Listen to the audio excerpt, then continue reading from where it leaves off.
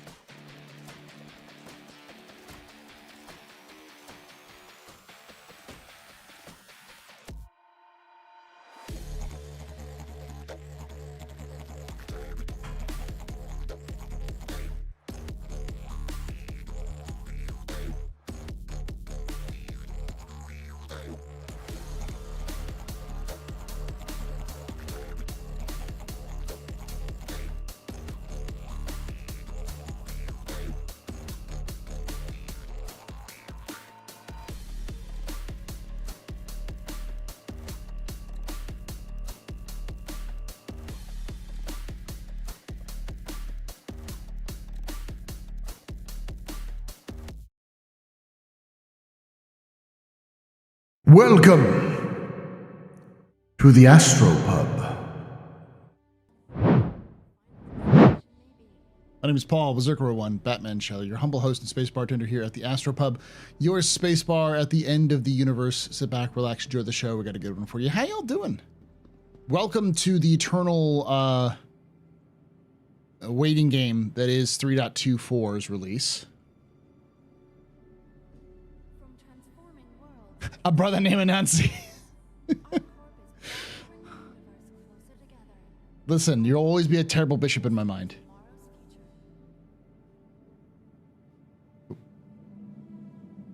You can take away my spaceship. Spaceship. You can take away my space suit.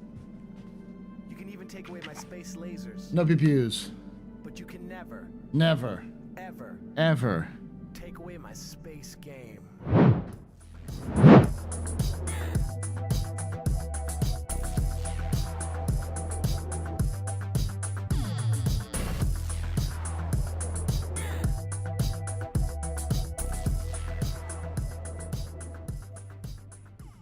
Jaded Cynic just resubscribed for 24 months, the 2 years. Thank you so much for that 2 years of support. You're a very important pupper, very impressive pisser, very new pedestrian. This is your fault. You're drinking night. Shots and cheers in chat, y'all. Shots and cheers. You shouldn't hear an echo right now. It was just that initial one. 2 years. Damn, that's amazing. You're dooming there, Del? We get that shit out of here. This is toxic positivity only. In this house, we only have toxic positivity. No being critical of CIG ever. They do nothing wrong. Clearly.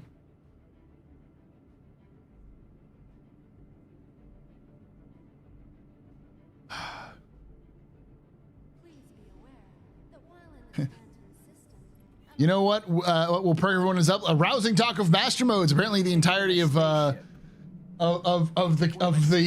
commenting community on YouTube thinks that's so. But you can Never, ever take away my space game.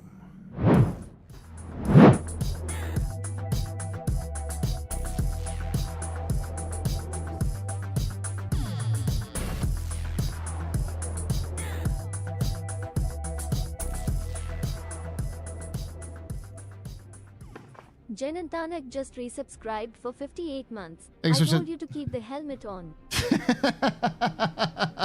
Thank you, Jen. You're a very important pupper, very impressive Pennsylvania pedestrian. This is your father from drinking night. Shots and cheers in chat, y'all. Shots and cheers. Space suit. You can even take away my space lasers. No pew-pews. But you can never, Ever. take away my space game.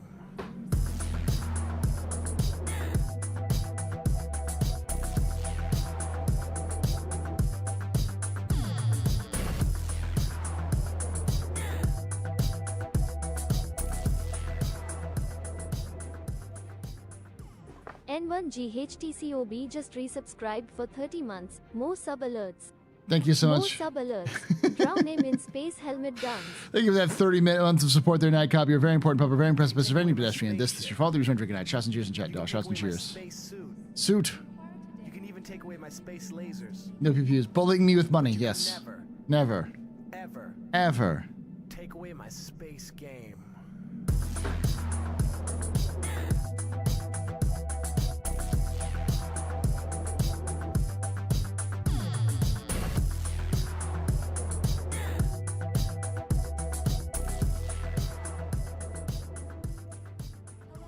Del_Einer just resubscribed for 40 months. Craying dance, Cox dance, Berg dance too. Thank you so much for that 40 months of support there, Del. Wood. Thank you for Jogger for that 100 biddies. You all rock. Shots and cheers in chat, y'all. Shots and cheers. Dance for us, Astro Daddy. Dance. Yeah, let's have an entire gameplay session where we talk about 3.25. Then we can talk about Chris's yacht. Let's see, what else can we do? We can talk about how it'll be is impossible for CIG to do server meshing, and the Polaris isn't coming out ever. There's some of my other favorite ones. Oh, I was literally a sperm when this game was announced, and now I'm married with 7 children and have a mortgage and work for NASA. Those are some good ones.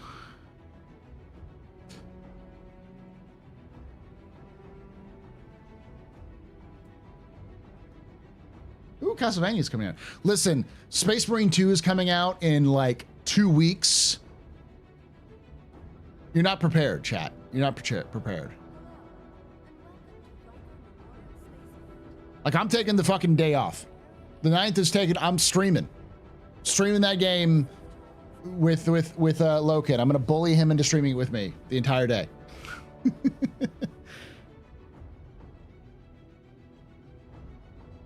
Oh yeah, that's it. You're right. It's better than if my grandchildren now work for NASA.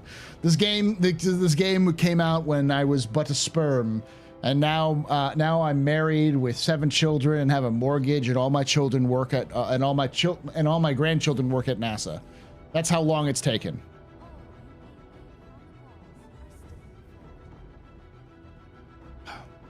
The hair's been the game's taking so long to come out that my hair went gray. I'm only 17, chat.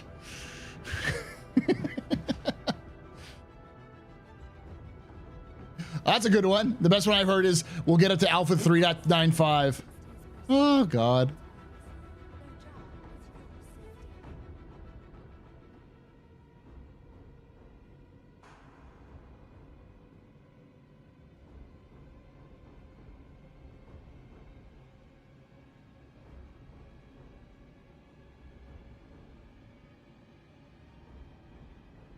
Bully, you mean you'd like suggest to him and make him shout yes down the line halfway down the question? That kind of bullying, Loken?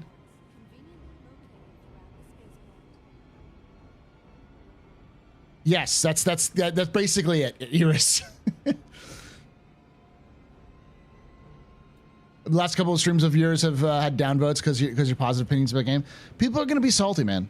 You can't let it get to you. Remember, downvotes are dislikes are actually engagement. As long as it's positive, overall positive, it's fine. I mean, listen, I didn't spend like a week of the summer doing this voice, so I for no reason. I need to be just discussing the future of the Imperium with my brothers. Brother, I am pinned here. I seek the big Eldar Titis.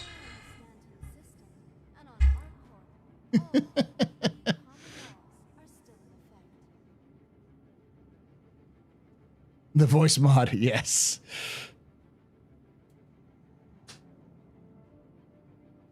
Brother, I crave the chalky milk. We must defend the chalky milk and Dino Nuggies. Want your company to be in good company? Our corp's unique You want orc titties? The problem about orc titties is that orc titties, you know what orc titties are, and they're not like they're not actual memories. They're just 2 squigs stuffed inside an orc's shirt.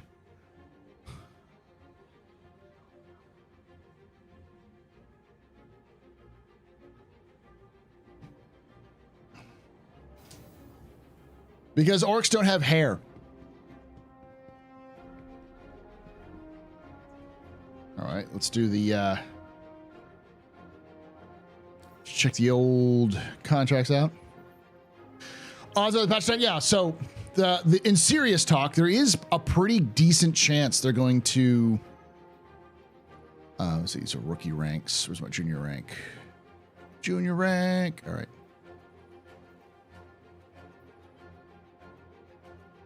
That's too much.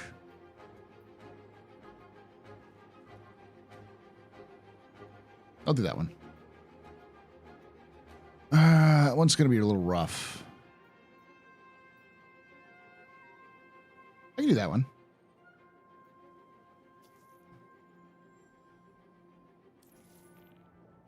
So they're announcing that they're in the home stretch. They're doing some hot fixes in the PTU to see if they can get some stuff out. And if they can get stuff out, they said this is a release candidate.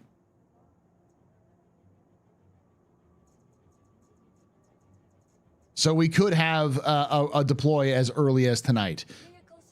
My guess is going to be tomorrow because CIG knows that I'm going to be...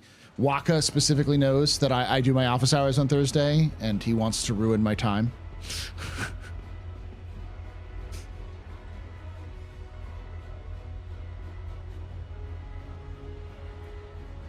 Yeah, it's the classic CIG fix. Don't fix the problem, just stop the problem from happening in the first place. Oh, medium hangers are doing this weird thing where things will fall through the floor. Do large hangers fall through the floor? No. Then just get rid of medium hangers altogether and just have everything have large hangers.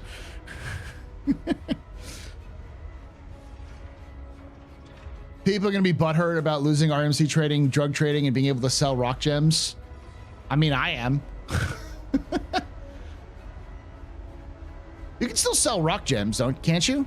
You just have to put them in your hangar, right?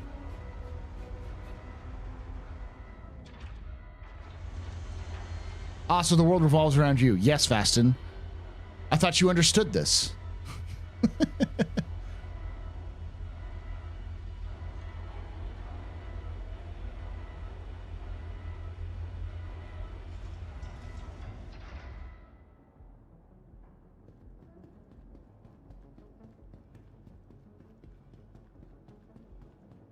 No, the world is just for me. Mummy said so.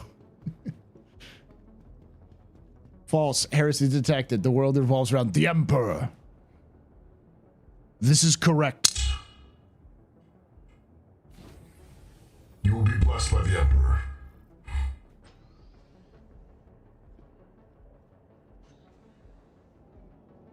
Yeah, basically, if you would have had a medium hangar, you now have a large hangar.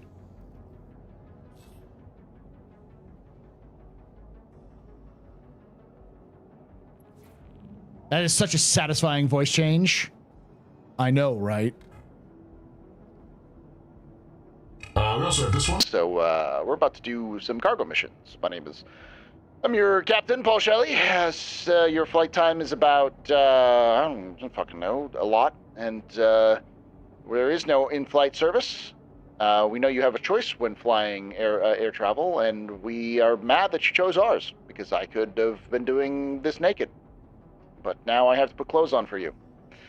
Thank you for flying Pub Airlines, and go fuck yourself.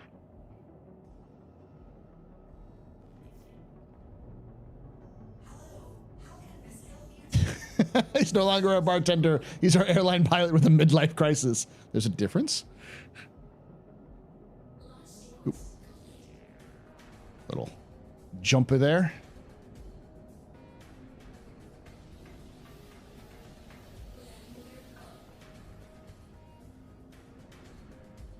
Yeah, this is the real reason why CIG will never hire me. I've got literally years of footage of me doing stupid shit. Doing and saying stupid shit.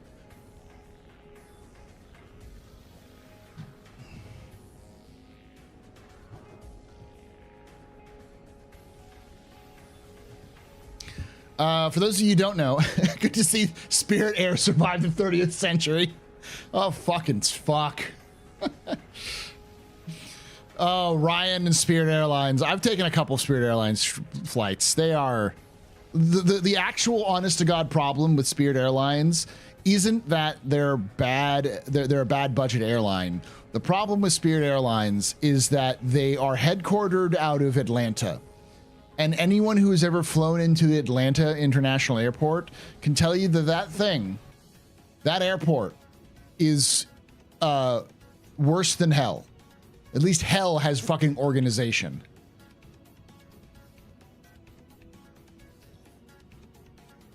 It is the shadow.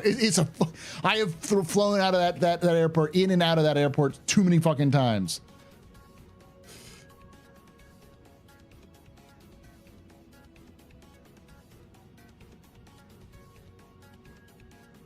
The problem with Spirit is Boeing. Hey Paul, how's the school year? Starting for you question, is 600i Explorer still a yacht in terms of the game? I don't know. Can you have exploring yachts?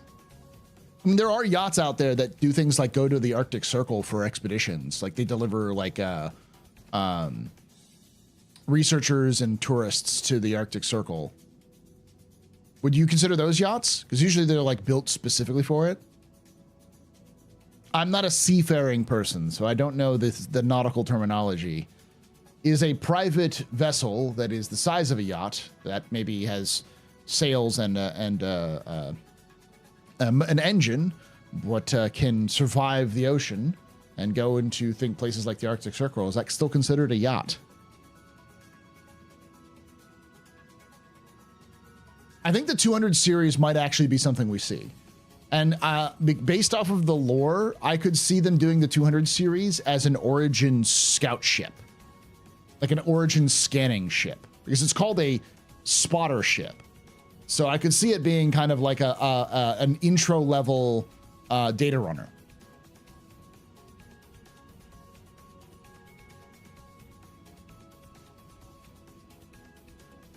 Every time you fly into Atlanta, you should be forced to watch The Twilight Zone to lessen the shock. God. Atlanta is not that bad. The Southwest and the American terminals are fine. They can be okay. But like, yeah, Spirit Air out of Atlanta is the ninth circle of hell. Could it be a Flying Lynx rover? Maybe.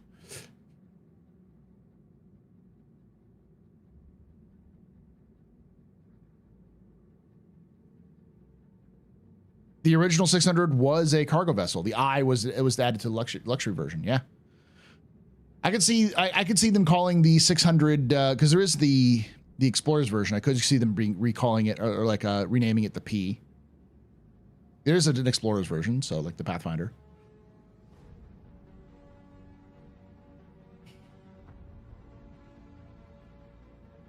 I liked Vulcan Lives. It's also a hammer. All right. Where do we go to pick up this hot garbage? All right.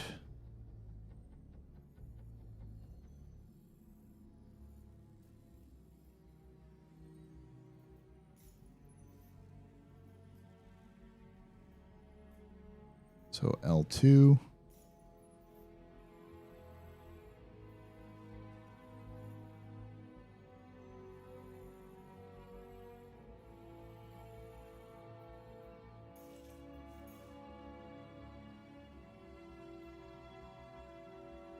It could be, though, based off of the, again, I'm going purely off the lore, which canon often does change, but it typically doesn't change a ton.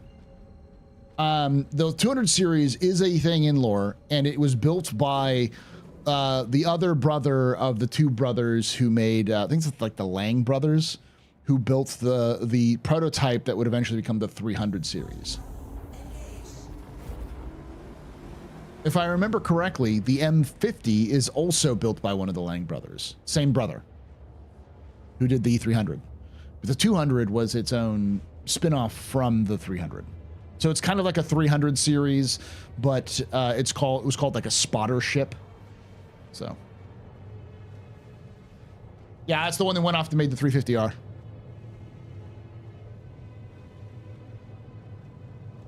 Love the Star Wars Outlaws review. Grateful I didn't spend money to find out. For those of you who haven't, check it out. It's only about 15 minutes long. It's on my YouTube.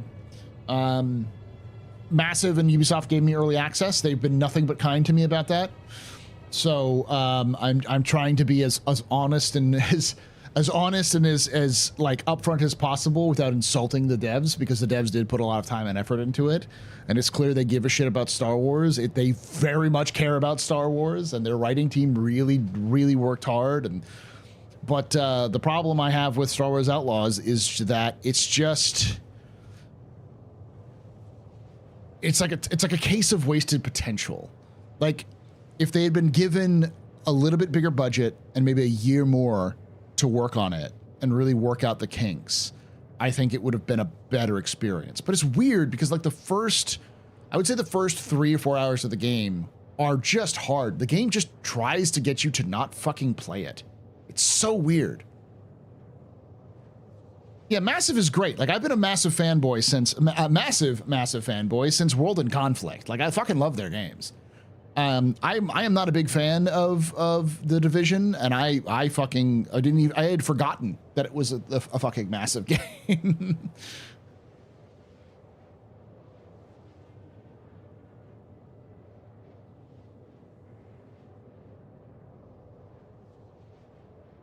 Astro, I have a big question with the Idris P, and if it has less guns than the M. I know the railgun in size 7 are not there, but the size 5s are not there. Some of them are not there, but they're replaced with more guns. If I remember correctly, the railgun is there's no railgun there, but there is a spot where you can install the K upgrade kit for it, and I believe they take off the front torpedo turret on the front, but they replace it with another turret.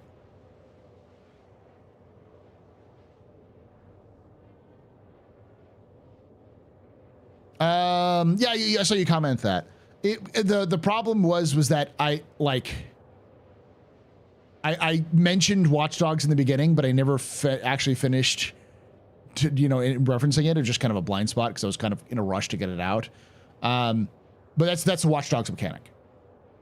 That's exactly what Ubisoft did with Watch Dogs. I didn't play Watch Dogs, but I heard people talk when I started mentioning like kind of what it is. They're like, that sounds like Watch Dogs. I was like, what? It's like, yeah, well, that's like Watch Dogs Legion. So I went back and looked at some footage and other things. I'm like, motherfucker, they just took Watch Dogs Legion, which makes sense. It was made with the same fucking engine as Watch Dogs Legion. So they probably took a lot of those mechanics and then kind of copied it over with animation patches. So yeah, like you can pickpocket money from people using Nyx, your little oxalotl alien companion. Frickin' laser beams.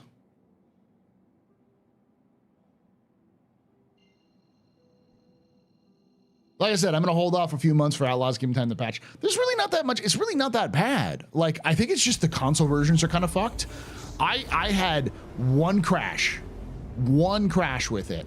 And I had some weird graphical glitches. And there was some weird input lag here and there. But it wasn't like game breaking. It was just odd to start off with.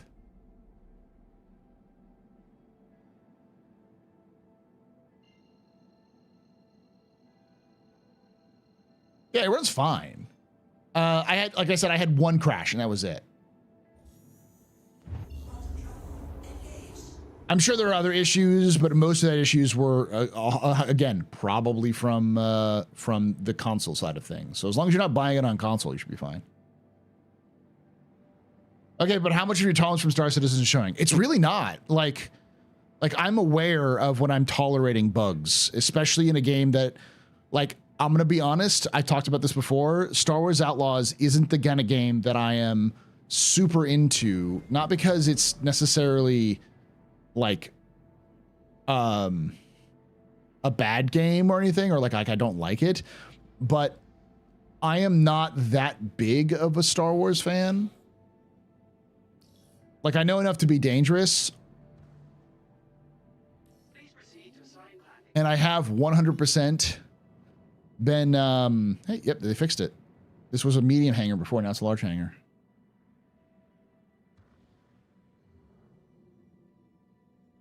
And I have 100% let's go, come on, baby. Had a kick in the past where I just sat down and watched fuck tons of lore videos and other things like that, but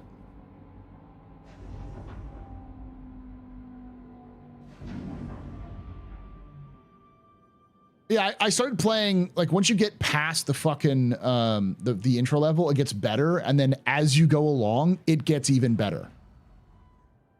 Like, the game is not a Ubisoft kind of game clone. It feels like what Ubisoft does. Ah, that's weird. Why is it saying this is water?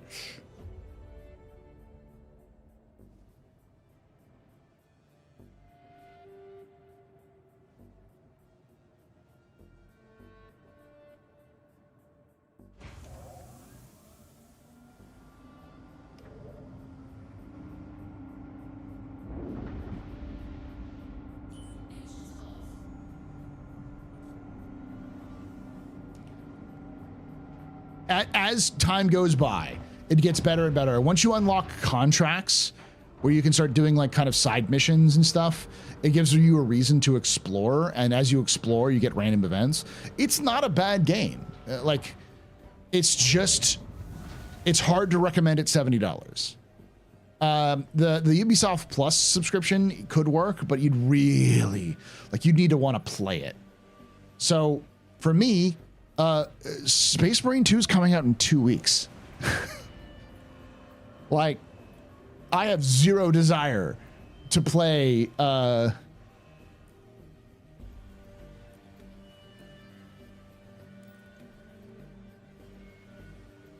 play Star Wars Outlaws for like a month.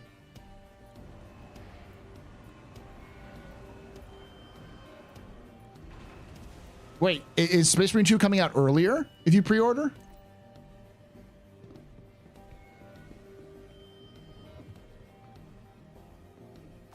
Comes out on the 9th, right?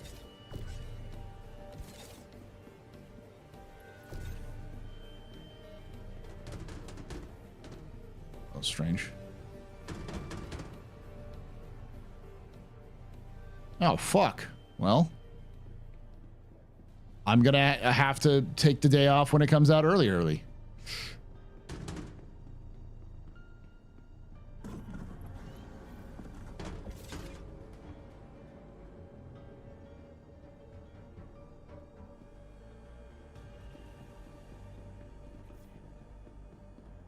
I would say if you're willing to sit there, if you're a massive Star Wars fan, you're willing to pay, you're looking for $18 for like a month, it's definitely worth it. And then pick it up on detail, like on discount if you want to try to different approaches to it.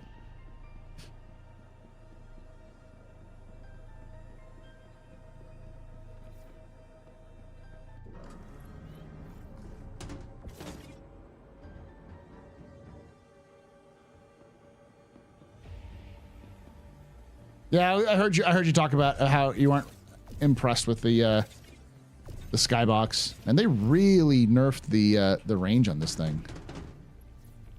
Must be some sort of like invisible wall or something.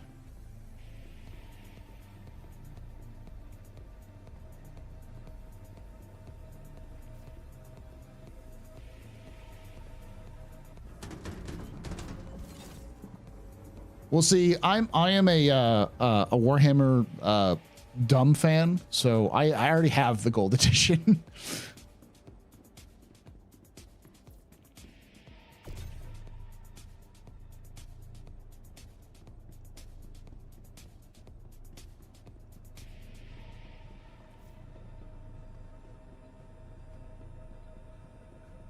And then, chat, just as a reminder, in October, we have MechWarrior 5 Clans coming out. And sometime before the end of this year, Jump Ship is going to come out. Like I am spoiled for choice with space games.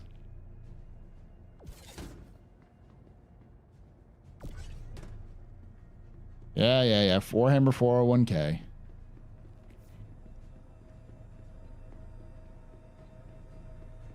Yeah, but I thought you could grab them from further away because I've done that in the past.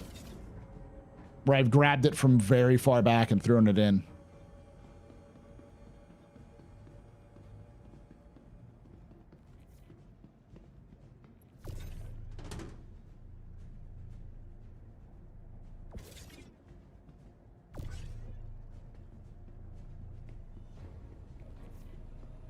They added the fobs? Okay.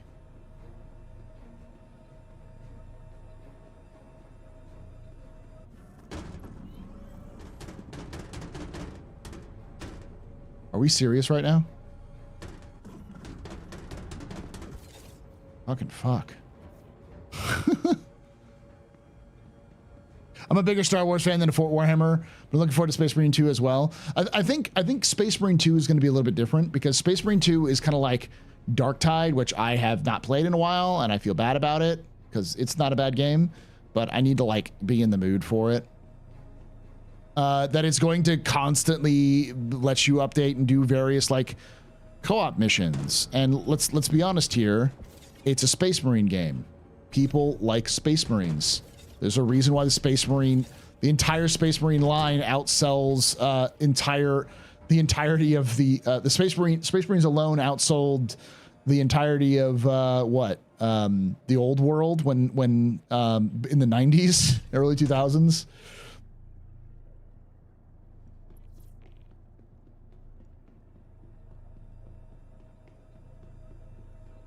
Yeah, but imagine if you had a better single player, or at least like a more modern single player and up to date.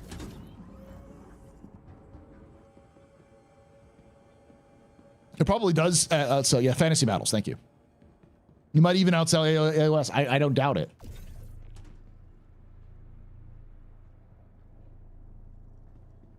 Yeah. Oh, yeah. It's definitely a few days' time. They said that this was a release candidate. They were doing some hot fixes today mostly on cargo hangars or cargo elevators. And they said if they could get those working, they might release it today. And they did release the hotfix, and it seems to be working. Warhammer Fantasy Battle sold poorly because GW mismanaged it.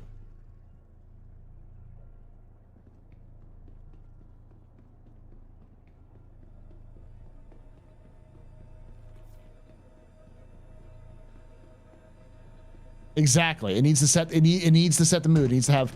I need to feel like I'm getting romanced by it. I don't want to sit there and feel like I'm getting fucked by it. Okay, so I've run out of space.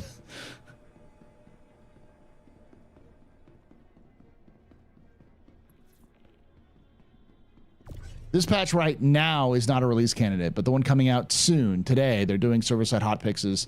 The patch may come out tomorrow or Friday. Oh, okay.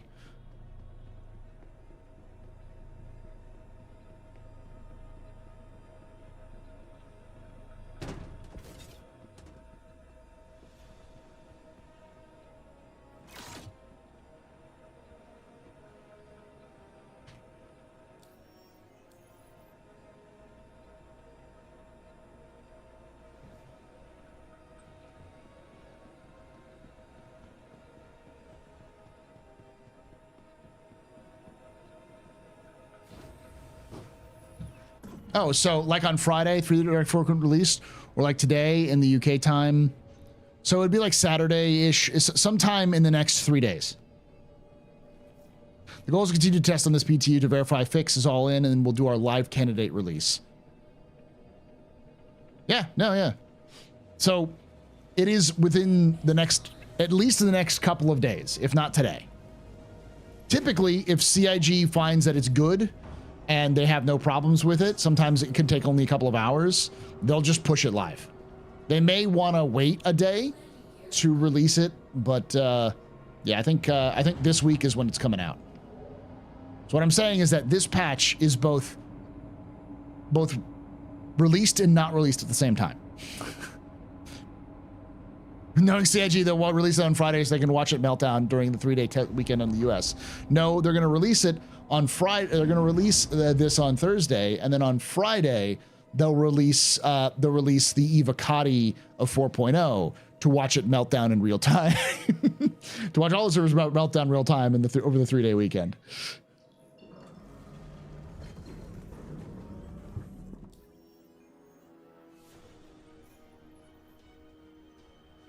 I don't know, man. I think they want it out. If they can get it out, they get it out.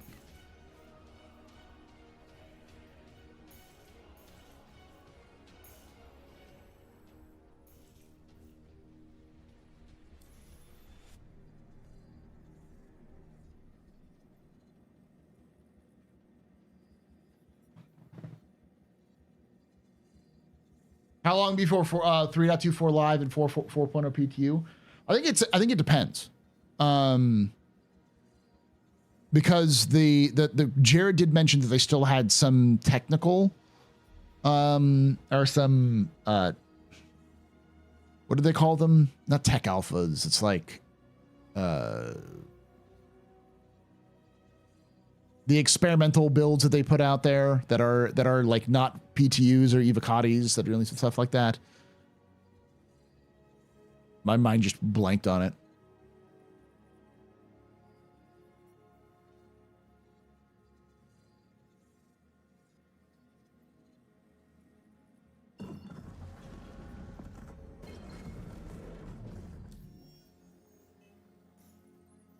Tech preview. Thank you. Jared mentioned 2 weeks ago that they're planning on some more tech previews. Take that with what you will. It could mean that that was the plan and it's kind of gone out the window. It could mean that there is no plan. They're just going straight in for it. It really depends on what they're doing. I hope I can buy the Corsair easily in 3.24. And if I decide to buy it then, I don't know. Also, is the Corsair good for cargo runs? It is. The only disadvantage that the Corsair has is that it's got a pretty big footprint for its size. So like for its cargo size. So like this, the Max holds more cargo than the Corsair, but it's like half the length and about the same width. So, but the Max also only has 4 size 3 guns, whereas the Corsair has, what is it, 6, like between size 4 and size 5 guns. It is obnoxiously big. So you get a much more firepower, but you still get like 76 SCU. And 2 size 2s, yeah, but you can't use them as a pilot.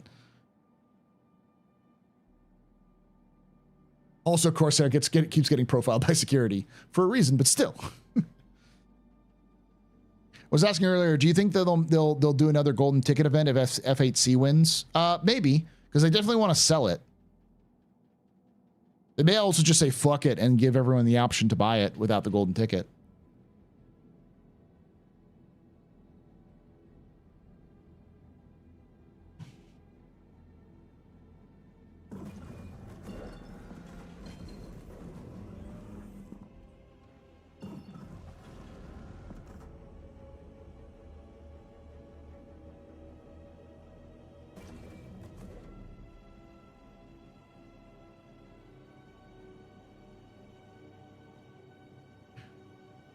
Remember how all of us said that CIG was going to sell the F8C, and everyone's like, well, it's an event. And we're like, it doesn't fucking matter. They're still going to fucking sell it because they always do that. Well, everything is going to be sold by CIG for money at some point. It's how they make money. They're too far in now. They cannot pivot to another thing. If you are not comfortable with the idea that CIG is going to sell ships after it's released, then you probably need to get comfortable with it. It's definitely gonna happen. A CIG lied. Wouldn't be the first time.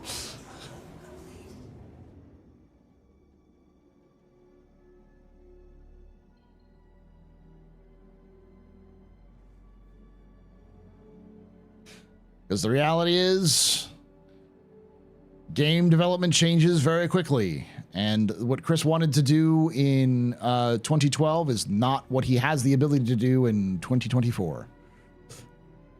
Yeah, I'm sad that the Terrapin lost. I voted for the Terrapin. But it's the reason why I don't give a fuck about these events, because, like, we had one glorious moment where we were able to shake the foundation of what CIG thought was good and piss off literally the entire community. Well, not the entire community. I think most of the community was okay with it. But a lot of very vocal, angry folks. Which made me realize that, indeed,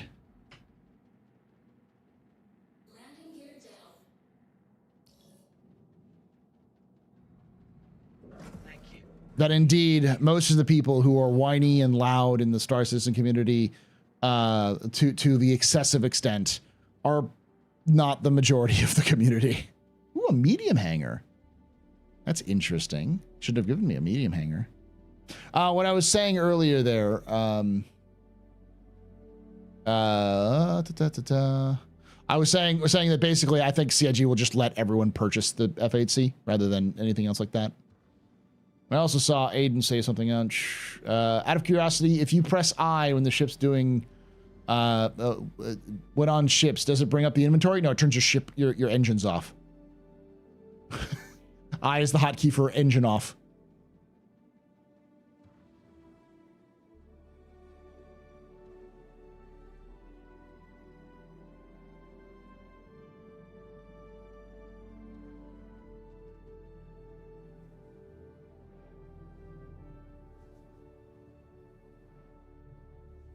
Ladana isn't the famous Russian car manufacturer, the Lada,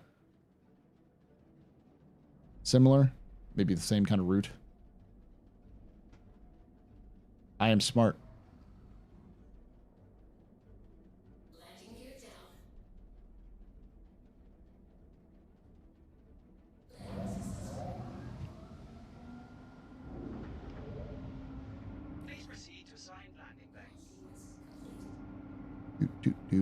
Do.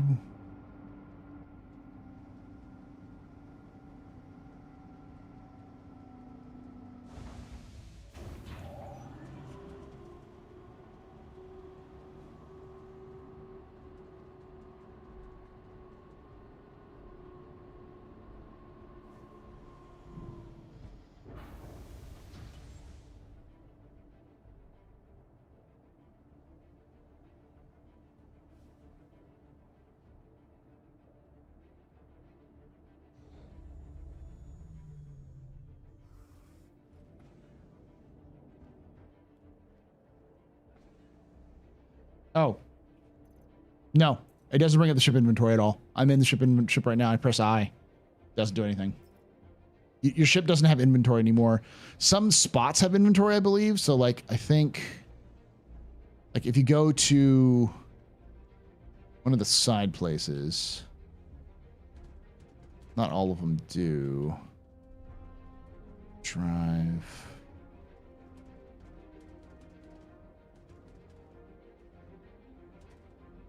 There. Some of the ships where you can go to like I think the Cutlass has it, where you can go to one of the like storage crates and you can hit I and enter the storage.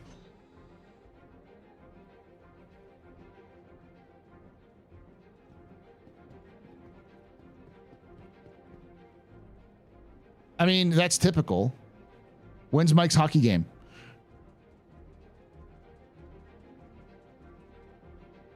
No built-in storage of the freelancer yet. You would know that, wouldn't you, Innerhype? Okay, so it's just when you're picking up this stuff, not when you're dropping it off.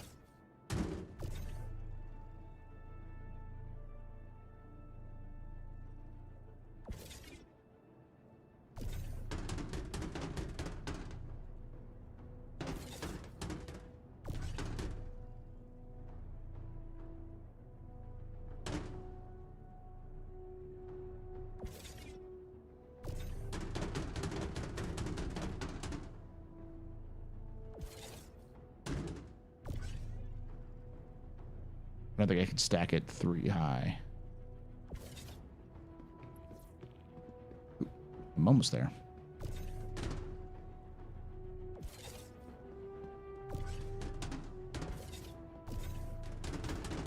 Be very efficient here.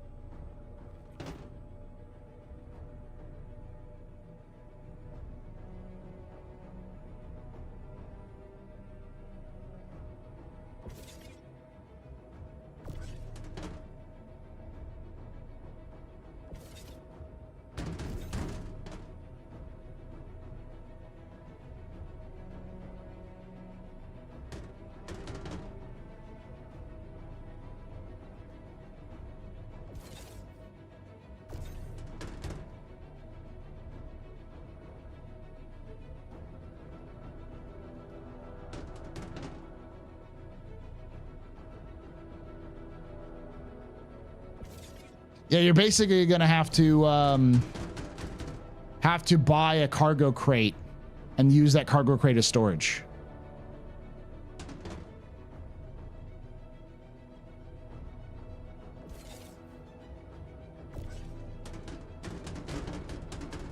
It's the last one. I think it's the last one.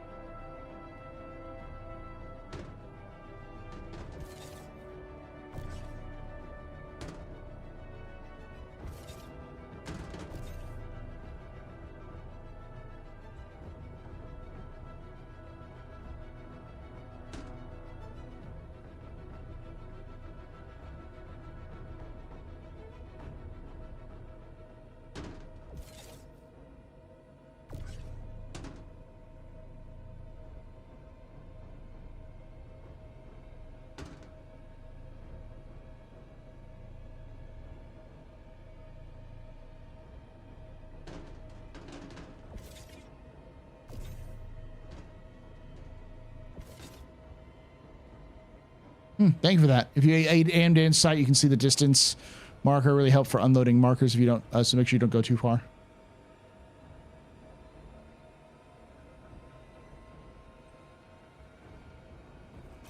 All right.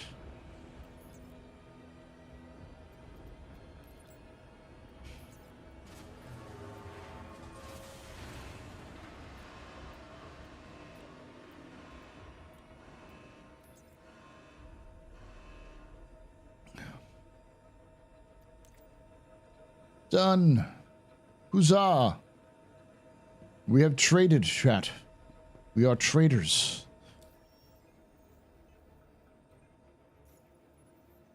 Let's see what else we got.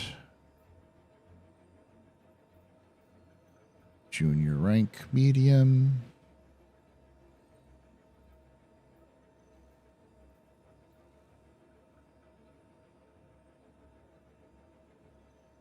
I can do that. Perlman and Han.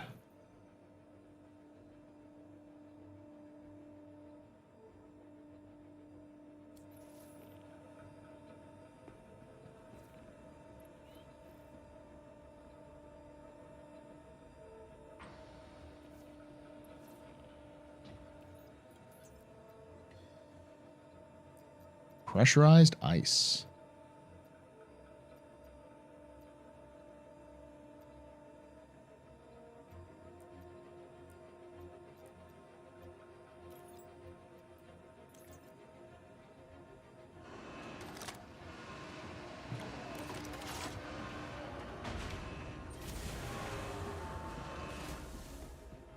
So, processed food is the white containers. They will go on the right.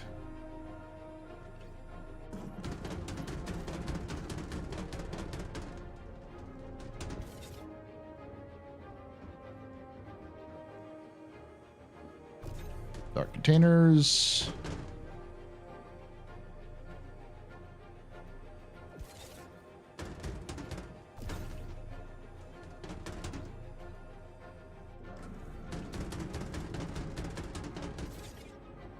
On the left.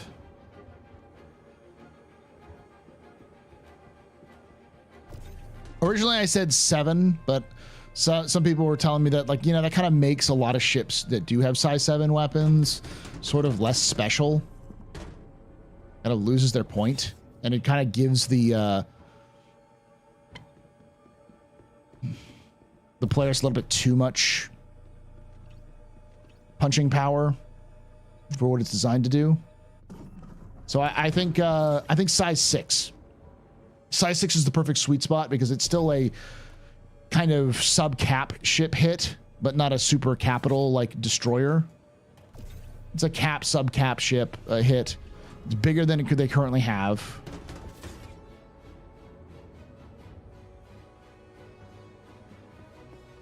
I like how easy 1 SCU and 2 SCU self-storage crates up the elevator. Both doors and through the carrick doors, etc.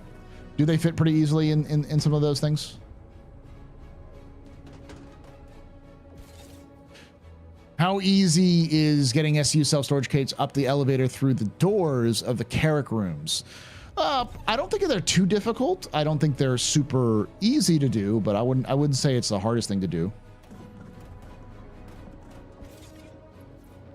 Because like this is the size of a 1 SCU storage crate. You should be able to get that through the doors because this definitely fits through a door. And the 2 SCU storage crate is right here. This is 2 SCU, which is the same like dimensions if you go in single ways. Like mine layers and everything has size 7 guns, but those are all specifically for like a specified role. Like they have a specific role compared to the Polaris, which is much bigger than those ships and already has its capital class destroyers, which is its like size fuck you torpedoes.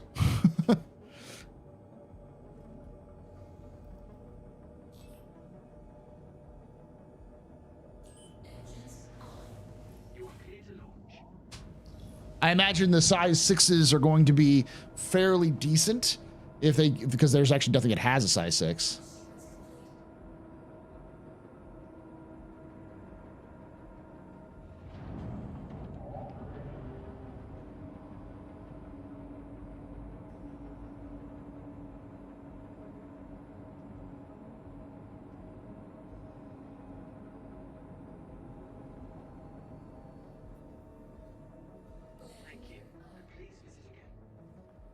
So Han needs Processed food and ice. 6 ice, 3 processed food. Let's go to Han first.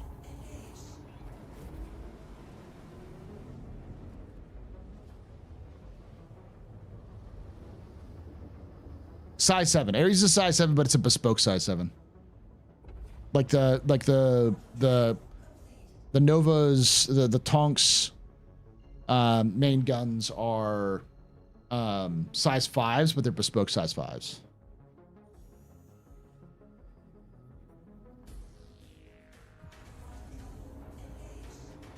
Yeah, it mostly needs to point defense turrets and a few offensive guns, and so a size 6 is plenty teeth to go fuck yourself, but not enough to make a ship like the Perseus obsolete, because the Perseus's main armament is two twin size 7 bespokes and size 5 torpedoes. You don't want the Perseus, you want the Perseus to have some differentiation from the Polaris, so it still has a role and not just be a tiny Polaris that you just would upgrade out of. You've got to be fucking kidding me.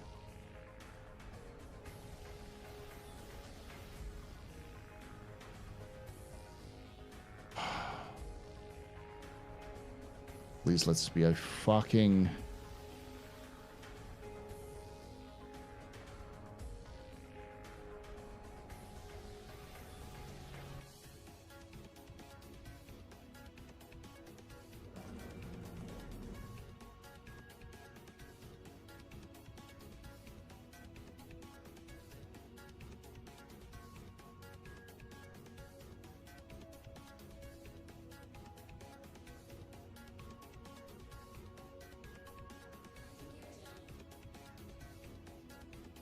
It's an armistice zone.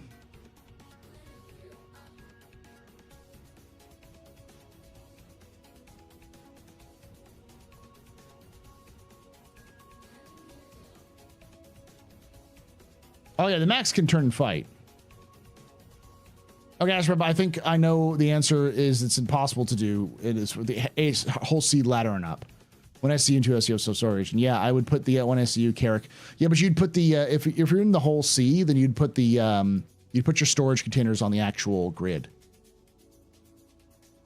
It would take up some space, but that gives you an option for storage, because you're not really doing anything with the storage. Like, let's be perfectly honest, you ain't one right there as well. I don't know if that is or not, but I will do this.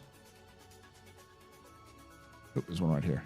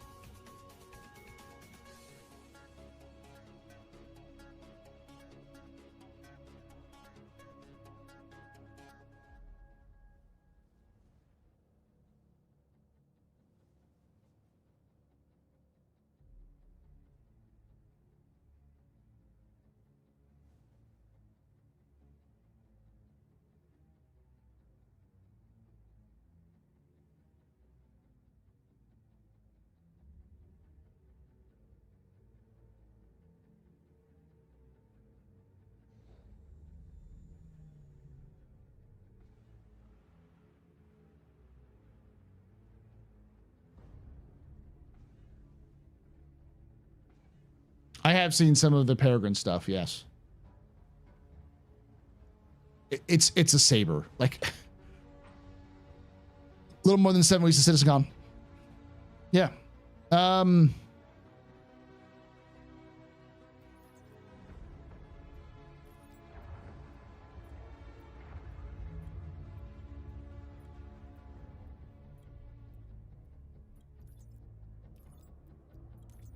Okay, so we've got 3.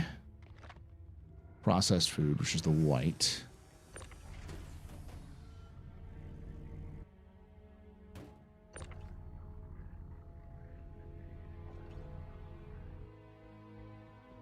One. That's 2, and this is 3.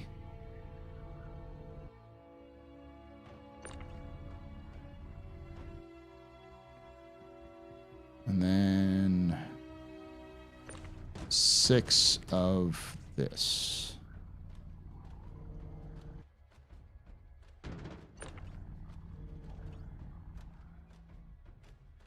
Go. And 4, and that's 6.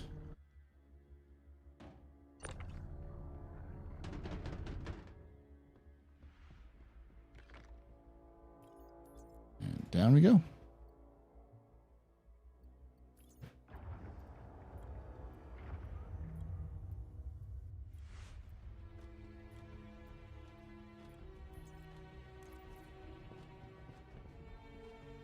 Oh, CIG is going to release. I'm still of the opinion that the CIG is probably going to release 4.0 by CitizenCon.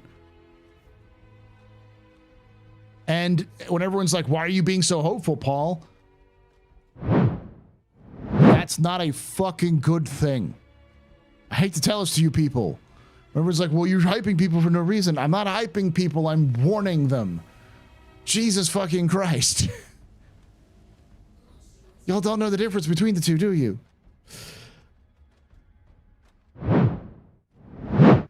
It's not hope, it's fear. I would rather CIG take fucking from like September through November to get 4.0 out and have 4.0 come out like before IAE. But that's not going to happen. CIG's got fucking ships to sell, so they're going to push that shit out whether we're like it or not.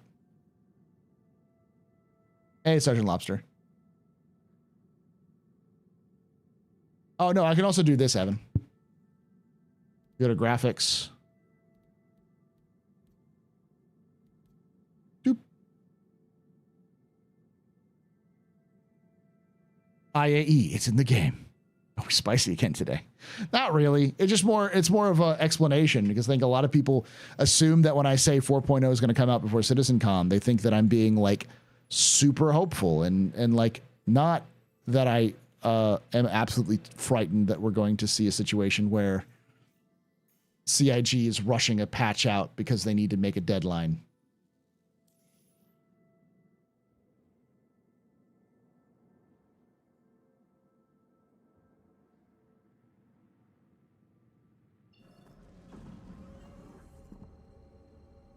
You know what? I don't feel comfortable without that.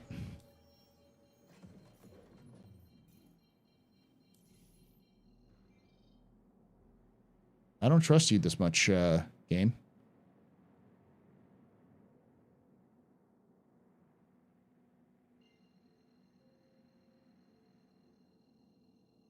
No, I think still we're getting live at CitizenCon.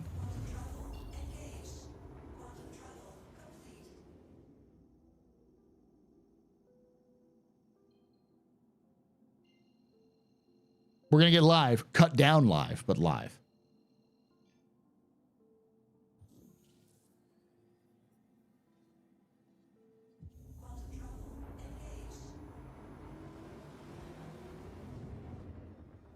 Yeah, that's why I'm kind of torn on it.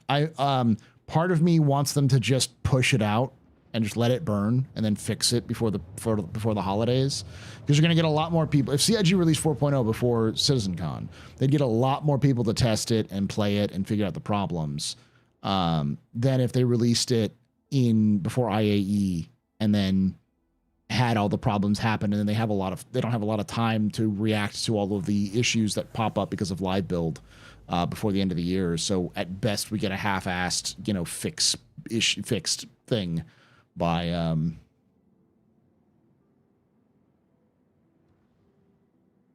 the end of the year, because like I don't think we're getting anything else.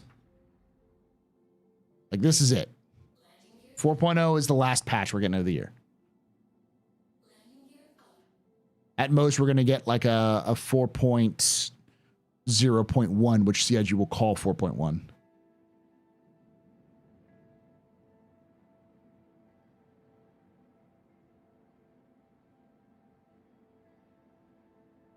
You know that Interstellar Trade Guild jacket we saw on one of the inside of Star Citizens? Is that a jacket we probably could get in game somehow in 3.24?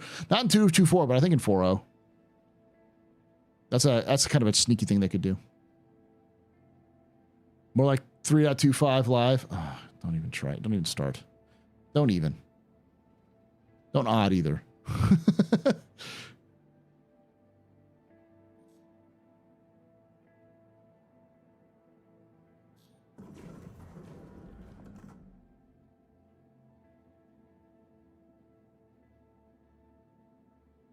We're not getting a 3.25, y'all. They're going to go straight into 4.0. There's no point in doing a 3.25. There's nothing they could do. Yeah, I think that's stuff they want to do when they have more when they're not trying to make sure that, you know, your cargo elevator doesn't eat you.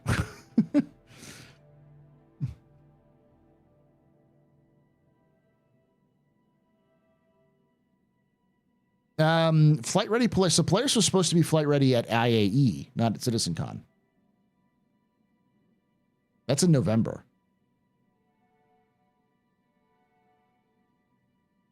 Yeah, today's bill is a release candidate. Sometimes with release candidates, if they're comfortable with them, they just turn them live after a couple of hours. Do we know it's going to be on November 20th?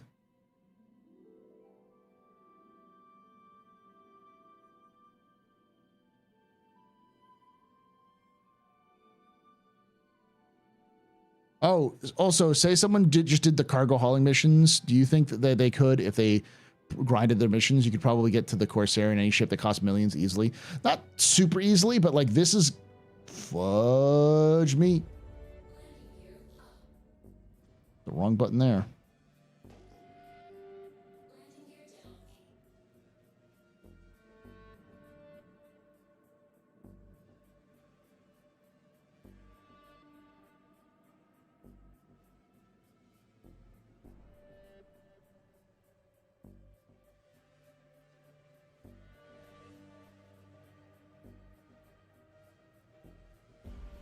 I'll eventually learn how to land on these things. A little too close.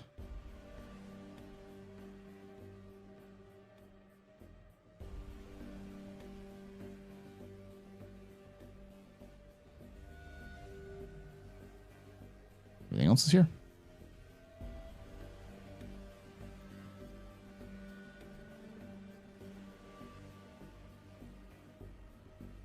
I just hit the wrong button as I was talking. They probably will. I don't imagine it's going to increase by much. CIG is pretty good at keeping prices fairly similar when they have a ship like the Polaris, which already had, I think, a couple of price increases, but it was already pretty pricey.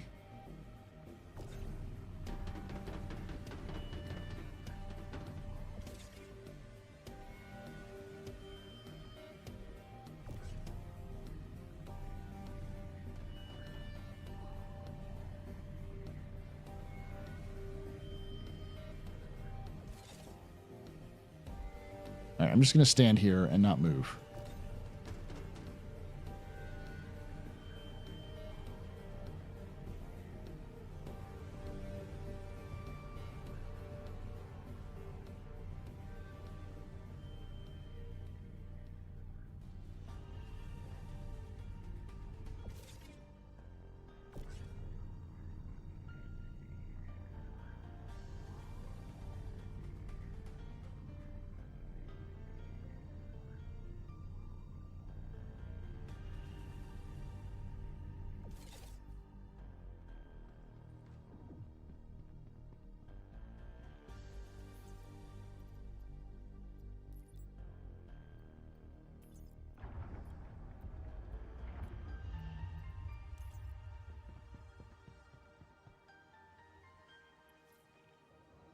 Done.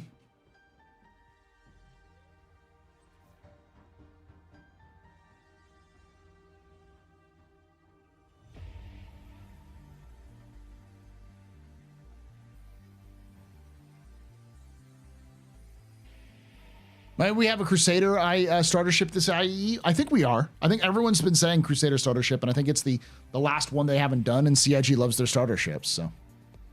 Cult of the Endeavor, what are we talking about? I'll be right back.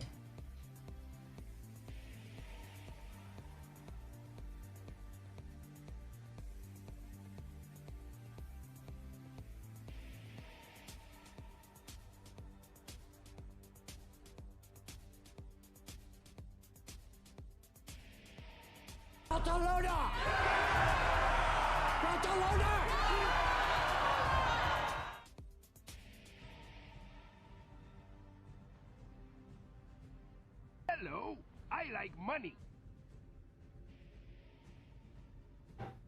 Drugs. I'm A fly. bit longer, chat. I'm gonna turn on the fun music.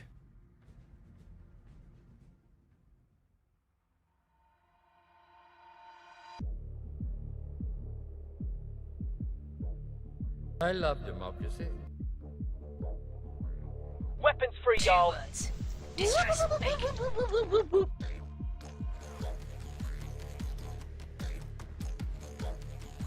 Good news, everyone. To democracy.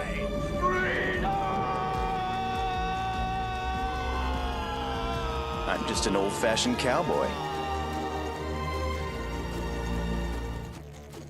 Mission complete. Burrito I eat. There you go.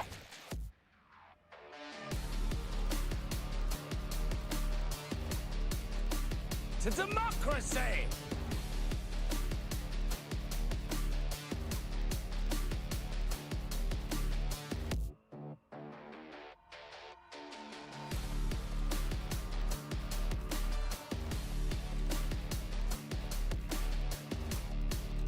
I'm fly. I'm pilot.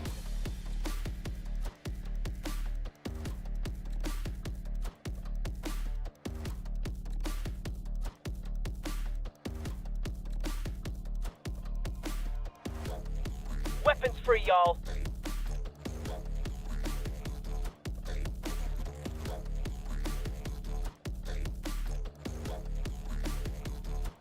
I love democracy.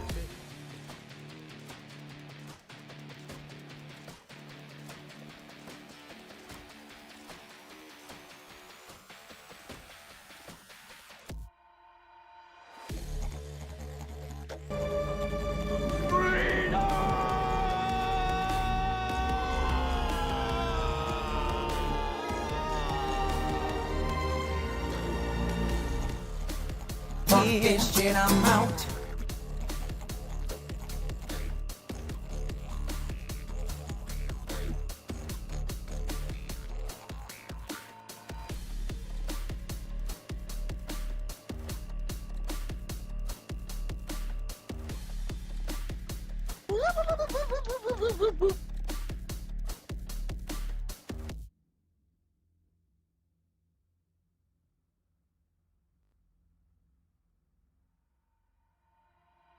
To democracy.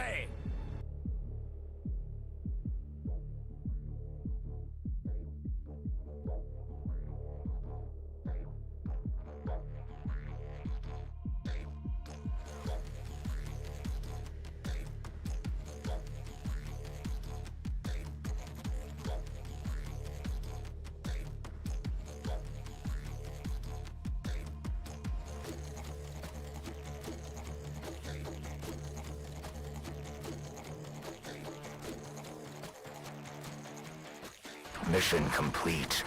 Burrito I eat. There you go. Good news, everyone.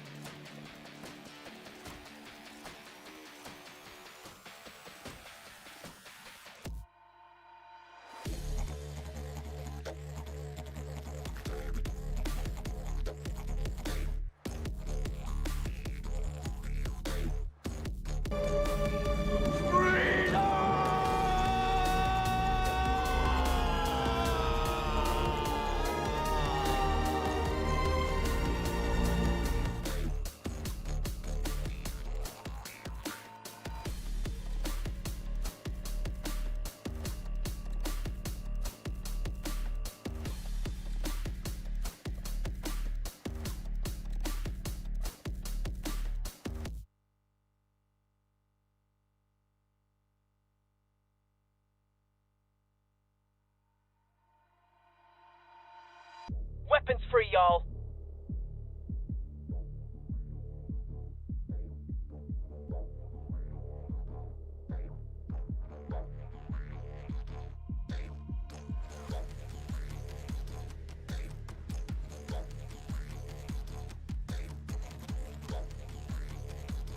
Hello, I like money.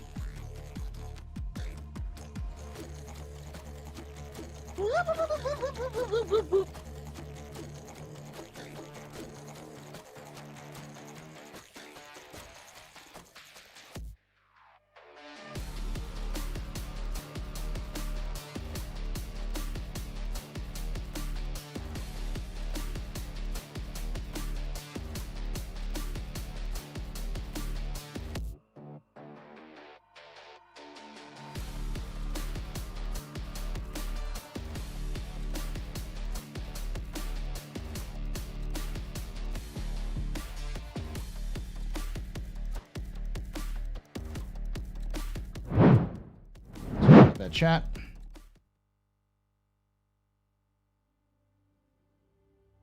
A bit longer than I thought.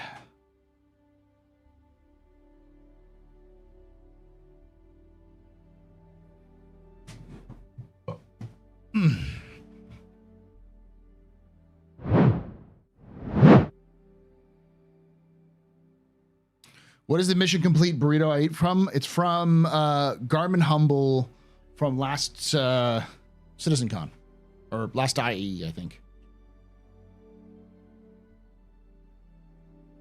You hit the goals. We remove the the. You can take away my spaceship. Did I just freeze? You can take away my space suit. Huh, I must have froze. You can even take away my space lasers.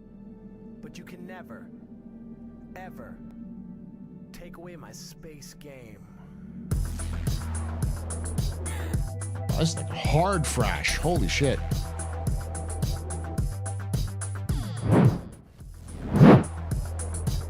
Game didn't just lock up. The whole PC locked up. Sandy Sanderson just resubscribed for 24 months. Sandy! Thank you so much for the 24 months of Prime sub. You're a very important pupper, very impressive, but very new pedestrian. This is your fault. The reason I'm drinking night. Shots and cheers and chat, y'all. Shots and cheers. Start new update makes Star Citizen JPEG finally. All right, let me do a hard reset here. Hold on.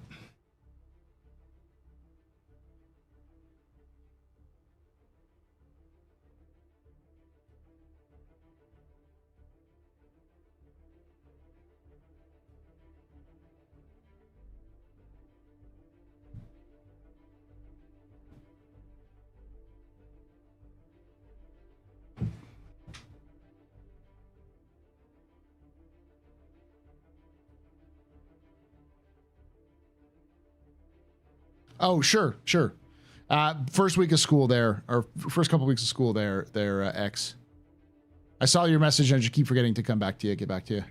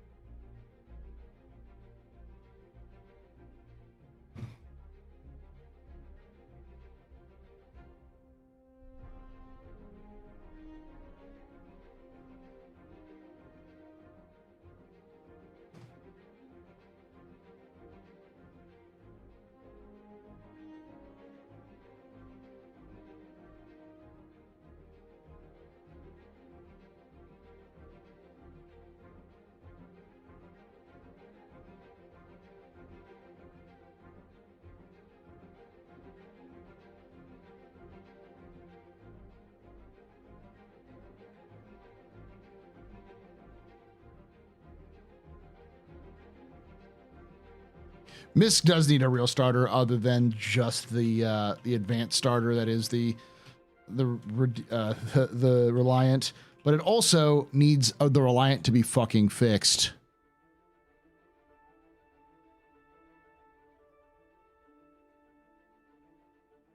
Good release candidate.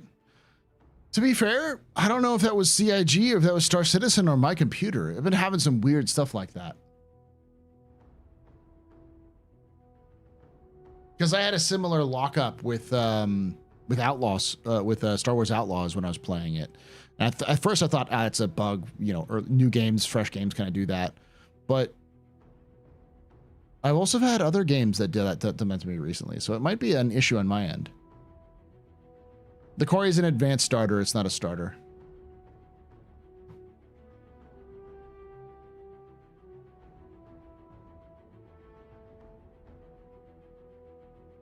You're right, I haven't updated my drivers recently, so yeah.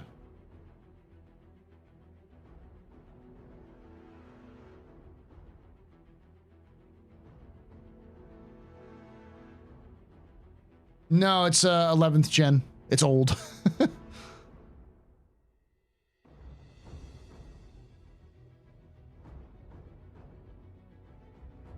Honestly, was thinking about updating my my PC, but we'll see. Hull's it's a starter hauler, but it's not a starter ship. It's a profession starter.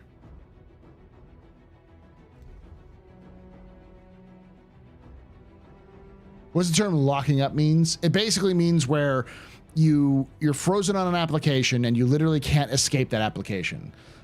You're still there, it's still running, you can still see it, but you can't escape it.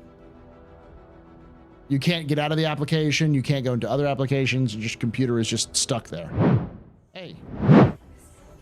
Look at that. I'm right back into my game, baby.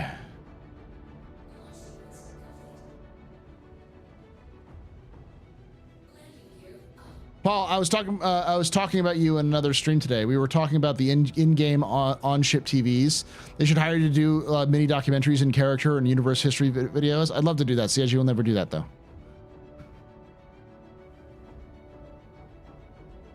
I have ideas. I've told CIG, and I've been told to write a proposal by one of the members of CIG, which I might do, which is CIG needs to do a short series of videos covering the history of the Star Citizen lore, basically taking the capsule, their time capsule series, and turning it into videos with like in-game, like avatar walking around and talking and that kind of stuff. Doing that with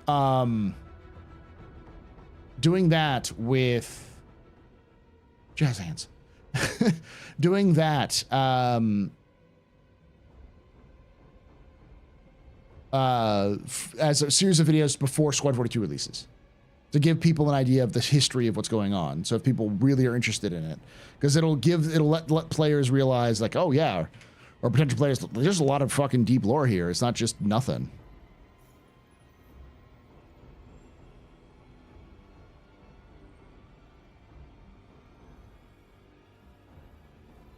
I should probably do a contract first.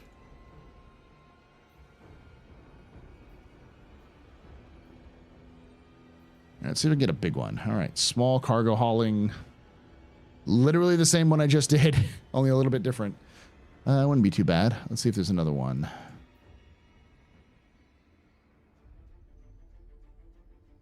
It's just one from Casiro to Upper.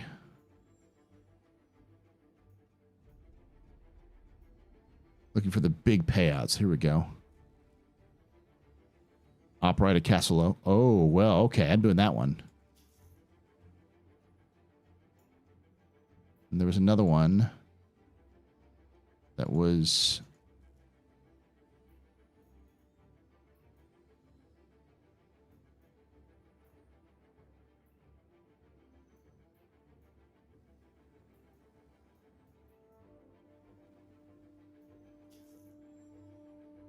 So this is two from Casero to Opera. This is from Opera to Casero. So I'm going to do this one first, Opera to Casero. And then at Casero, I'll pick it up and come back to Opera. Loop, baby!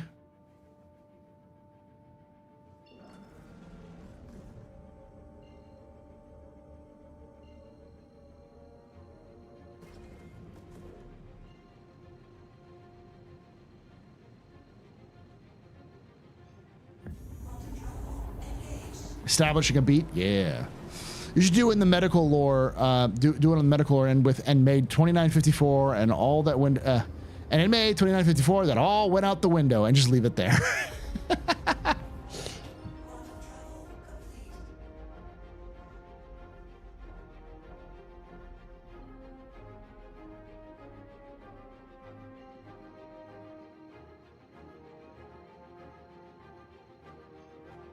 They definitely need to hire you for that, because isn't that basically what your Ask a Historian YouTube channel has been doing for years? Yeah, but the difference is all right. So it would make sense if CIG.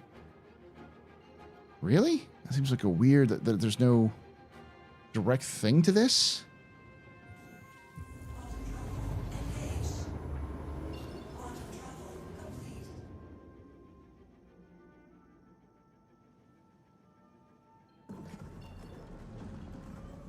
Okay, I'm just gonna have to.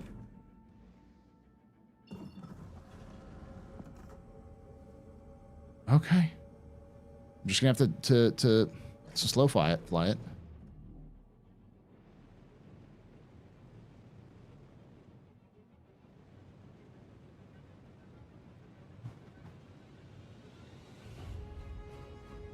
Question: how often are org applications checked? We try once every so often. Have you been in there for a while there, Red? I try to do it once a week, but I always fuck up sometimes. So the thing is how to explain this properly? I'm sure people at CIG watch me, but I am not Luton. I'm not, I'm forgetting the guy who did Destiny. It is Destiny lore.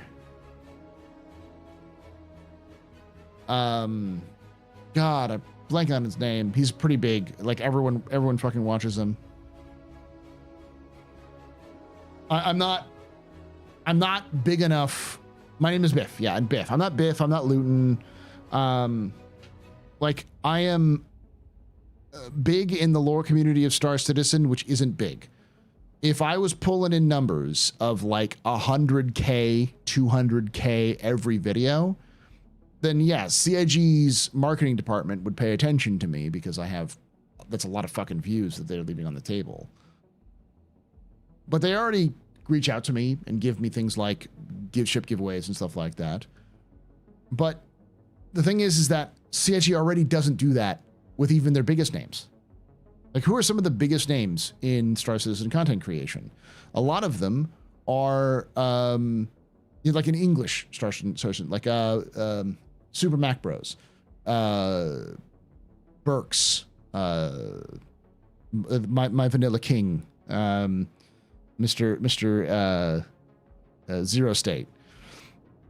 And then you have people like non-English speakers like Tarada and those folks that they really do work with and they kind of promote and all that kind of stuff.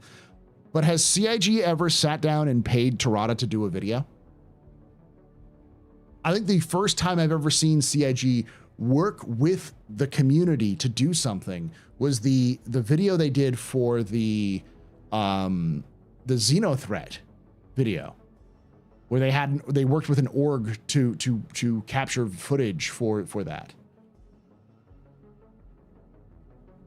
Board Gamer, yeah, but like they haven't, like, let me put it this way, no one has like even been able to interview Chris.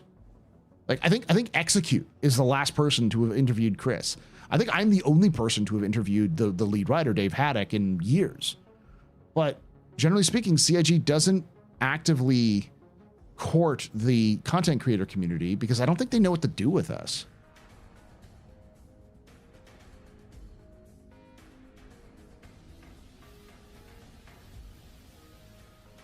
There's the racing video with content creators. Right, that was before that. That was with EchoBit and those folks. Yeah, that's a pretty good one. But like that's it. There's two examples. Like Luton was paid to do a video on the entire lore, history, and background of Darktide, of like the events of Darktide. There have been creators who have been paid or who have been given early access or paid to do videos on new releases in other games frequently and routinely, because it's like, hey, we really want you to do those sorts of things, and or worked with the development team to do stuff.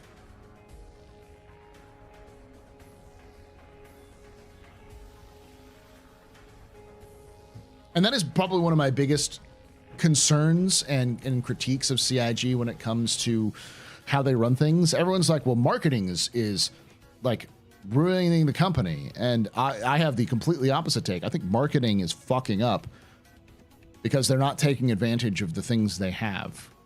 A good example is momentum. Tomato talks about this a lot, where like CIG has basically ruined their momentum throughout the summer, and they've done so multiple times, and they always do it. And we talked about it on my Discord earlier. If CIG had done a Pyro Playground, even if it wasn't really there for testing purposes, if it was just to generate hype for a weekend, they'd done another Pyro Playground with everyone who could, with a wave all, so everyone could have access to it. No matter how many bugs and problems they would have had, they would have been able to gather some data, which would have been probably interesting at the very least. But also, we would not have the fucking death march that people feel like we're in because of 4.0 not coming out in quarter 3. Like, is that actually good for technical previews? No, it's a market. What I just said is a marketing demo. But when you don't have anything to show anybody, do something that you can do that can generate hype. That's what CIG tried to do with events, and then they beat the events to death. What are you talking about? Data is always interesting. It is, but it may not be useful in terms of the money put in. But it would have been enough to generate enough hype to possibly increase sales. So it would have probably paid for itself in running that sort of event.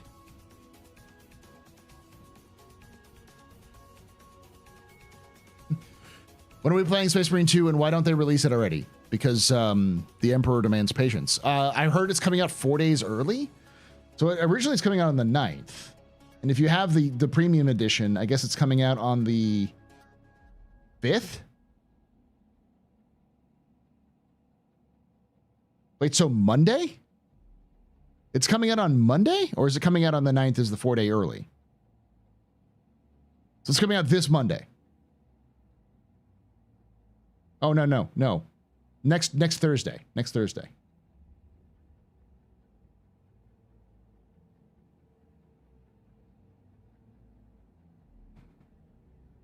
So yeah, I'm going to pre-order it, or I've already pre-ordered it, I should say, with the gold version, and that's what I'm doing. I'm going to take Thursday off. Or Friday off. I'll probably take Friday off. Sad to hear the consensus of Star Wars Outlaws is really meh. It's not really... I mean, that's the summation, but it's not an accurate summation. Star Wars Outlaws is not meh. Star Wars Outlaws is actually a really fucking interesting story and really well paced. And if you enjoy story, it's fantastic. The problem is that story is supported by gameplay. Not bad, not good, not bad. Like an evolution of what Ubisoft is capable of doing. And it's got that massive sort of unique flair to some things. Yeah, the combat is okay. I said it in my review. The combat is fine. The stealth is fine. The vehicle and space combat is fine. Missions are fine. The reputation system is probably one of the standout ones, but it can still be gamed a little bit here and there. It's just fine. It's not Ubisoft fine, where it's just like, oh, well, this is just Far Cry, but with Star Wars skin. It's not like that. It's definitely an evolution of some of their things like Watch Dogs and Assassin's Creed and stuff like that. But it's still not quite unique enough to matter.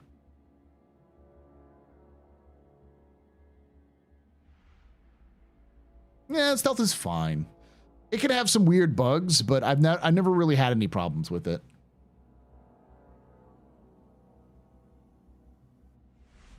I've played about 10 hours of it. I think it's pretty meh. Yes, the story is fine, but the actual gameplay is not good. I would say it's bad. I disagree. I disagree that it's bad. But to each their own. Yeah, I don't think it's not really yet another, you know, Watch Dogs, Far Cry, Assassin's Creed game. It's, again, it's more of a, like I said, an evolution. It feels like they've learned from their mistakes and improved upon it.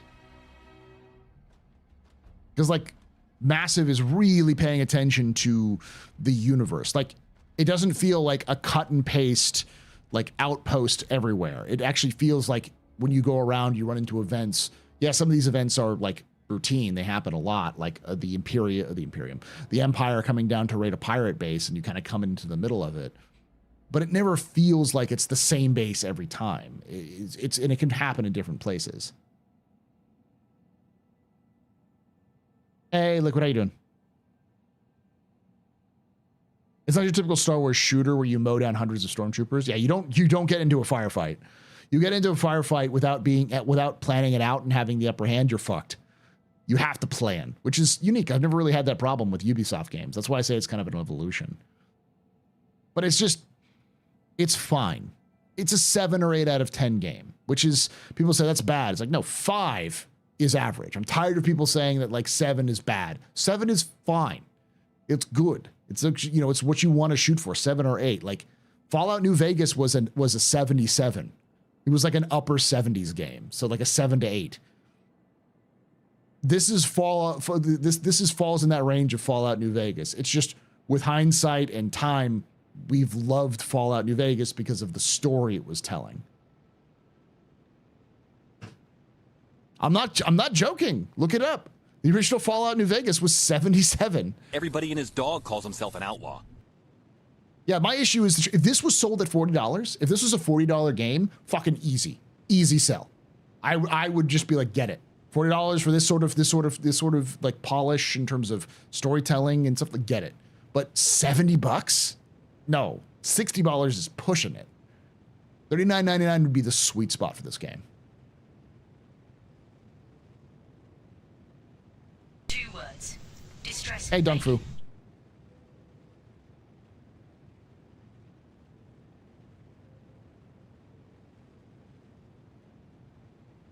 But Paul, what's the grade your students get for a pass? And that's actually a good point. It's something that a lot of education is trying to move away from, because a lot of places in the world don't do what the U.S. does with the kind of the grade scale that the Americans are used to, where it's like 70, 80, 90, you know, C, B, D, or CBD, C, B, A, you know, a D, or F, D, C, B, and A.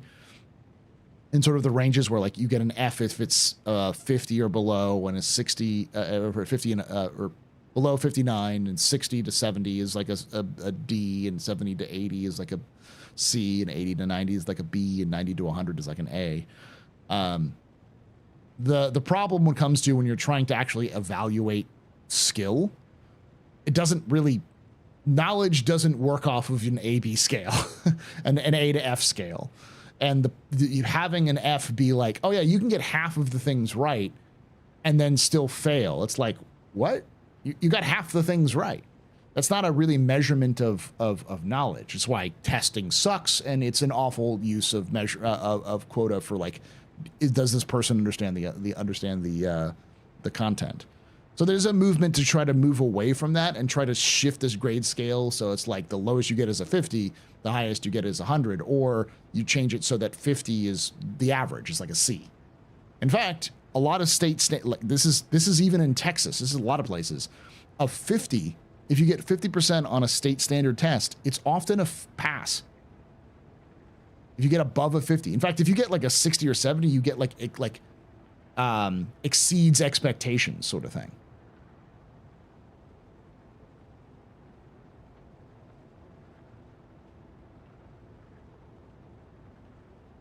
The grade scale has been degraded over decades to help improve scores. Not really. The problem is that the education is not perfect, and it's a thing we've been learning how to do better and better over time. But like, that's another thing that like I've seen this also in video and movie reviews where people are like, "Fuck you, 5 is average, 5 is middle of the road like it should be, and a 10 is a masterpiece kind of thing.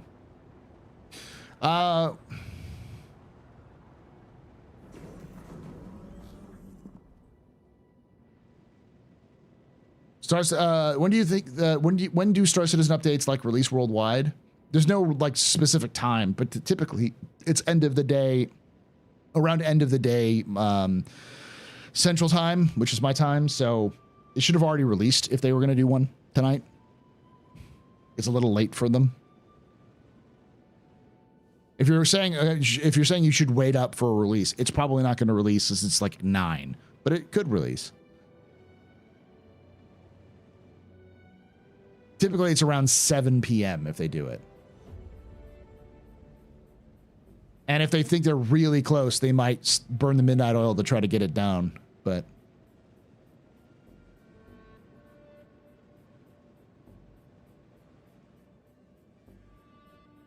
not gonna lie, I'm tired of the Doom content creators losing it over 4.0 supposedly being delayed. I don't care. Like, I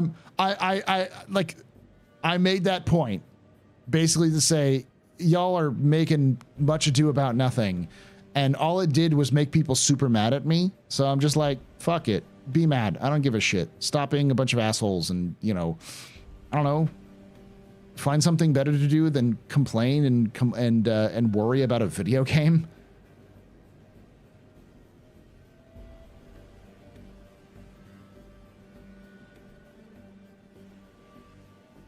Didn't say they push it to fourth quarter.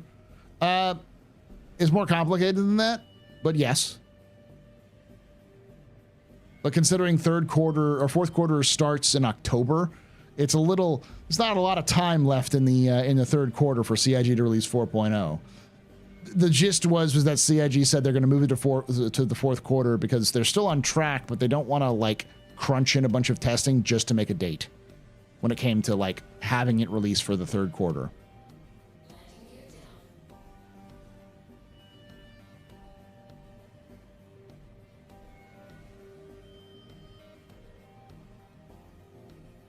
They're on track to complete it on their own side.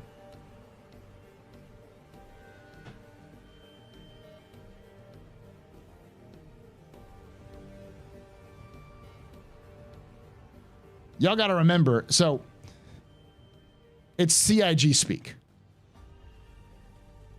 When CIG is finished working on it, they release it, and they think it's good enough to release it to the Evocati, they release it to Evocati. At that point, CIG is done working on the patch. They're not going to build new things for it. They might add a thing here or there, but generally speaking, CIG is not in the... It generally doesn't do the thing where like they go, they don't see 4.0 being done as being released. 4.0 being done means it's in testing. It's in Evocati. So when CIG says it's still on track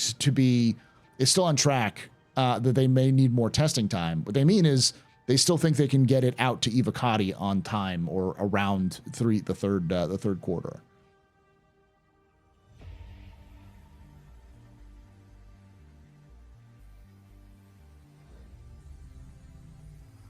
To a player, when you say that, it means, oh, it's going to release at this time. And that's a problem that CIG has with, they don't know how to speak to players because they don't speak to players.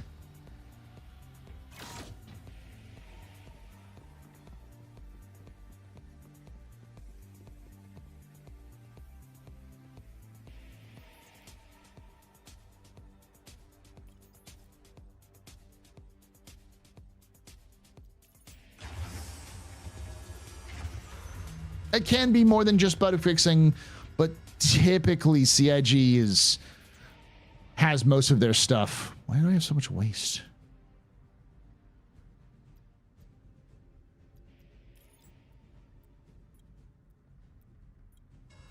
Well, it's because CIG's bad at explaining things.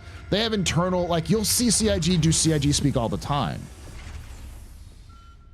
CIG will say something to the effect, you'll hear the developers start talking about something, they'll use nicknames for it or code names for what they do, and then when Jared goes, what is that again? And they look at Jared like weird, and they go, oh right, nobody knows, I'm not talking to amongst my other developers who know all of these terminology, I'm talking to players who've never heard us talk about this before, even though we've been working on it for 6 months and know all the code words and slang.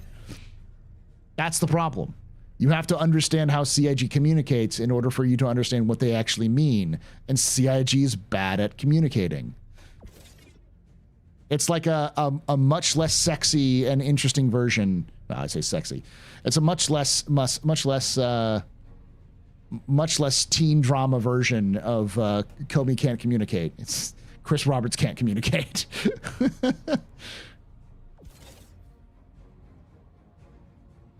Less high school drama, more internet drama.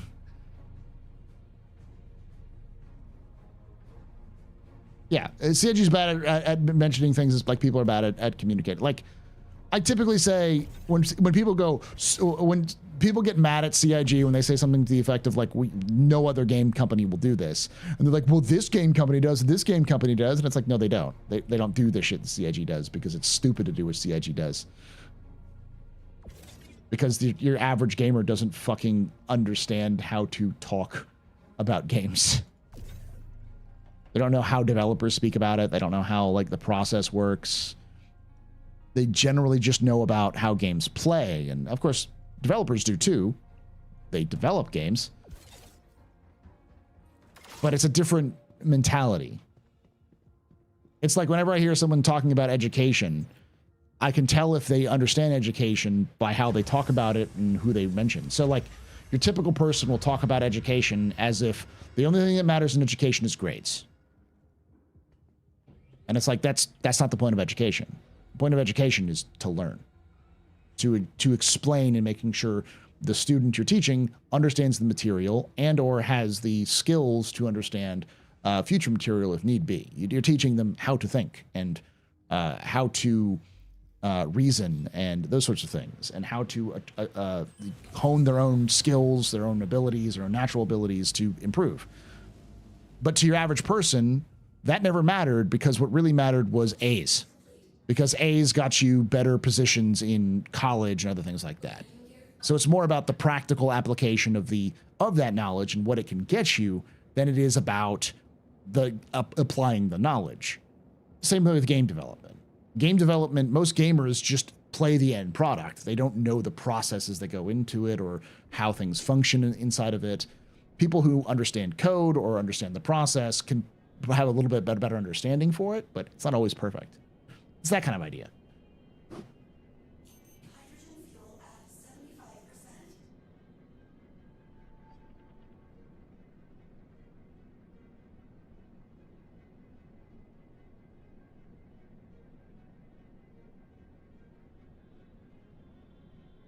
The same people that treat everything as if it can be measured and resolved through a spreadsheet? I don't know, maybe.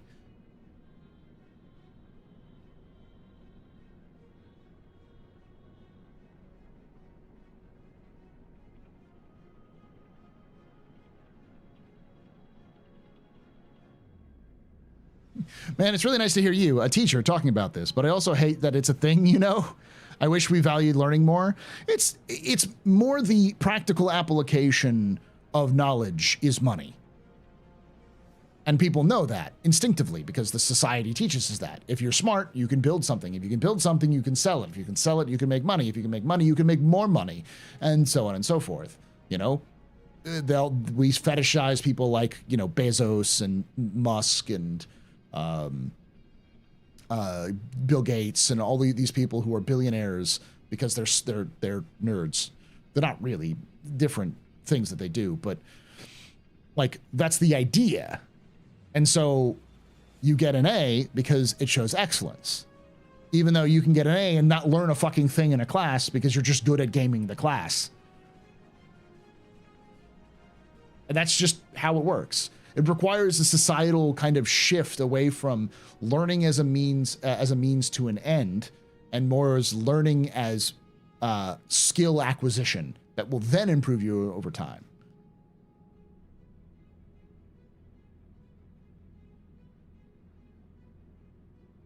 Interesting topic. To me, kids with only A's often had good memory, not intellect. I could say that. I wouldn't say it's always the case.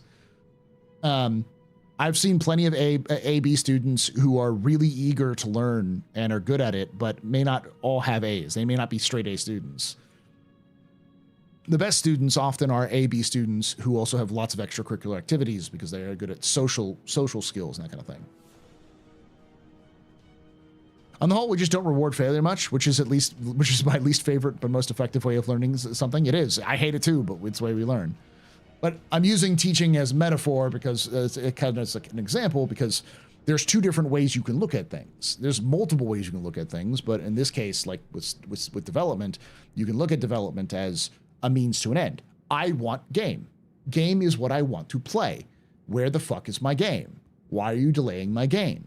CIG, what are you doing? Why are you wasting all this money? Why are you decorating your offices? Why are you paying people to have vacations when my game isn't ready? It's been 12 years. Fuck you. That's sort of like the mentality, and a lot of people say, well, that's entitlement. It's not. I paid money for a product. I want it. But they also ignore all of the caveats and a bunch of other things, and also don't see it from the perspective of, you paid for a game in development. Part of it is to learn what the development is and keeping an eye into it. And so it doesn't work the same way. I understand the concept. I understand it. I don't necessarily always respect that perspective, because to me, it can often fall into that sort of entitlement, but you know. On the Waldorf idea, Waldorf idea, I'm not familiar with that one. I'd have to look that up. I probably learned about it in education school, but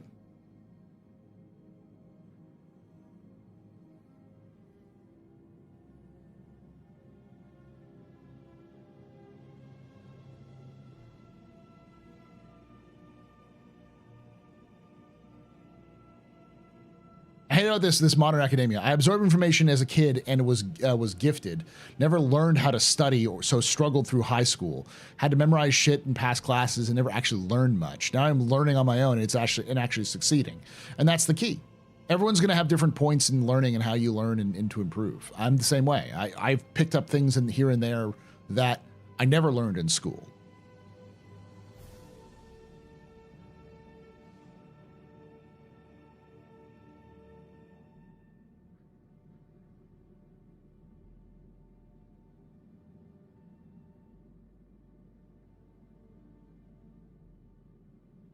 I agree, Arabic. I think that it comes down to mentality. I think a lot of people are playing Star Citizen because it's the last game they'll ever play. They want it to be their WoW, their Halo franchise, their Call of Duty, their, you know, whatever. Insert game that people will play nonstop for years. GTA, for instance. And it's just not. It's not that. I'm gonna risk it for the biscuit.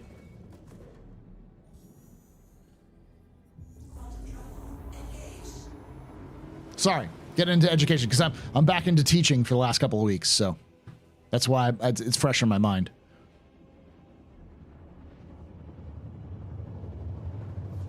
I teach seniors, and I do my best to try to break them out of that habit of, like, you get an A, your goal is to get an A. It's like, no, the goal is to learn the material. If you learn the material, you can get a good grade, but I'm going to make sure you learn the material, not just figure out a way to cheat. Senior citizens? Sometimes it feels like that. No, seniors is grade 12 in the U.S., so the last year of high school, last year of secondary school.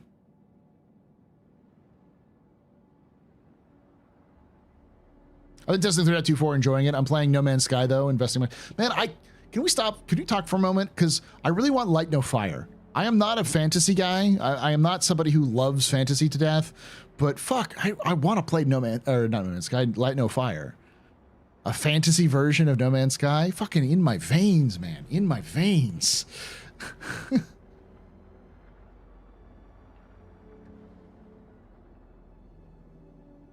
Senior Star Citizens, yeah.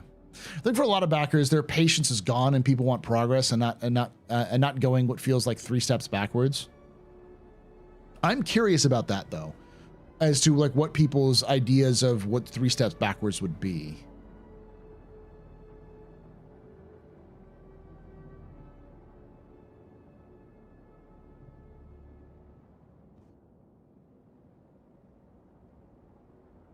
Yeah, I that's the same. See, that was my problem. It's like I like Star Wars Outlaws enough to say I really hope it succeeds well enough so that it can get a Star Wars Outlaws 2. Because I think a sequel to Star Wars Outlaws would be much better than the current one and probably improve upon it in the way that I think they could have done, because then they would have the money and the time and the experience building it off of it.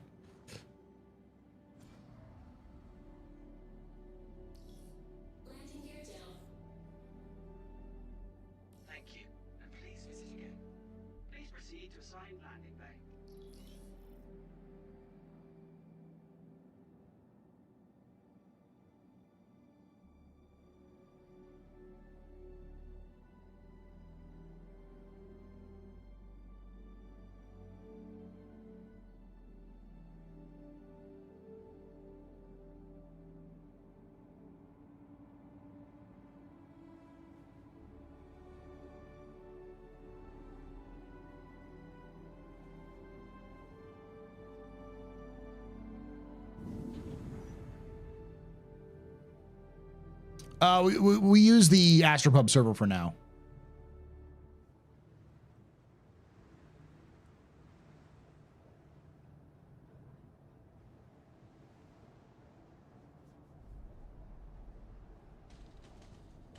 Oh no.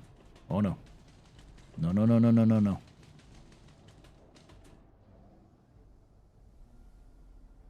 Perfect.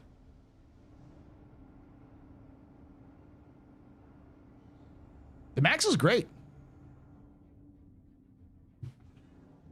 The Max is like the perfect ship for these sorts of runs.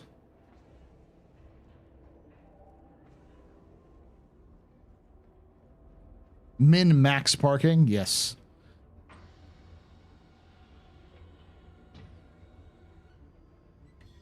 To be honest, in the last years, I stopped being worried about all the bugs and unfinished state. I started to be worried more about the direction they turned the style of the game into. I'm not an arcadey guy.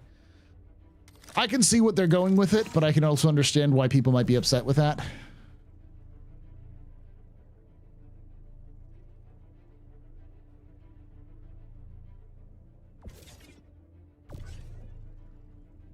I don't know why we're taking waste all the way out here, but okay.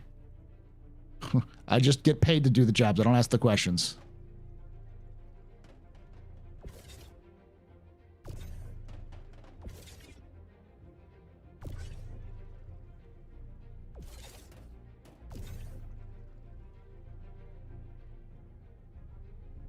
The poop flies.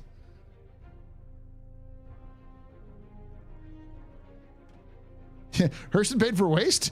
Just go outside and touch it. It's everywhere. I imagine this waste has some properties that they can turn into fertilizer, yeah. And by fertilizer, I mean explosive material.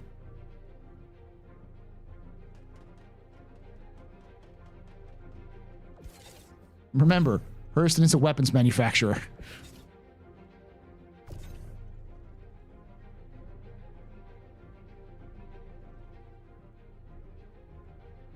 Hey! We are targeting a live release of 3.24 tonight very soon. You may want to stow your ships and prepare. Okay, let me get this done, and then we'll...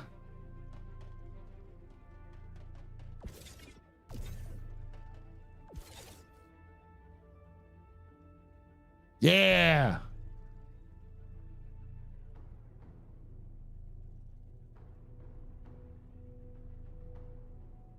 CIG typically with IAE does 3 ships, one straight to flyable, and then 1 small and 1 large, either concept or straight to flyable as well.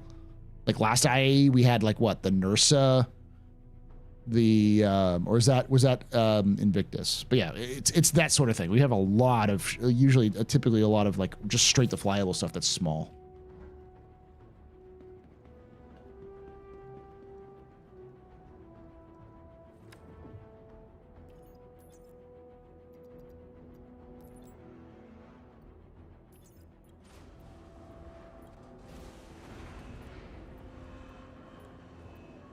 No cap for real, Waka. Okay. They've had that freaking that trailer up ready to go for weeks now. Yes, it's happening, David. I told you the revolution's at hand. Rise up, hypers.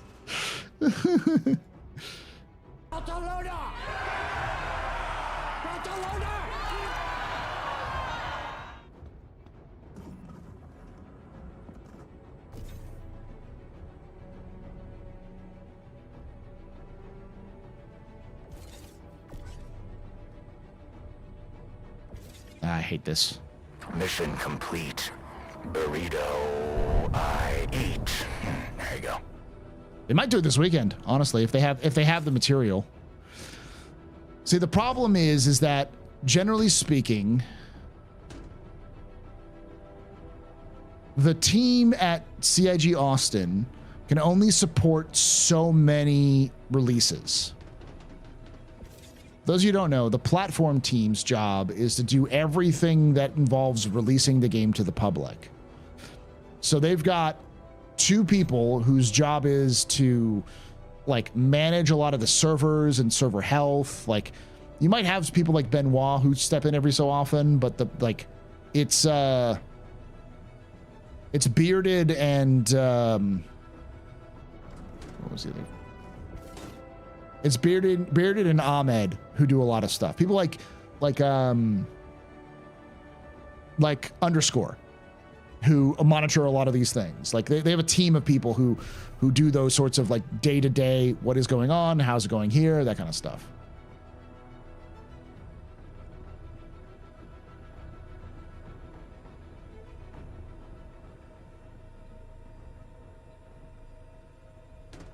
Why do they keep the Vulture off the rental list? Because fucking salvage is broken. Yes, we know. The 3.24 is live soon. Someone just came in and said that. Darsh, can I lean on you and have you do the announcement? There's Waka. Very soon. Like, should I get off the game soon? Are you gonna kick me out?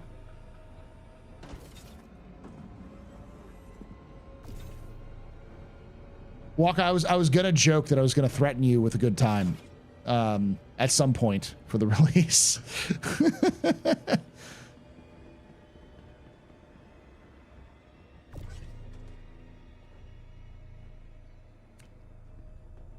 And I don't know if you can say this or not, but as somebody who works in platform, how many releases can you all support realistically in your experience? Because I know you've done some crazy amount of stuff with things like gosh, what was it? Like, you know, ePTU, PTU live, and like multi ePTU 2s. So like a good nap. That's silly. Platform doesn't sleep. At least Eric doesn't sleep. I don't think that man has ever slept in his life. And that's even when he was just Limecat.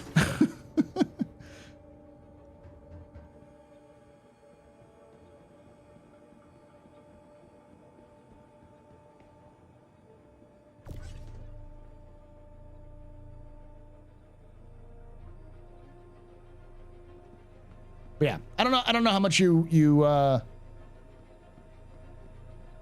can tell us about like how much you've experienced being able to support, because I know it definitely takes up resources and time for y'all and like pay attention to be able to support multiple builds at the same time for players to interact with. We can support as many as we want to throw our brain power at. So it's just basically, are you limited by your human limits of ability? Takes a lot of time, a lot of time and people power. So there is an upper limit of like build versions you can support, especially if it's like super complicated. Like bearded, having to stay up just to push a button every few hours.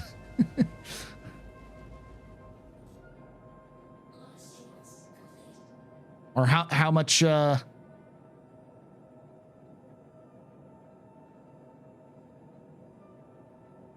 how many computers that Fluffy has to keep from bursting into flames.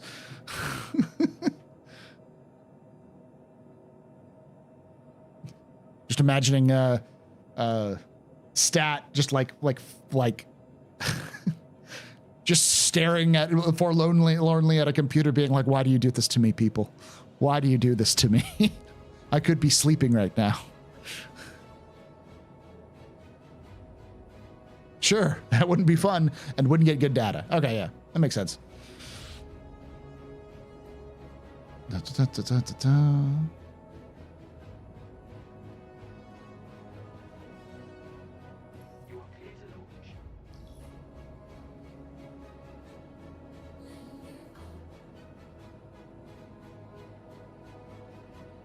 Like soon or many hours? I think soon is soon. It usually takes a couple of hours for them to kind of get it super polished and good to go. I want to say like an hour typically for them to get the final go ahead and build everything up and release, but it depends on a lot of different factors as well. Like if there's other issues in the back end.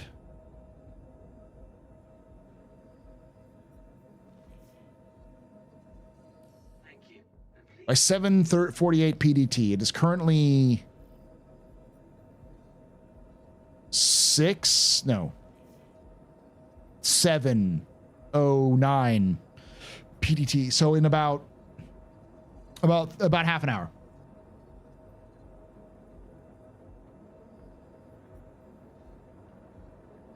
Trespassing went away pretty quickly, so. I bet corporations are working out a way to eliminate sleep. Yeah, but I mean, like the point, as Waka put it about data, like the point of doing testing, so something like a tech test, stuff like that.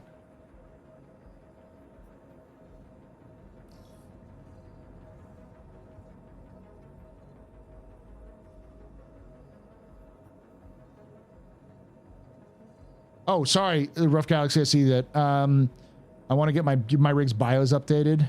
Okay, I should probably look at that. Thank you, Rough Galaxy.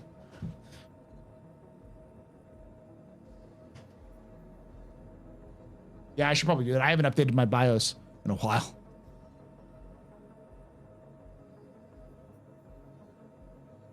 Oh, you're predicting it. They didn't say that. Okay. I would say at the earliest would be at the top of the hour. So 10 p.m. Central, so 11 p.m. Eastern.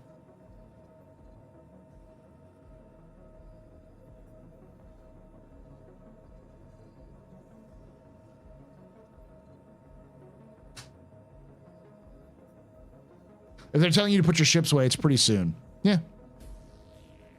I can imagine.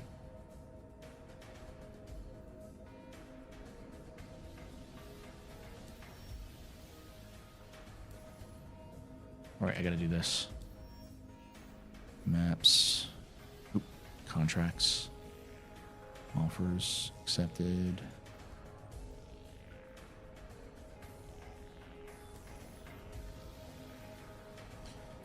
Is 3.24 for the solo game?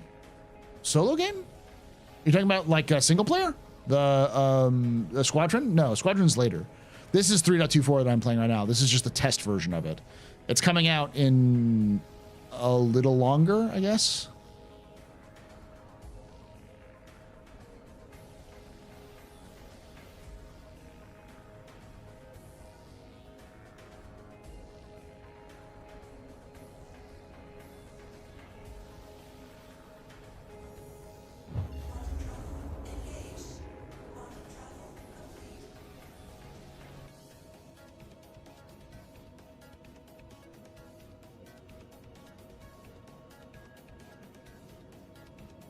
Far away? Okay, that's about only 400, so that doesn't be too bad.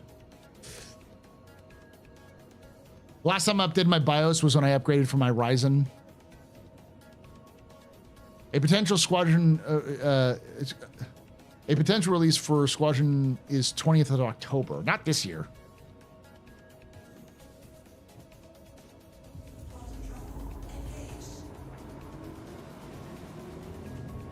They would not do that. No way. We look at it next year. October 20th is a Monday, 2025. Yeah, I could see it being released on October 20th, 2025. October is a time that CIG likes to use.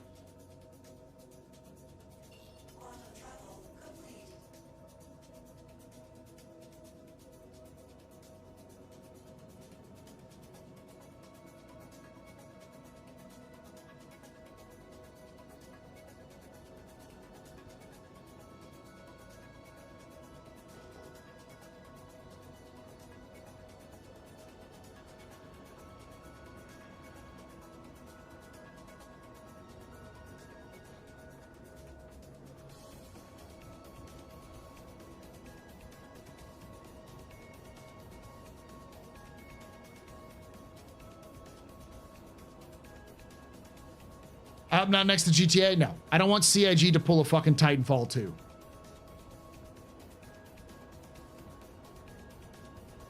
I'm getting awful thirsty, Paul. I am. I'm always thirsty.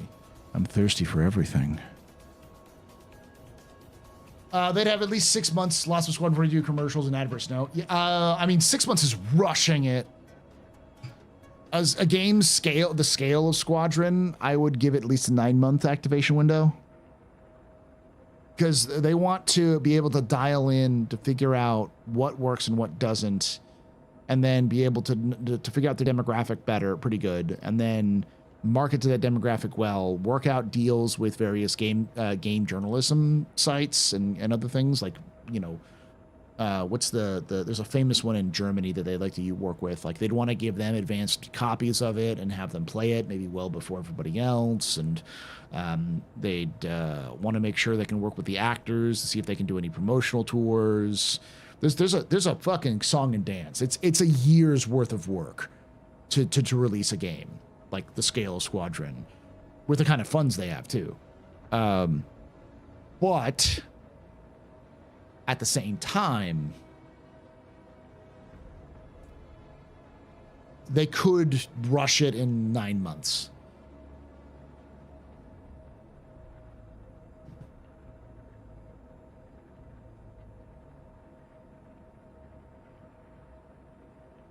That one ended? Yeah.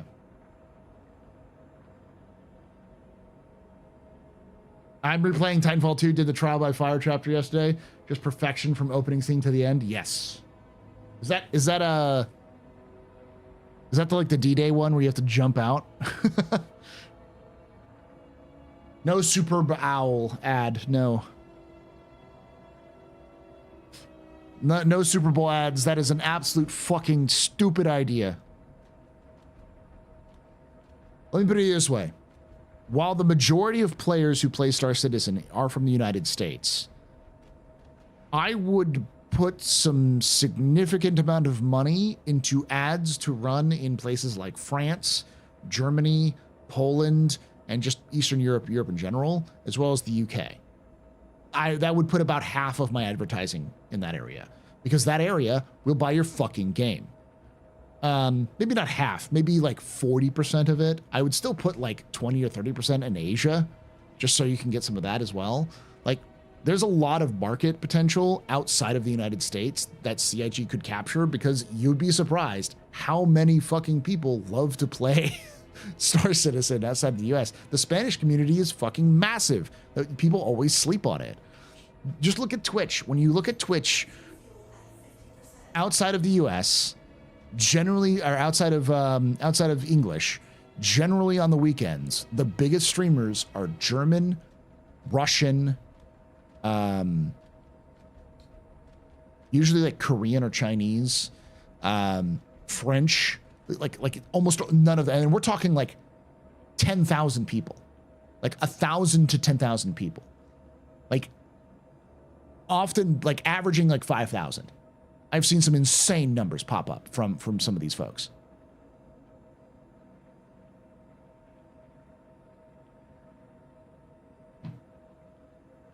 Is it finally? Is it live?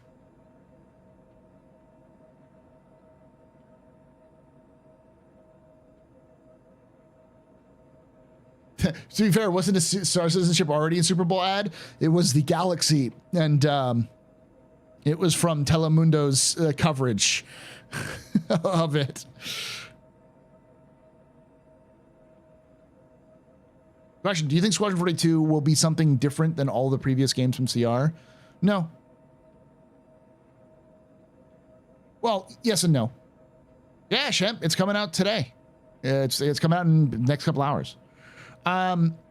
Based on my understanding of Squadron 42, from what I've heard and from what I've seen and what I've read, generally speaking, Squadron 42 seems to be a lot more focused on...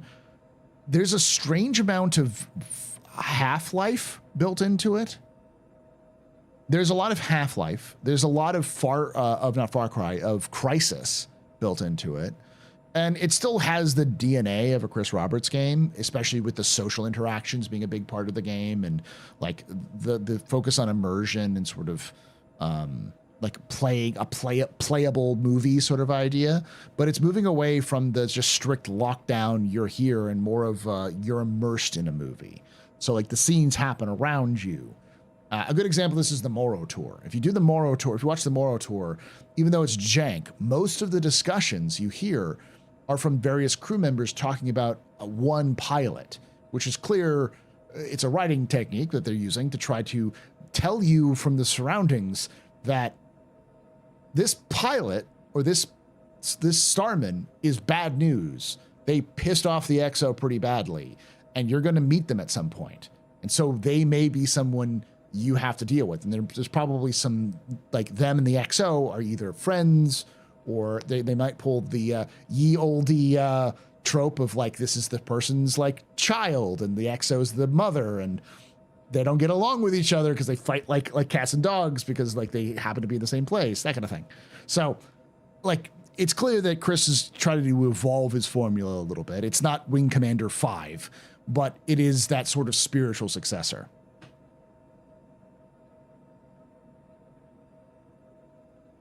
Yes, Pete. They said they were going to release it. Yes, no wipe for 3.24.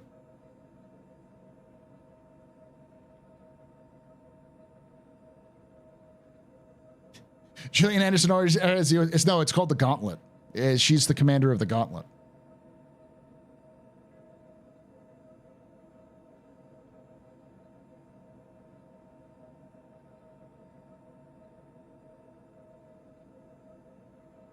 How you doing there, Gene? Good time for this. That's why I was asking for Darj to help me out with by pinning that 3.24 is live. All right, I'm just gonna do this because we'll wait. I'm gonna exit the main menu. There's no point in doing this anyways.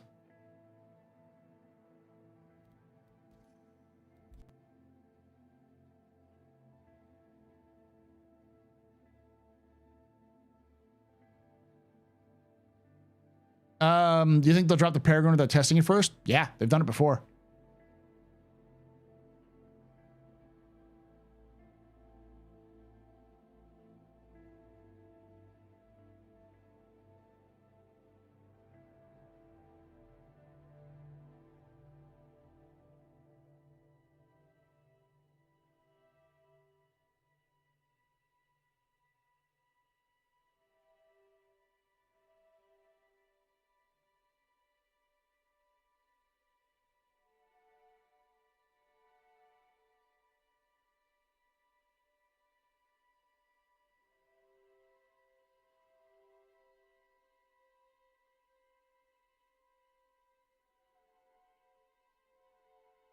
Yep, live release tonight.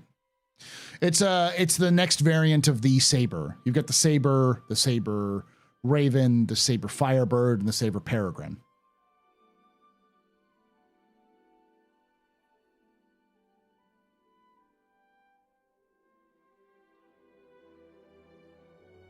Don't delete the PTU. I didn't delete it. I just copied it.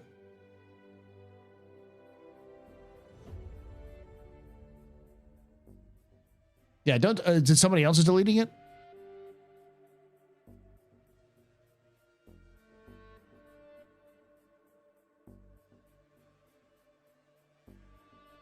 Oh, okay. It's gonna take about 5 minutes. Yeah, you can see my progress right there. All right, I'll stop it. I'll put it in the recycle bin. And I'll empty my recycle bin. And it's just a data file, the data pack file. So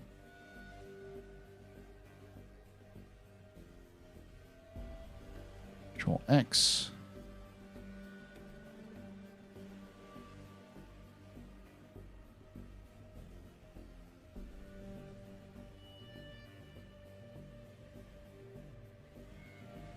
It's done. Hopefully it didn't screw me. The P4K file, right? The data.p4k.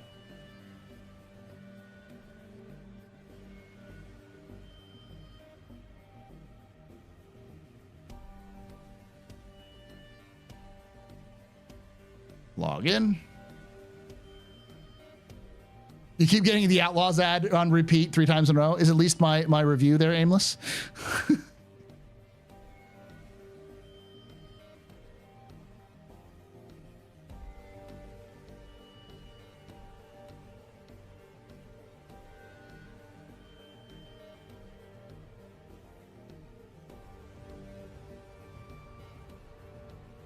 Okay, so I'm going to do verify game files.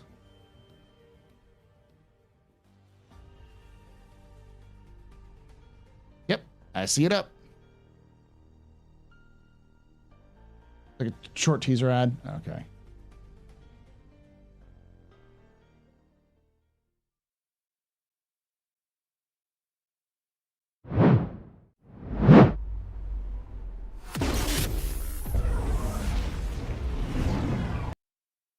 Let's watch it from the beginning.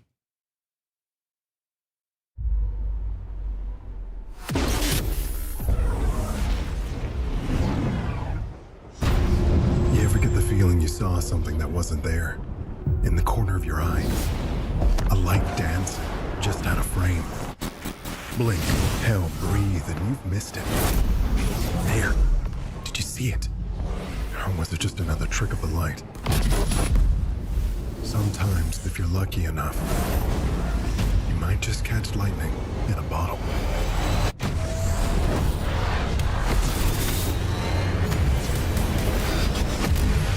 The Aegis Saber Peregrine. Catch it, if you can. Ah, Aegis. Good old-fashioned Aegis.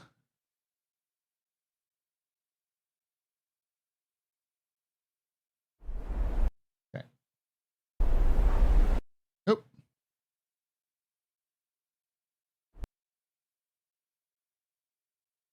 Cargo Empires.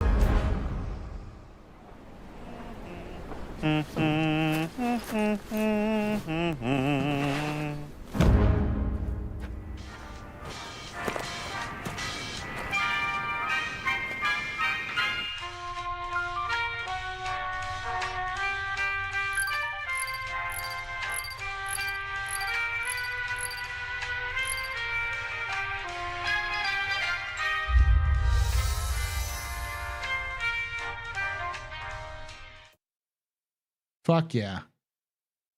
There's a lot you can say about the Jared, thank you. All right. Let's go, baby.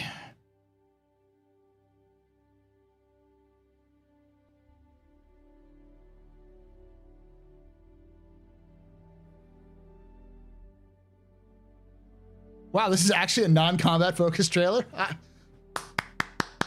You're learning. Thank you. Thank you. At least they're listening. I will say that. Not learning. They're listening. Because that's something I complained about, I talked about, and I kind of berated them for, and I'm sure other people have as well, which is this focus on the Call of Duty high impact action sort of gameplay. Like, you're funny. I know you're funny. Capture team, you're good. You're marketing capture team, you're funny. You're good at your job. You could do it. That was exactly what you needed to do. Can we get that full song, CIG? Can we get that full song? I'm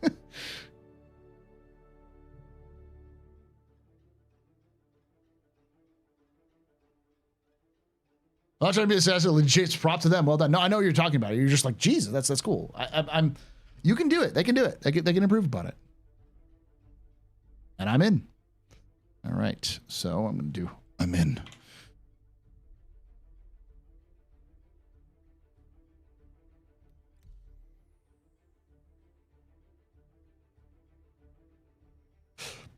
How do you think we'll get that radio in our ships? As I will get that immediately if we can. I think we'll get it soon. Once they have CIG at one point, the narrative team was like, hey,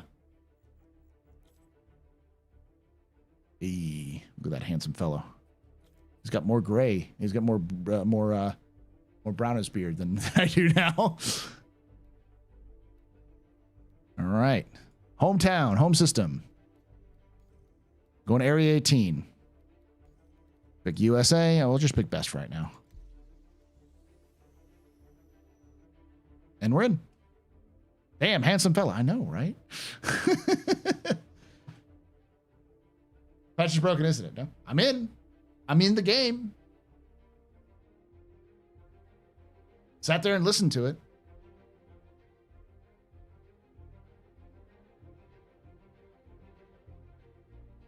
Oh, do you think the Mirai Pulse has been added to the game patch? As I'm getting that as well, if I can get it. I don't know if it has. The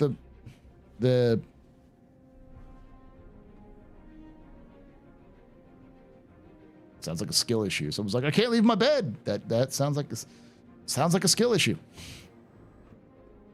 Oh, it's so smooth. It's so smooth. Oh wait. Going back to my hab.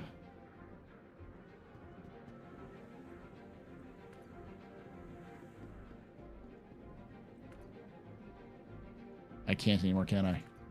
No, I'm locked out. Okay, I'll go back downstairs. I was like, I have to go downstairs. No, I don't.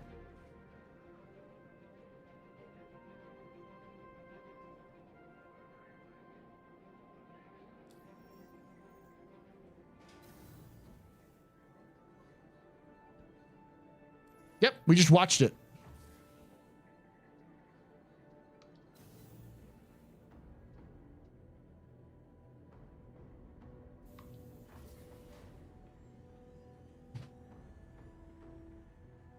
I don't think there is, yeah. What was the Vulcan bug, Hazeltine? You mean the vulture bug?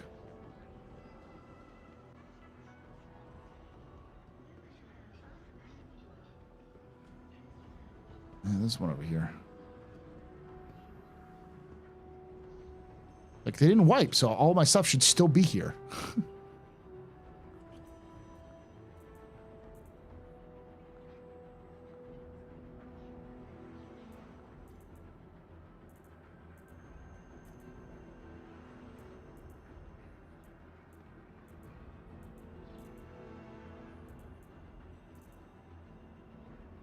Look at that thick boy.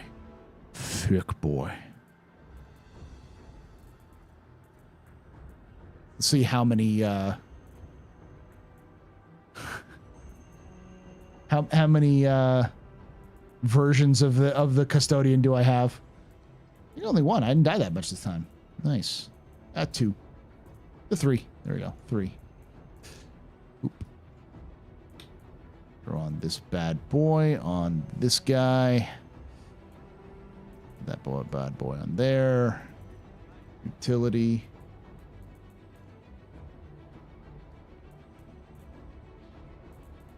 Get that. Put you on the back. Container, sustenance. No, nothing really. I do have to buy some ammo and stuff like that, but I'll be back. Oh, do you think they added new ships to the ship store in Area 18? I can double check, but it should be in the patch notes if they did. Hey, you're open mic, dude. You're open mic. You're open mic.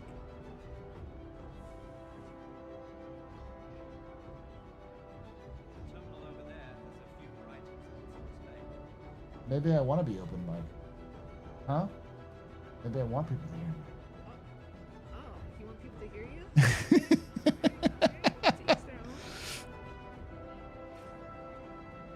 Like being loud, man? I am out and proud, damn it. All right. What was that? Hello? I said I am out and proud, damn it. I am out and proud.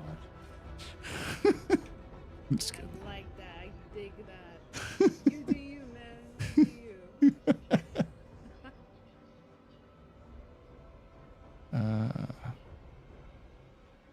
The funny part is they don't know I am. Let's see.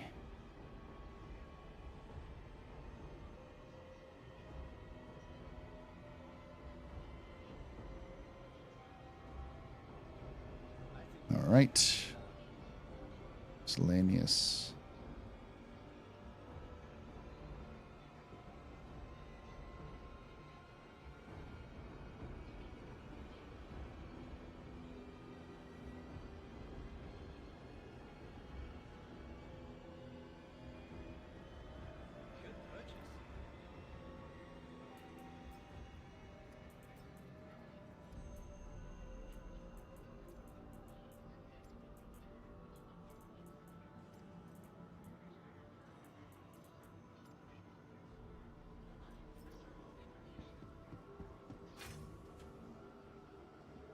Yeah, go to bed if you can.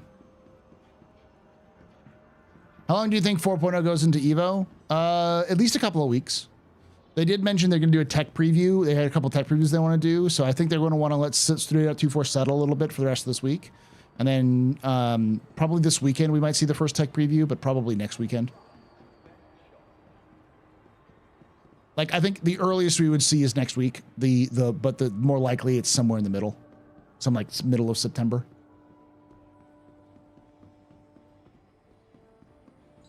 No, it's not Buster. I don't know who that is, but good on you. No! God fucking damn it. 40 seconds waiting here. I'm surprised. Let me...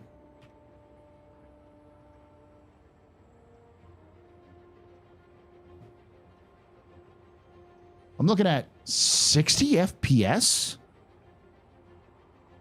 Are you fucking kidding me? The fuck did you do, CIG?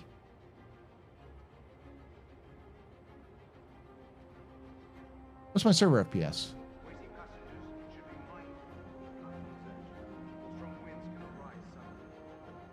30 FPS for server? What the fuck did you do, CIG?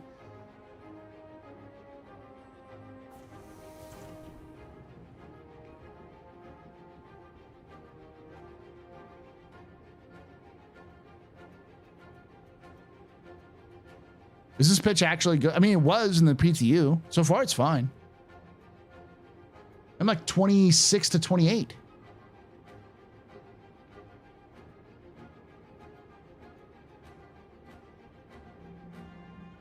My FPS, my personal FPS went down a little bit. Again, I don't have a super high-end system, but I am using, last I checked, direct. Oh, that's why. I forgot to do that. Vulkan.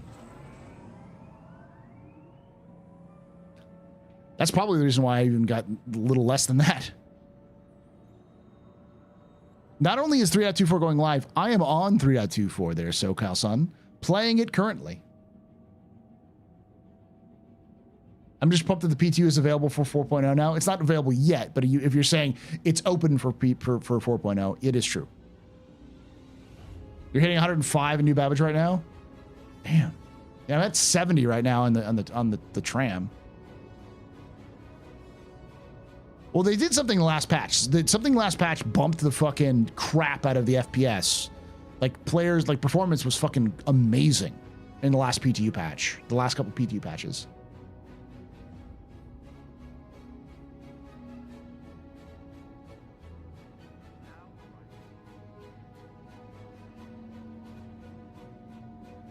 Go haul until you're ballin'. That's the plan. DLSS basically allows you to scale stuff a little bit better. It improves improves your performance, while not losing too much like fidelity.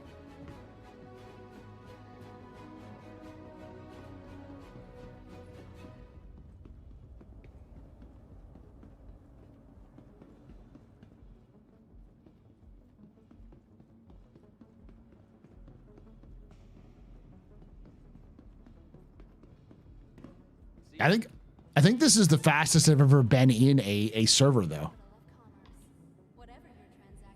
I mean, the DLSS was the reason for the last patch performance uplift. Oh, was it? Did they improve it somehow?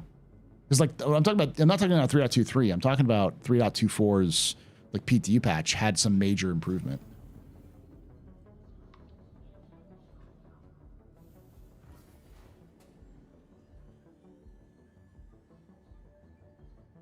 So I was right about CIG putting out 4.0 in just before CitizenCon, whether it was on fire or not.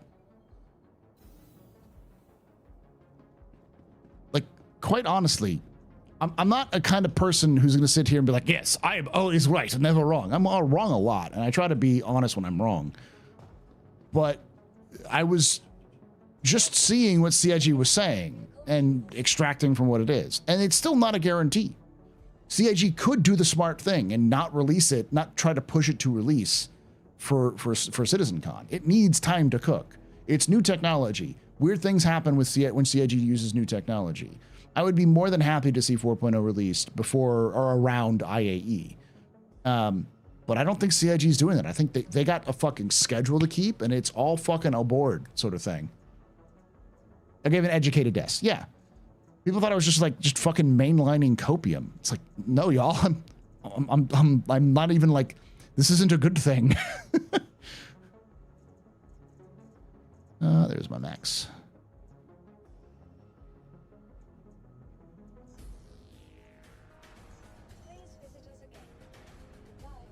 All right, let's throw vehicles. Max.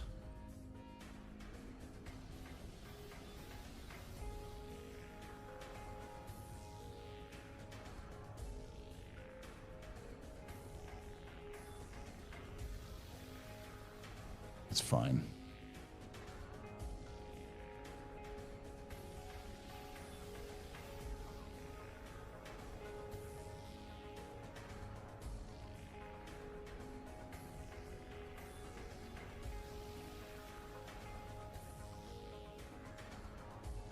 Deck the whole delivery? Oh yeah, we're doing that. We're doing that one.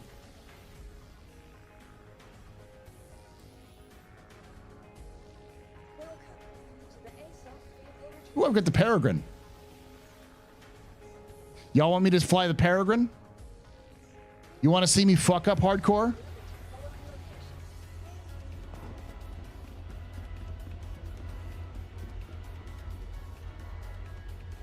I might be the first person to play with the Peregrine.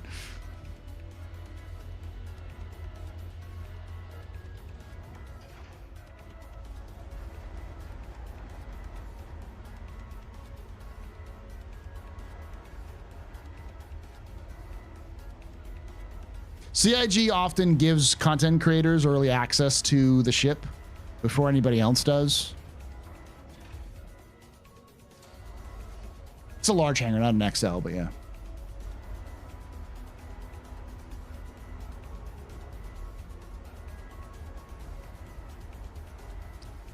They usually give us free the ships for free for like a couple of weeks to test out and show off. It's one of the better things that CIG does when it comes to the content creators. That thing just did a fucking wheelie. All right.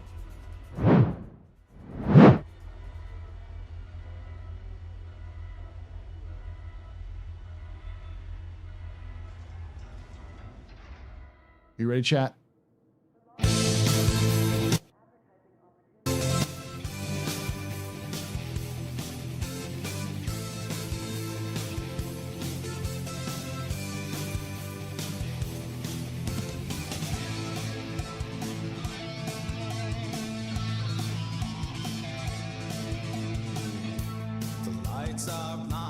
No guns, by the way. I don't know.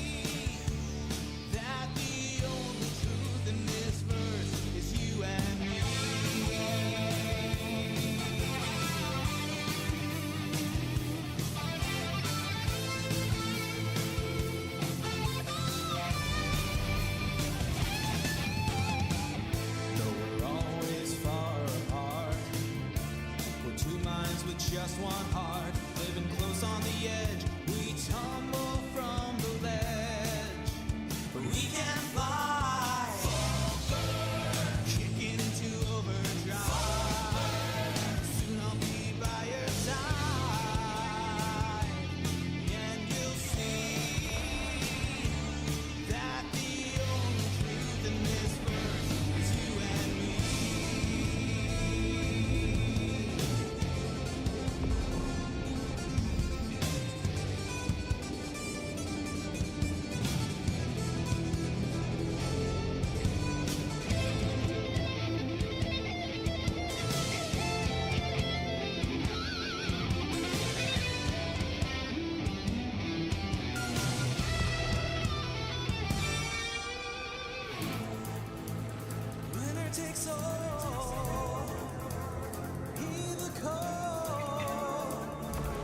It handles well.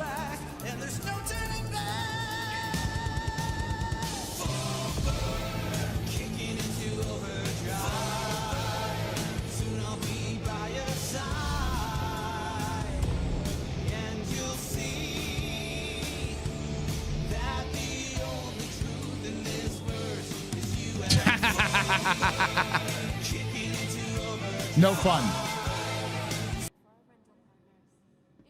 No fun. I got fucking impounded. It does slightly different. It's more subtle, I think. Too much burn.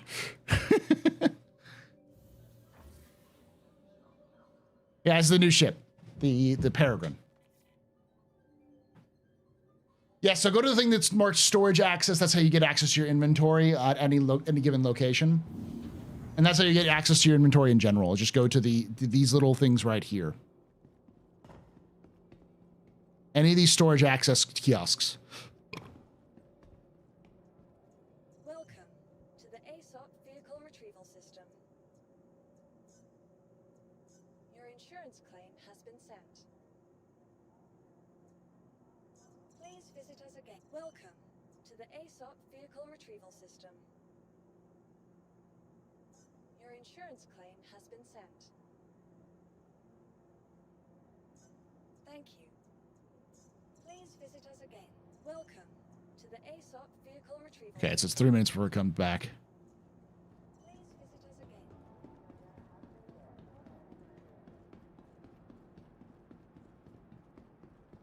You have all your in-game ship purchases? Yes, I think I do. I don't think I purchased any ships with this, so.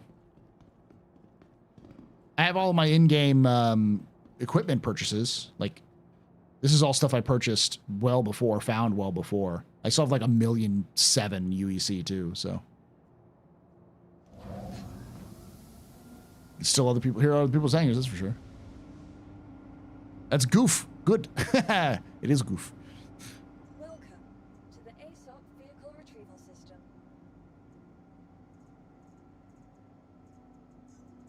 Still 60 FPS in my fucking hangar. It's just nuts. All right.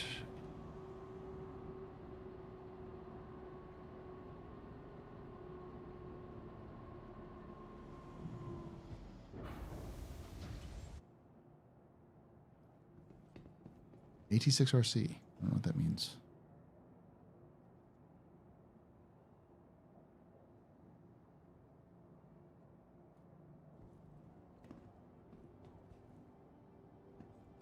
There it is. 16 kilometers away. It's zippy. I don't think the Peregrine is like the fastest ship ever. I don't think it's going to be faster than the other ships, but it does handle pretty well. So I think it's going to be one of those that has decent speed and good handling. It's a racer, yeah.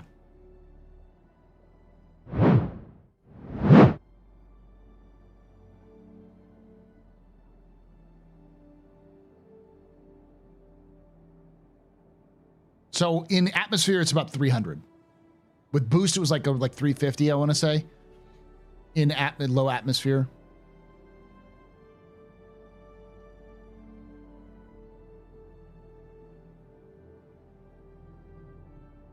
I'll head into space with it once it comes back. But I was pretty low. Yeah, I was pretty low.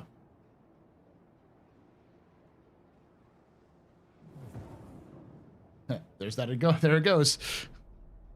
Welcome to the ASOP vehicle retrieval system.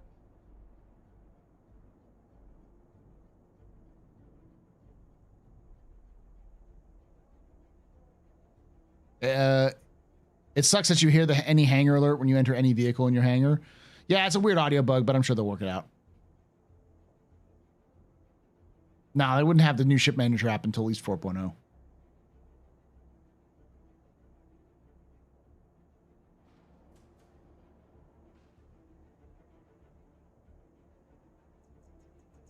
Please visit us again.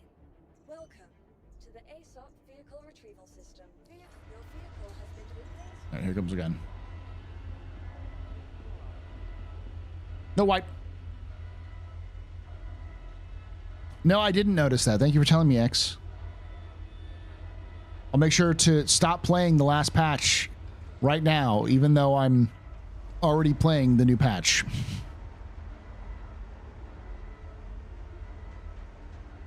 On live. I thought you were just fucking with me.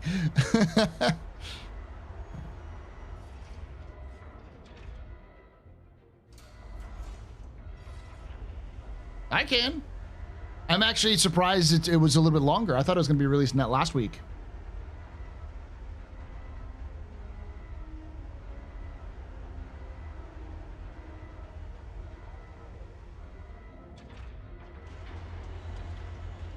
How dare I inform and help? Well, you're usually fucking with me, X. So I assume I start off every conversation with you that this is going to be some sort of joke.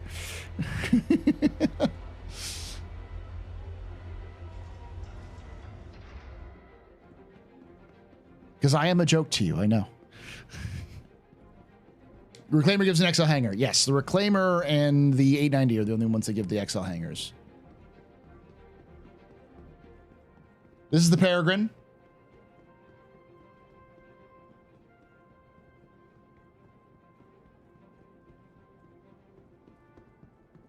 It's a Saber. It's got some neat looks to it. You got an XL with your cat? Okay, that's surprising.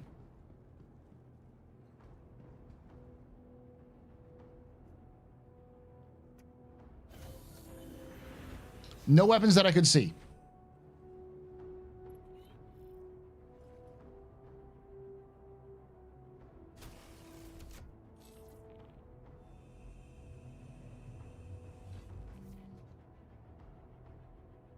Your Polaris is probably going to be an XL hangar, yeah.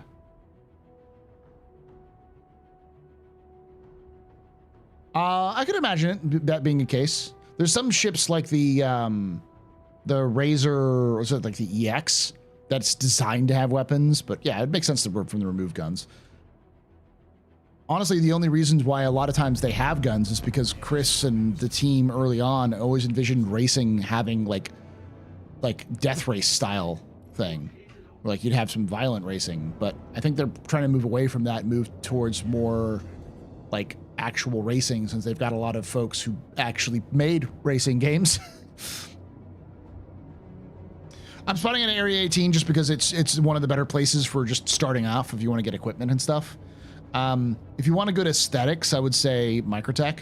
Microtech and Orison, or New Babbage and Orison, both have the upgraded AeroView hangars, and whew, this thing's zippy.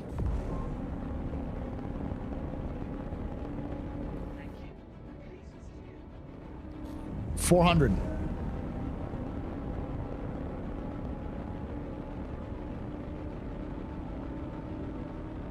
Full afterburner is like $460.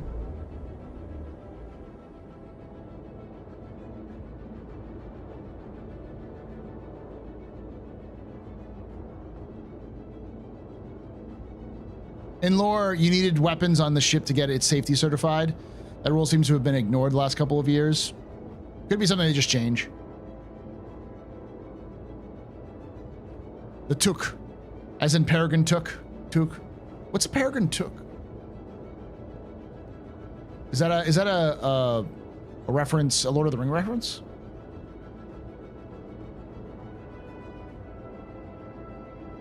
I have knowledge. I love that sort of stuff, but not for the same reasons. Is that his full name, Peregrine? I didn't know that was his full name. I know he's full of a took, but...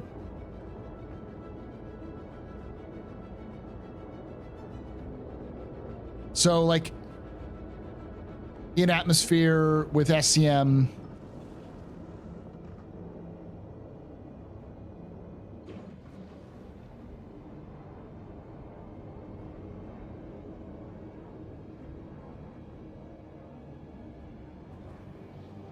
completely like unhinged, devoid of the hinge.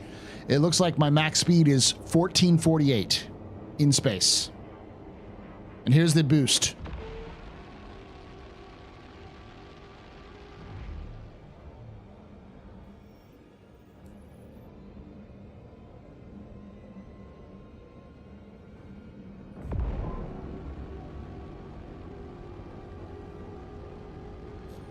$1446, yeah.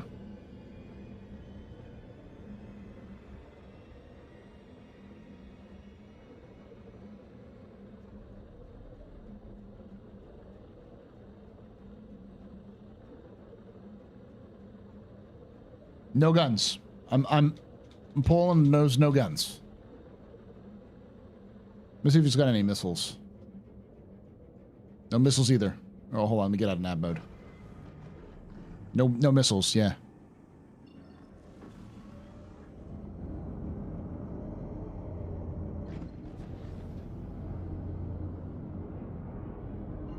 Let me hit the Bajini and then head back down. No weapons on it.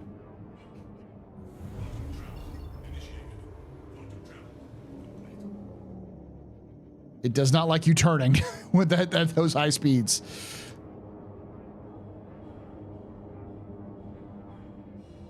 You will black out with how fast this thing can accelerate. Jesus.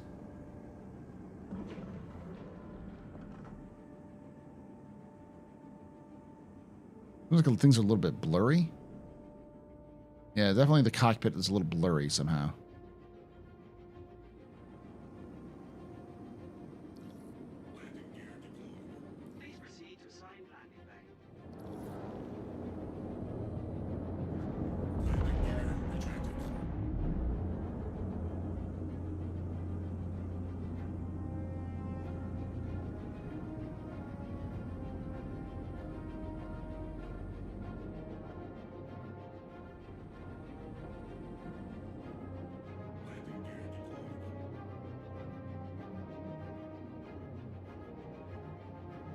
That's the aneurysm you gave yourself with the G's.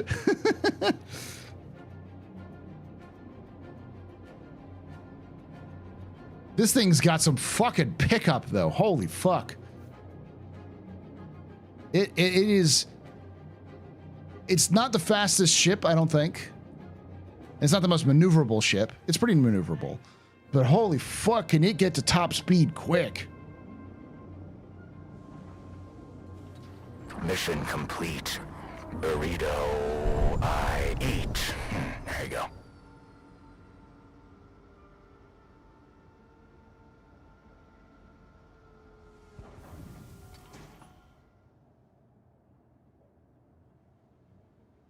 Two size 1 shields, 2 size 1 powers, 2 size 1 coolers, 1 size 1 quantum, no hard points at all. Purebred racer.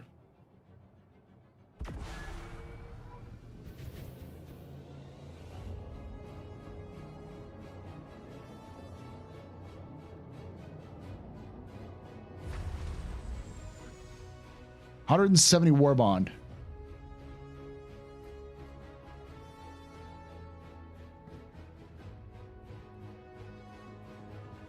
Yeah, I'm on my server. Hey, Dallas. All right, let's store this bad boy.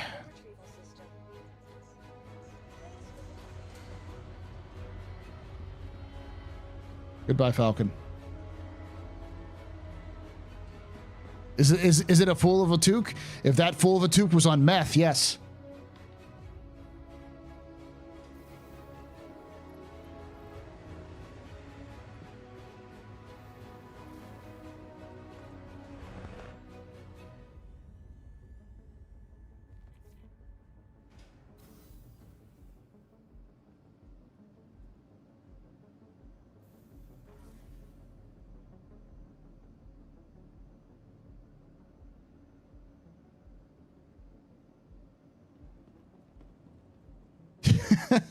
Pippin, he found some Saruman's Urukai cocaine.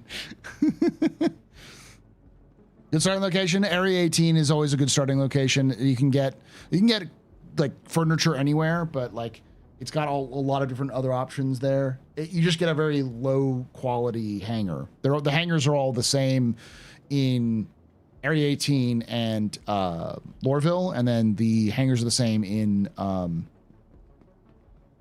Orison and New Babbage.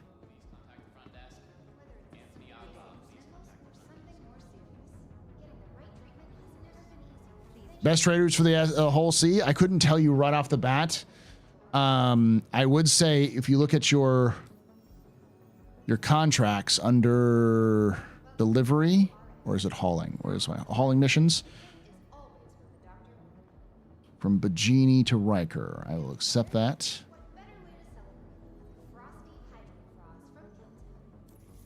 Then I'll bring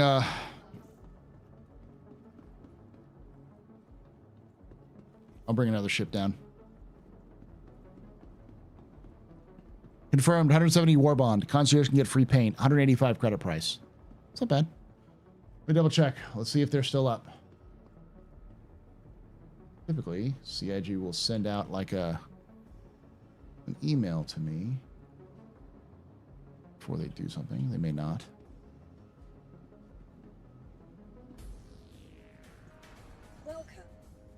Nothing. All right, so I'm gonna get. I've got a raft. Why not? I can use my tractor. It's got 16 SCU, baby. Let's do the raft. I don't have a raft. It's just I think I just have a raft because it's free.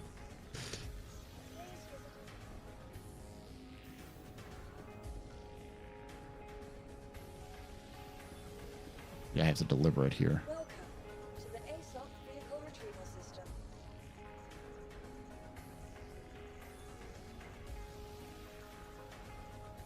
Vehicle selected. Stand by. Your vehicle. Large hangar. It's a subscriber ship? Okay, sweet. I do have a subscriber. I am a subscriber. I heard they changed rafts so you can put small boxes smaller than 32 SCU. I believe they can, yes.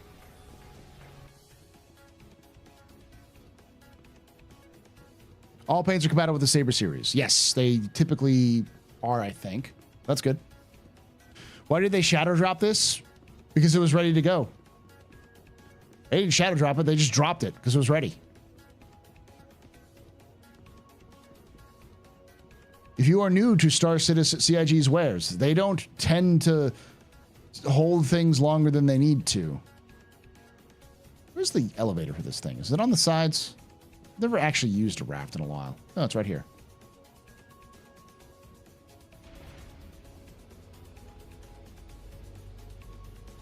Do I think the Skinny Bob videos are real? I don't know who's. Oh, the Skinny Bob. No, I don't think. I don't think a lot of those videos are real. Honestly.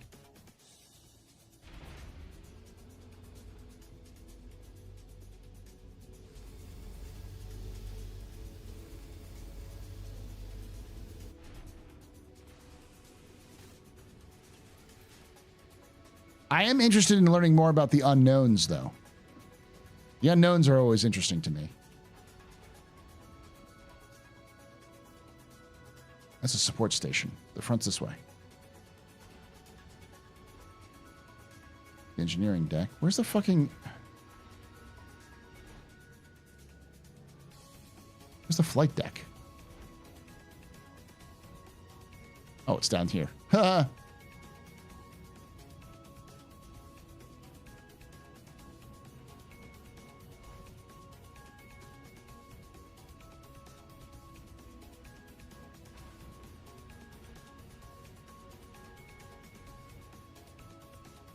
The Ross Coulthard? I will at some point.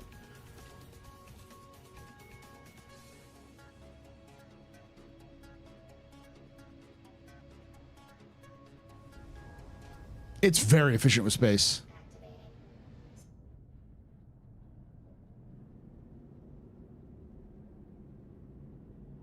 Oh, come on, baby, get up.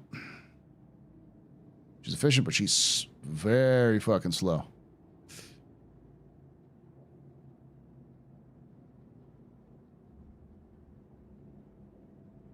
I don't think you can use the tractor beams on this, right?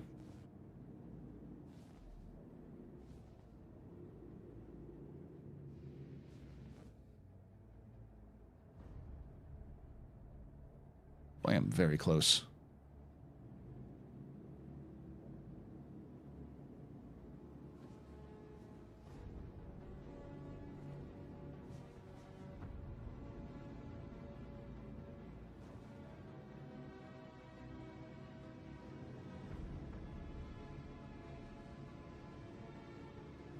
Thing handles like a fucking brick, though. Appropriately.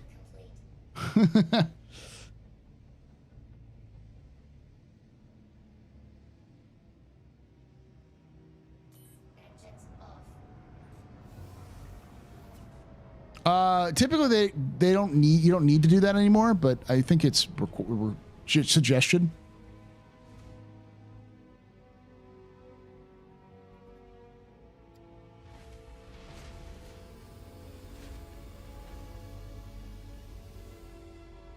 Oh, right, it has VTOL. Now you're just very passionate about the raft. I understand that inner hype.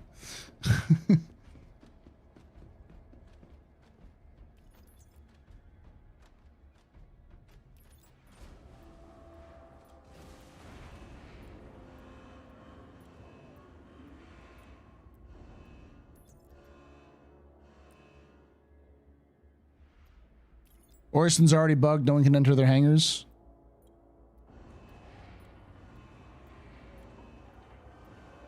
Really?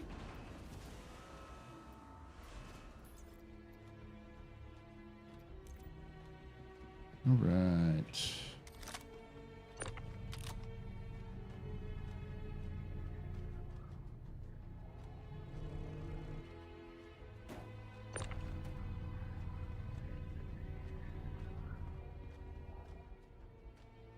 It's magic, chat. It's magic. Don't question it.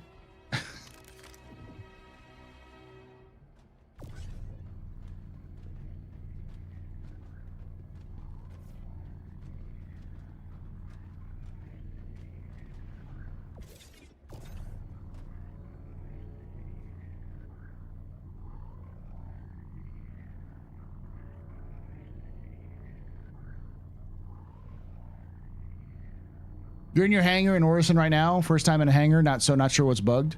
So it's just not consistent.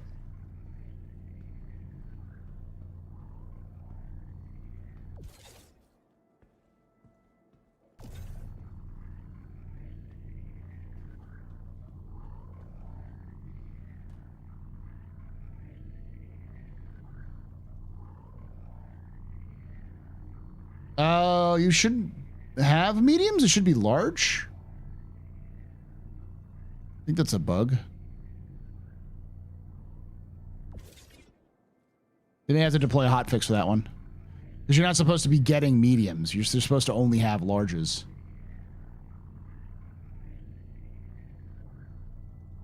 Yeah, there was a problem with mediums, which is why they held off the release.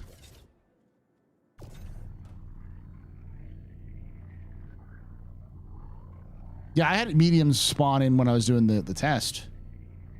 Math fixed, sort of. It works. It doesn't look good, but it works. Yeah. Yeah, so their solution, there was a problem with the PTU where medium hangars weren't working. So what they did was they just made everyone who had a medium hangar just have a large hangar instead.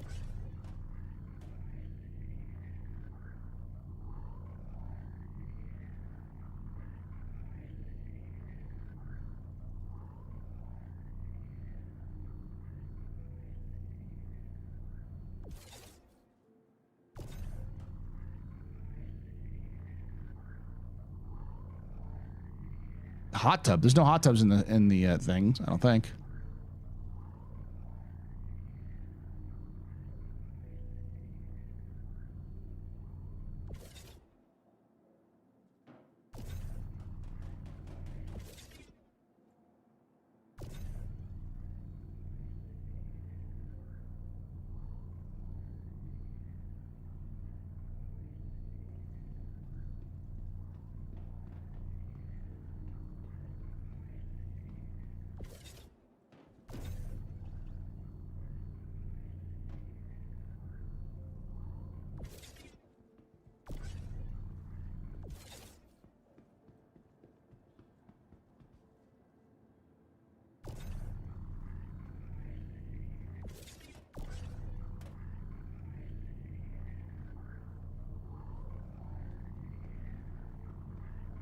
So you would be given a medium hangar if you have no ships that are of size larger but bigger. So you might want to wait for a hotfix to be deployed there, Fox.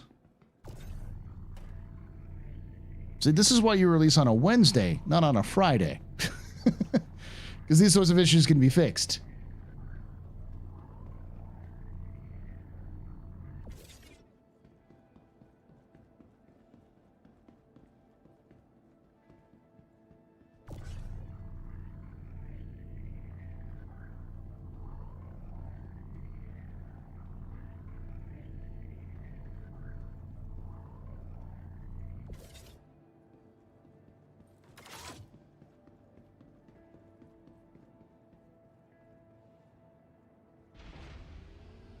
Okay, Fox.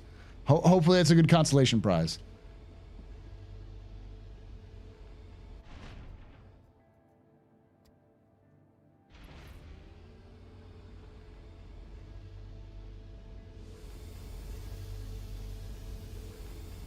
Nope, it is live now.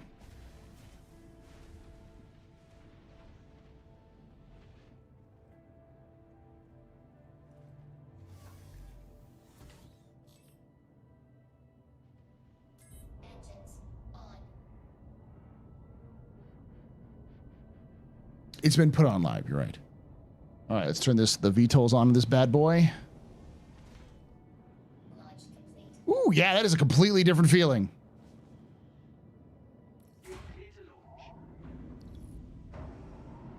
VTOLs on this thing fucking rocks. Oh my god. I get why people like it.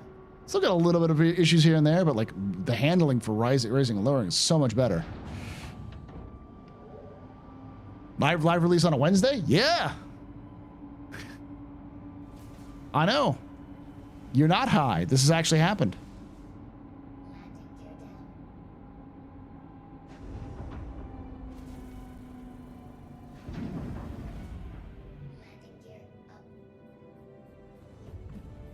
Oh yeah, people. Oh, that may be the issue. If you spawn a ship through the terminal, it will give you a medium. It'll give you a different hangar, possibly. Maybe because if you just go to the elevator, you'll get your whatever the largest hangar you have.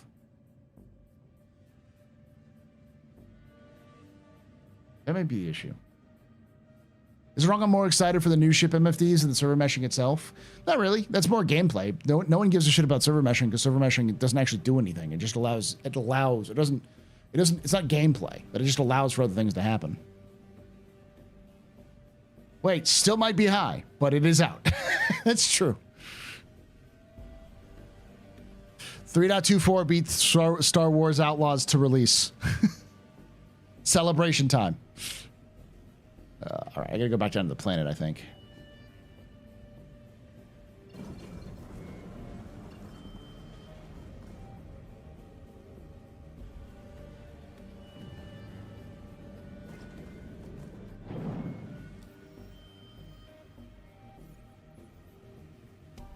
Yep, it should all be still there.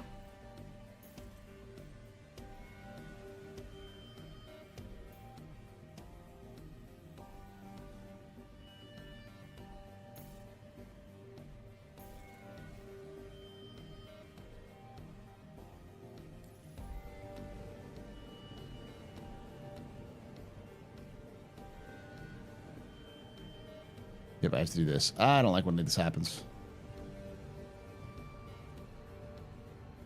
Oh, no. 4.0 is coming out this year, y'all. Come hell or high water, CIG's releasing 4.0. I'm actually guessing that CIG is going to release 4.0 like before CitizenCon. Maybe not everything in the 4.0 branch is going to release before then, but you're skeptical of me. You're starting to believe me.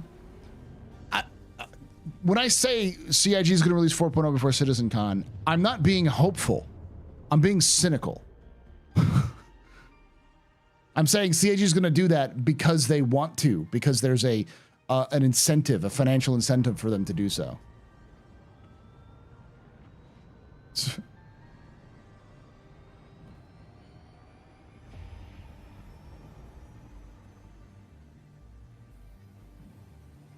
CIG did the same thing with 3.23.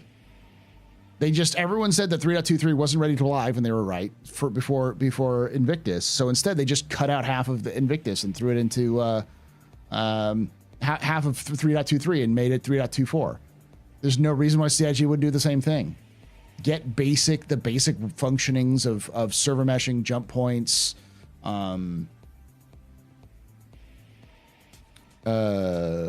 Pyro. Get those in with all the things that support them. Anything else that's not that gets fucking ripped off into a 4.1 patch or 4.0.1, which will just be 4.1. Same fundamental, and that'll release around IAE. So that way they can say, we did 4 patches this year, even though they did 2.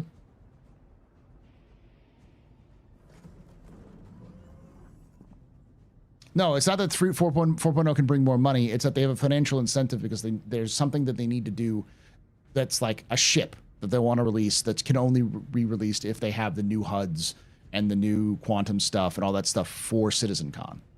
So if there's any ship they want to release to live at CitizenCon,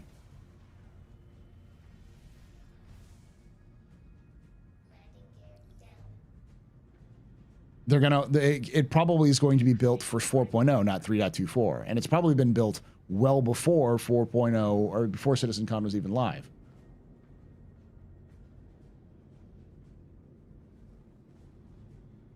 Nah, they won't do a 3.25. They'll go straight into 4.0. You can call it copium. People said it was copium for me when I said that 3.24 is going to go to live before the end of August. It's live.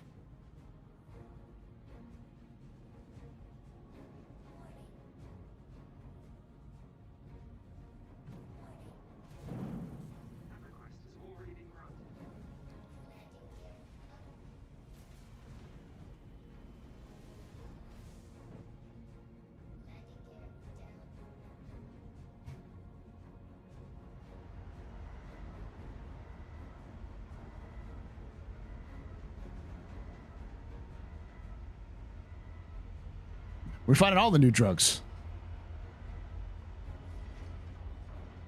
I noticed how to fix the spinning bug. I try to take off, but the ship keeps spinning and to the right.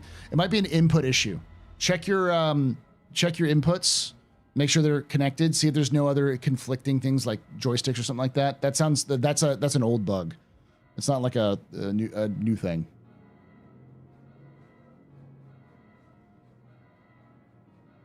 Listen, I said that it's ridiculous and people got mad at me for it. So.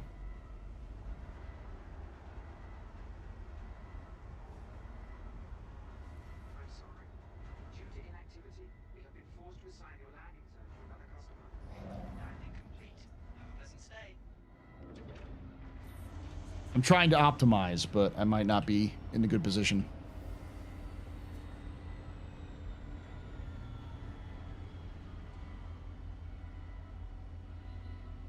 That's fine. I'm just tired of the doomerism of like CIG is not going to get 4.0 out. It's not the year. It's everything's going to be bad. It's like it's still not going to be the year. This is still CIG we're talking about. This is still Star Citizen. It's not like 4.0 will suddenly make the game a playable game that you could enjoy. It's just going to be 3.24 with server meshing, Pyro, and the new things that come with Pyro. But it's not like Star Citizen evolves into a different game once that happens.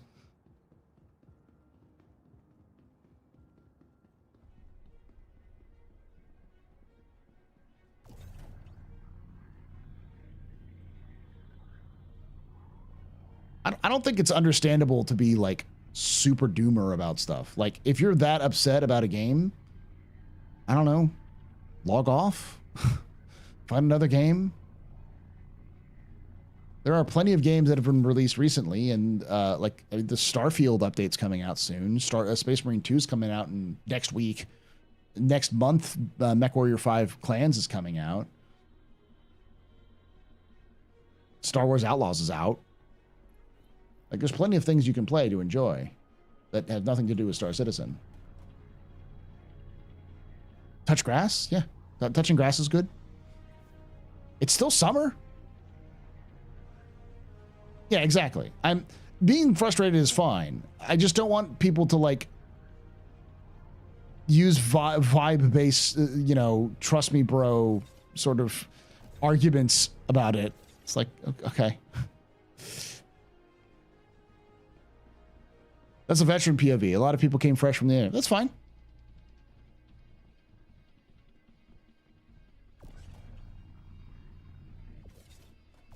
Oop, you fell down. A lot of you fell down. Okay. That's a quick way of unloading.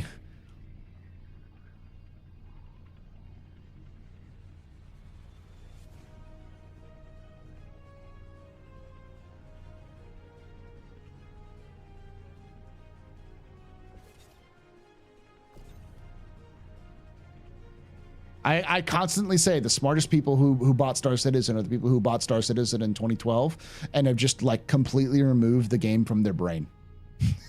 They're like, I'll wait until I hear it's released. And then they'll come back when the game is in 1.0 and be like, wow, this is amazing. I'm glad I spent $20 on it, 14, 15 years ago. That was such a deal. I got 2 games for the price of 1 and it was $20.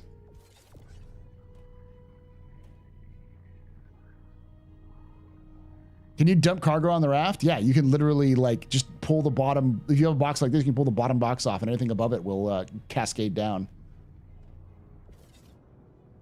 Watch.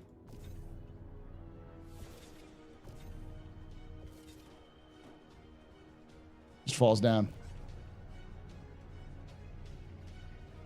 I'll pass the Star Wars Outlaws. Yeah, I know.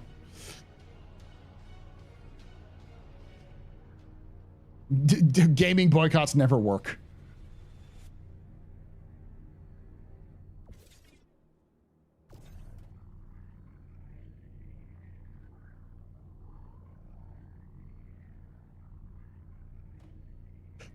Listen, it's corundum. It's not someone's fucking childhood treasures.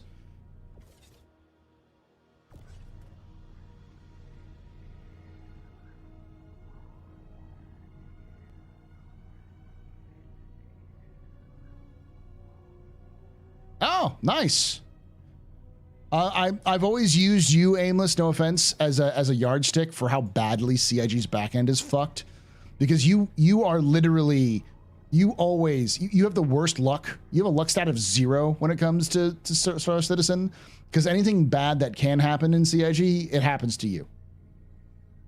So if nothing is lost in your like stuff this patch, that's actually a pretty good fucking sign. I actually liked Astro's review of it. Man, gameplay, but good lore. I'll pick it up when it goes on sale.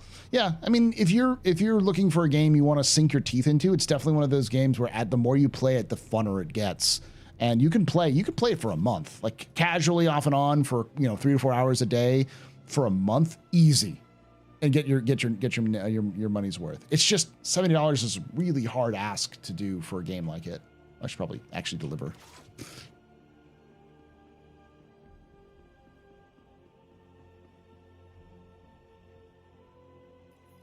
Yeah, for Dragon Age is coming out.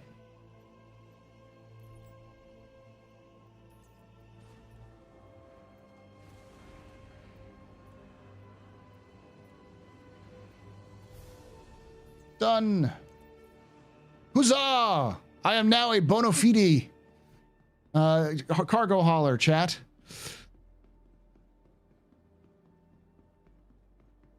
Hey, I missed it. Any thoughts on the new racer? Was it a surprise drop? I just missed it exist. Yeah, it's a surprise drop.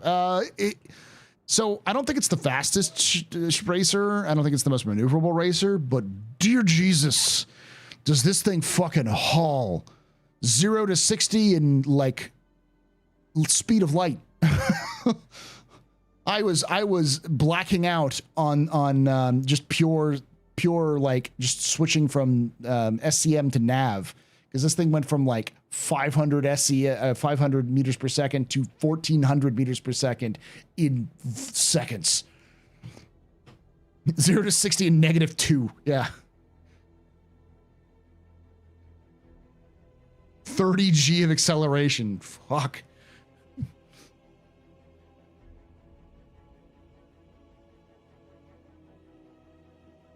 Most interceptors do that now? Okay.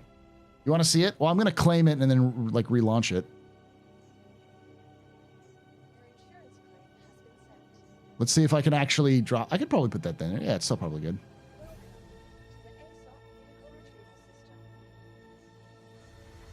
Watch my jank parking job work. You clear? You're clear. Woo! Everything go down.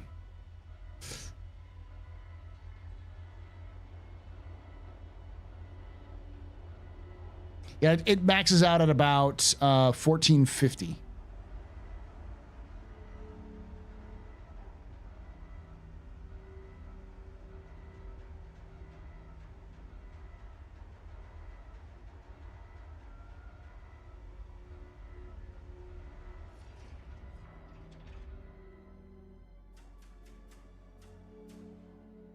Whee! Yeah. If you like the looks of it, I don't know if it's going to be a competitive racer. Ooh. I like that we already have the fire stuff in there. Yeah, there's no weapons. It has 0 weapons. There's a patch trailer for YouTube. Yes, it is live, Fishy. The patch trailer's dropped and the Peregrine is out. Straight to live.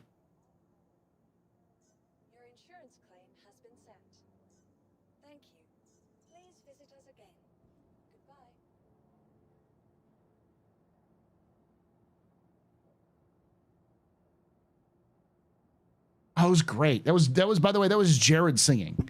If you watch the patch trailer, we'll watch it again while this is waiting, because it's about that length.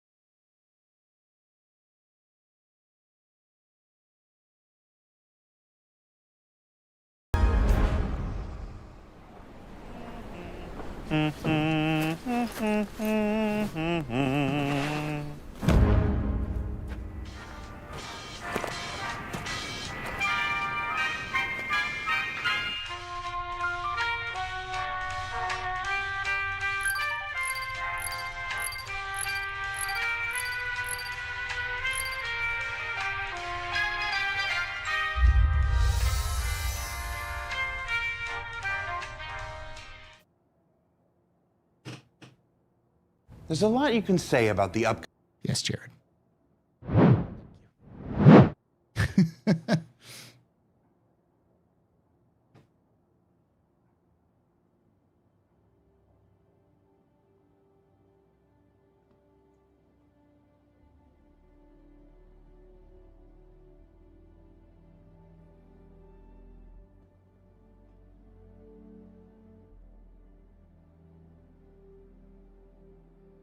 Wait, it's out now? Why is no one coming in the chat? Because they're all asleep, Vastin. CIG Austin went rogue and released it to everybody. Welcome to the ASOP vehicle retrieval system. Your vehicle has been delivered to the place visitors.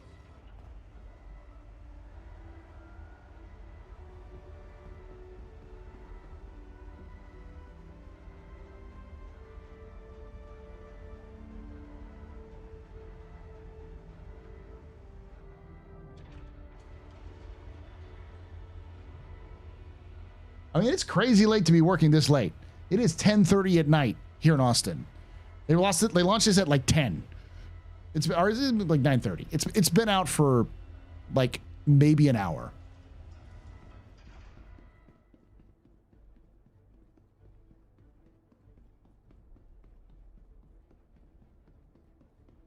Jared's not bad. They just overcorrected it's audible in the adjustments. I can't hear those things. I'm awful at that sort of stuff. I'm audio blind to that. I also can't carry a tune in a bucket.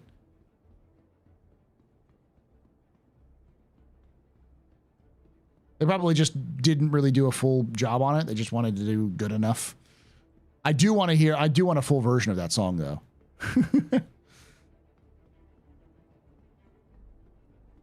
This is the Peregrine. Like, I don't want to like poo-poo it because it's definitely a different style, but like it's a saber. It's a racer saber. That's what it is.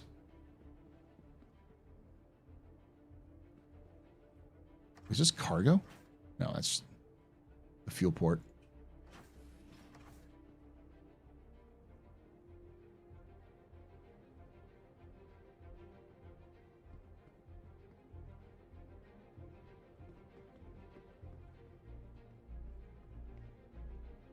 Could be Redeemer Racer.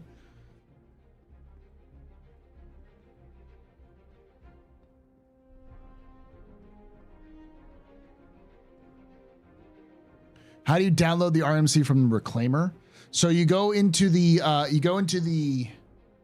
the cargo bay, and you can there's like a panel you can put in how much RMC, like what do you want, like what boxes you want to put out, and then it'll pull the RMC will be pulled out of the buffer and into a box, and then you can use that box to like put stuff in there. How much? That ship? It's $170.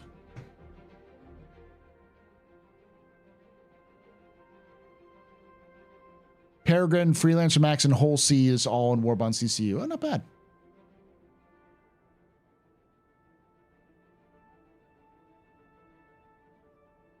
That's how you sell it. Once you've turned it into boxes, remove the boxes from your ship, put them into into your cargo area here. So all of your commodities and everything have to go into your freight elevator. Once you've put them into your freight elevator, then you can go back to wherever you're going to normally sell them, and you'd sell them there.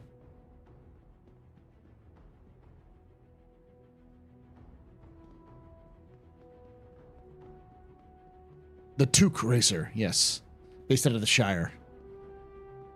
The fastest hobbit in the in this side of the verse. How? Tractor beam.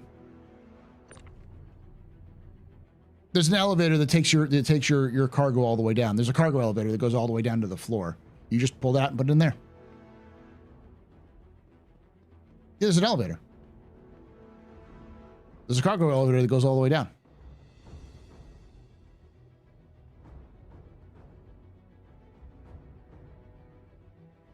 Isn't it bigger than that? It's usually like, it's fairly sizable last I checked. I don't have a reclaimer, so I couldn't tell you.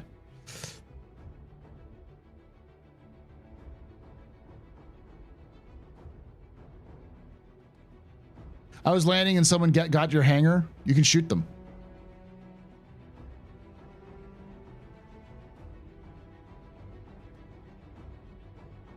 Yeah, that's the you can't even fucking unload the Carrack, I don't think. I think you may be able to store it in, and then I never figured this out, chat. How do you unload a ship? Like to do the timers? You can load and unload autoly, doing an auto as well. You just have to store your ship. I don't remember how you unload.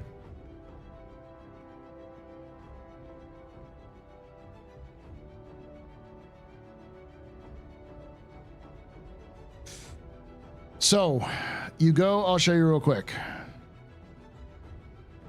No, it's not useless. It's all from the sales terminal? Okay, so just store your reclaimer and then go to the sales terminal and do offload and load.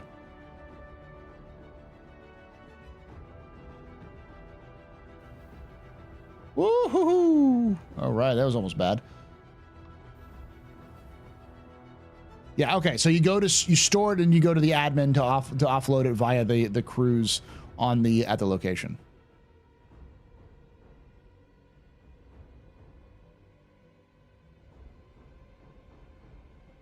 Everything has time now, y'all. That's it. Everything takes more time now. With this latest update, there's no quick fix to being rich. So I'm at Area 18. Notice that you usually go to here and like pull your ship out. Don't do that anymore. Just go to your elevator, hit call elevator, and then you'll see right here, because I called it. It says the TheAstroPub's large hangar. If I have multiple hangars, it'll have all of my hangars here. But I go large hangar, or if I'm in a party, it'll have all my party members' hangars there as well. Then you just go to your large hangar.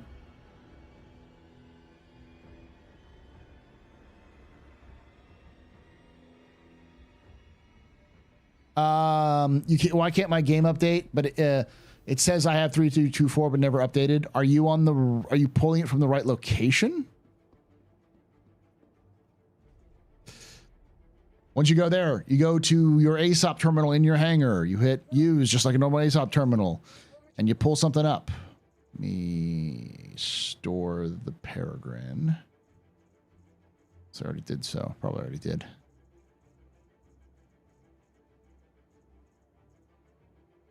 Store.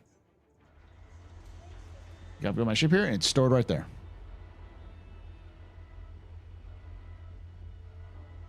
Yeah, try verifying your files if you can. If you go from the launcher, the new launcher. You go to your launcher. You click this right here, this little cog wheel, and go verify game files. So you click that, and it'll automatically check to see that your files are up to date. Yeah, you have to use the 2.0 launcher, not the old launcher.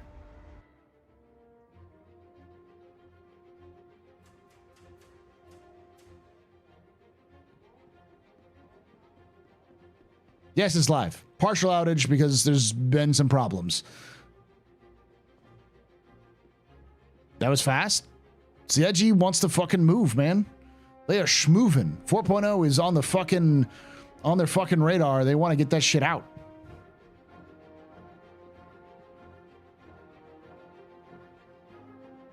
Yeah, I'm actually going to pull out a vehicle and park it. See what I can get.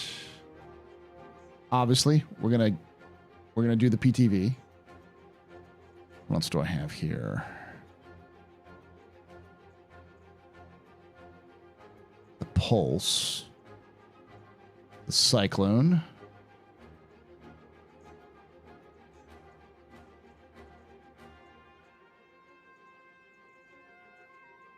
That's about it, though. I don't really have many ground vehicles. I do have the Nova, but I'm not pulling the Nova out.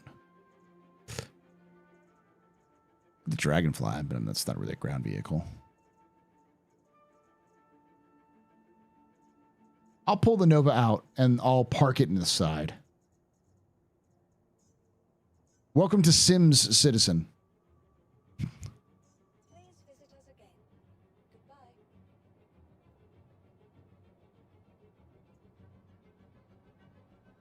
Is it worth 170? It's up to you. It's really up to the individual person, I think.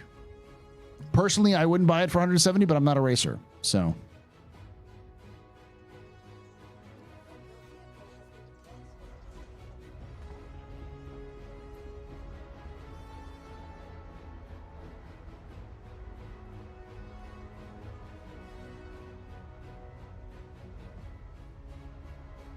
I would actually see a 3.25 as a positive.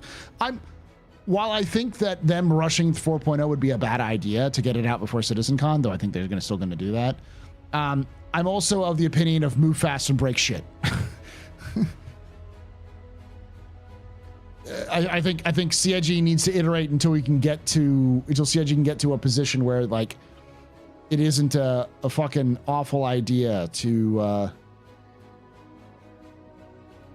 do those things.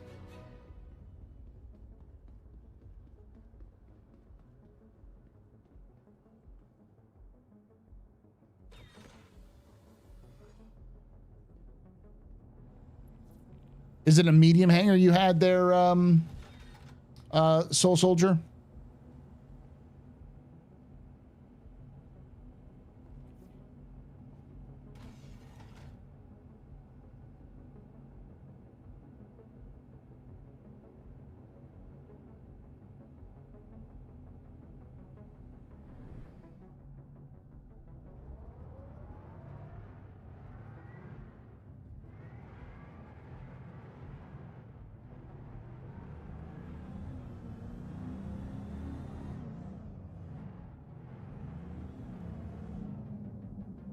Take away my spaceship. You can take away my space suit. You can even take away my space lasers. No pew-pews. But you can never, ever take away my space game.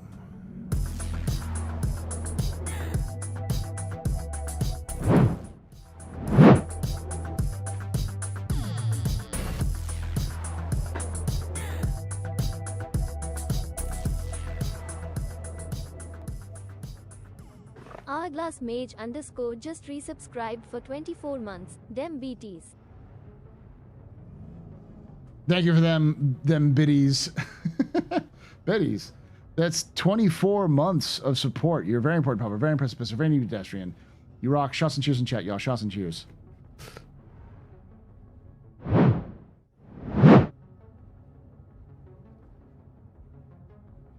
Them BTs. Oh, don't BT. Got it. I love democracy.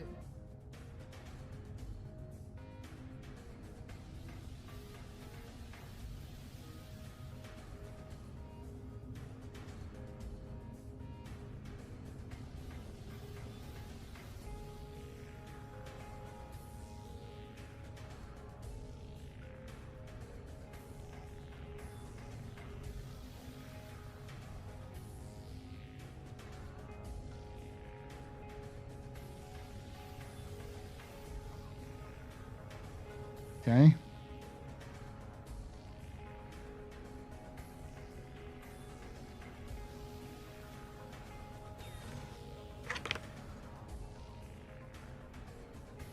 Shots and cheers. Yes.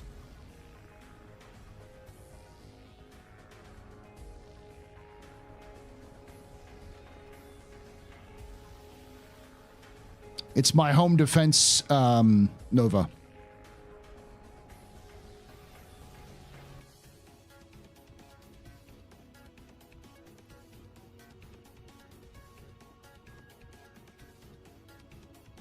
Oh yeah, their servers having some issues.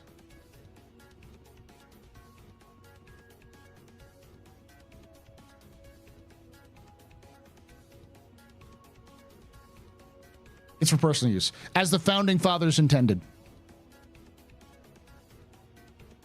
My right to bear tanks.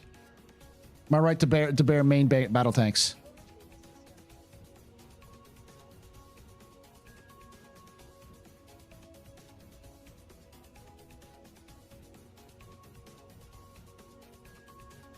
Say when someone says, "Can you slow it down?" Sure, it's you're a very important pub. Oh, nice.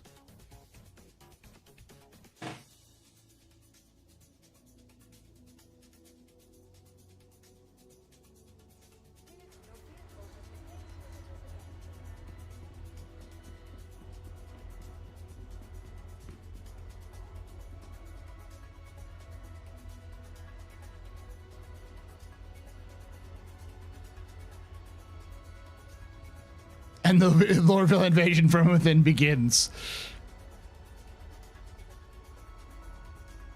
My emotional support tank.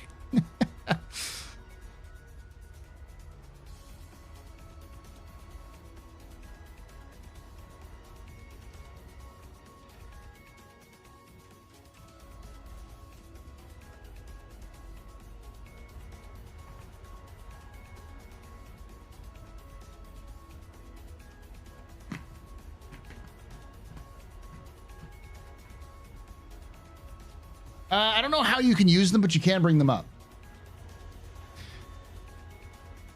Having a tonk gives a new meaning to castle doctrine. Damn straight. 3.24 is in fact live. I started off in PTU. Now this is live.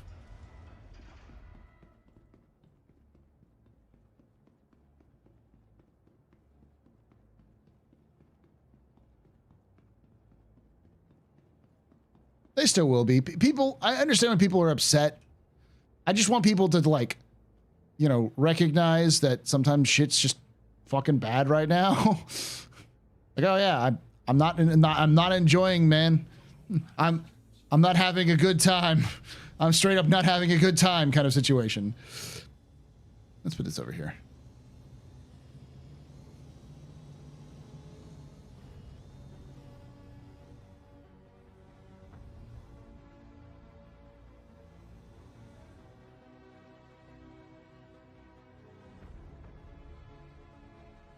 I want the lights on it, so let's do. Yeah, let's use that as parking marks. The warning stripes. There we go. There we go.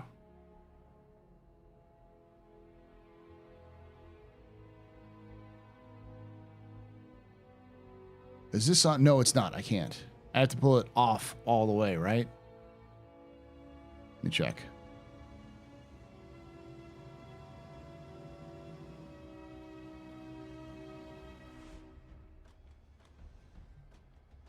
No. It's just this, right? Or does it end right here? Does it be on the edge?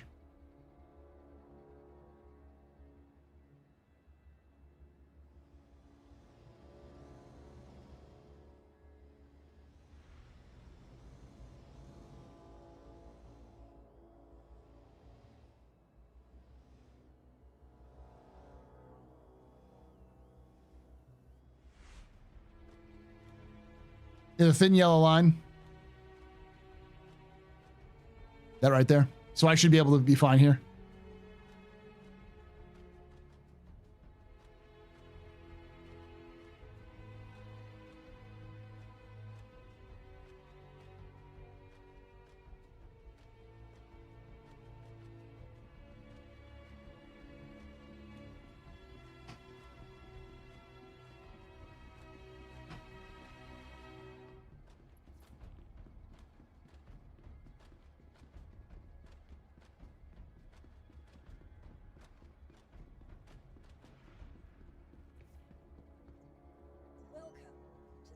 Let's see if it has the option to store.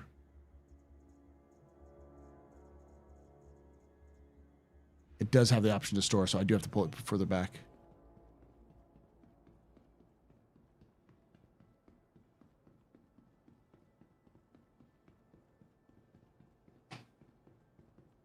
It's okay. There's nice light. There's some light over here, but I think this is an edge, isn't it? That's a ledge.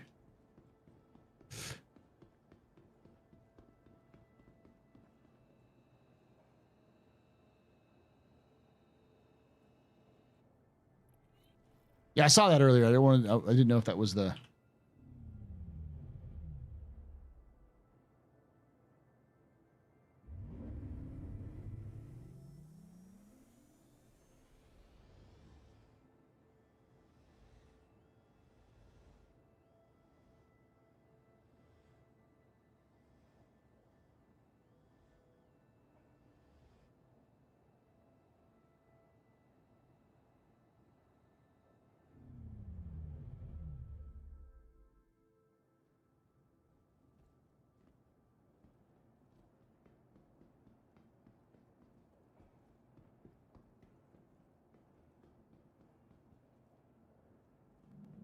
Pull it forward a little bit. You can take away my spaceship. You can take away my space suit. You can even take away my space lasers. But you can never, ever take away my space game. I'm not really... I don't see myself as doom and gloom. More as just trying to take a practical look at things.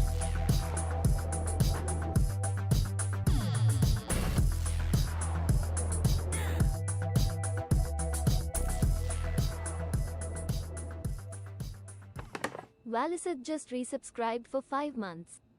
Valicid, thank you so much for that 5 months of support. You're a very important pub, a very impressive preserving pedestrian. This is your fault. You just want to drink at night. Shots and cheers in chat, y'all. Shots and cheers. I had a box glitch on me during a hauler mission in my SOL. So you can still do your best to haul as much as you can. And when you're done, you have an option to just turn it in. And you hit that button and it'll turn in everything you can and give you some credit and some money for it. And then move you on from it. So you're not completely screwed. You do have a partial complete option, but you just make sure you do everything you can.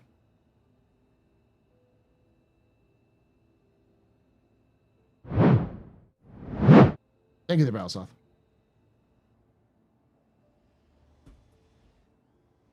Let's just park it in the corner.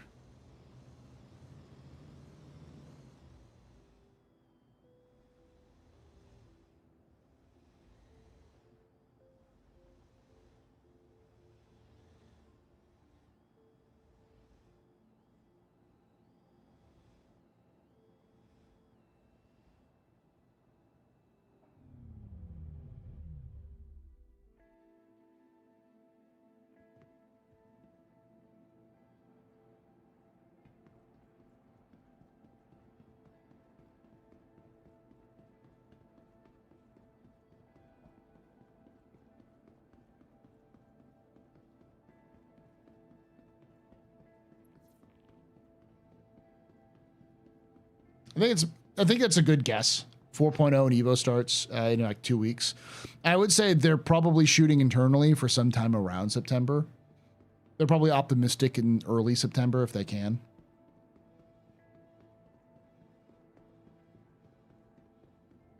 I'm going to park my gray cat right here.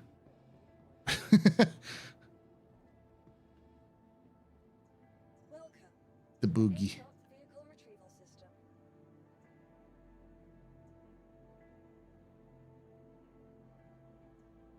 Like if they went through the run through reports, progress tracker, and dev comments and said, based on what they're saying, I don't believe it'll come out soon, I'd be fine with that. Same. It's like if it's an interpretation of data that's different from mine, but you're still using the same data, I could argue it, but I wouldn't be like that's fine. It's mostly it's vibes. It's feeling the vibes, man. Well, CIG has always released or has a tendency to release 4.0 patches later. So this has got to be the same. It's like that's a vibes historical basis off of nothing without using any sort of other data that you can find. Vibes based,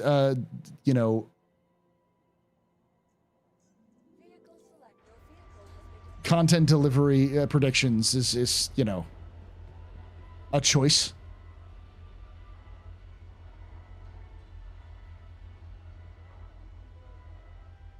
Q4 ends in December 31st, exactly. And it starts in October.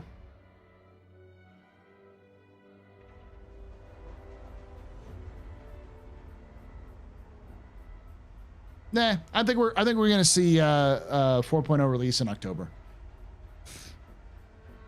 I've said it before, and I know we're getting a lot of new people because 3.24 just released, but the reason why I think they're gonna release it before CitizenCon, in fact, is because there's clearly some ships in 4.0 that CIG wants to sell that require 4.0 to be out.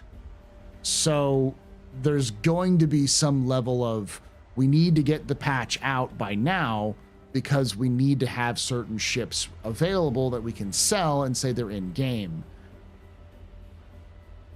Now, obviously, they probably internally just want to get it out because they want to get it out. But there's other factors in there as well, where they want to kind of hit a date. And while CIG typically doesn't do that, they have done that more frequently in the last year than they have in the past, which sets that trend. Plus, CIG seems to be fairly confident about how Star Citizen or how 4.0 is shaping up. So I'm with you. I think Squadron's next year for sure. We'll see. We'll hear about that at CitizenCon. So.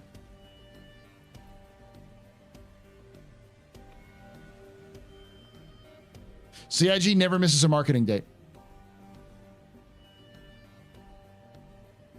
It's one of those things that, like, you'll hear content creators like myself and even Mike say, it's frustrating to know that what's important to the game sometimes, it's obvious that what's important to the game isn't gameplay. Anything can slip except for marketing dates. We're always going to have sales. They're always going to be at the same time. Ships are always going to be available. New ships will make it no matter what.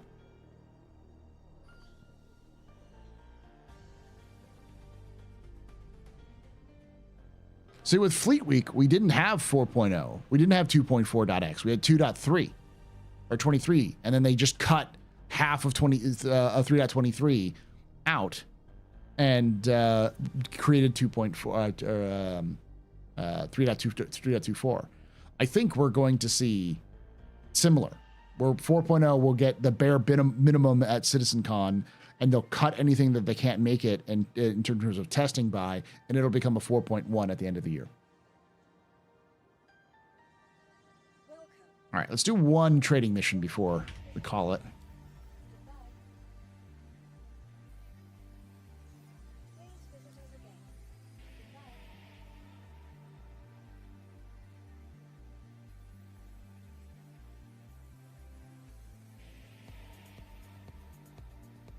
Is there anything from Riker Memorial? Virginia. All right. Oof. Oof. That's a lot. I'll take it, though. Anything more expensive? It's from Virginia.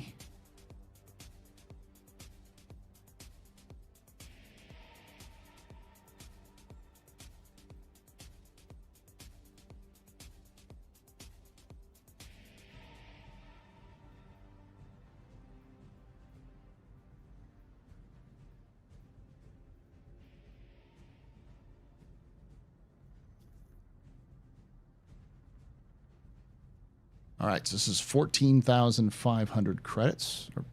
Yeah. Welcome to the ASOP vehicle retrieval system. We're going to pull the Freelancer Max, baby.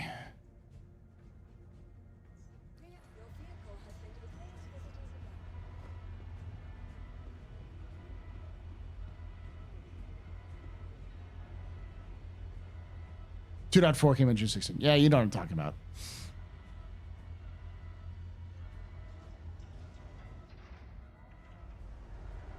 They can make all the systems.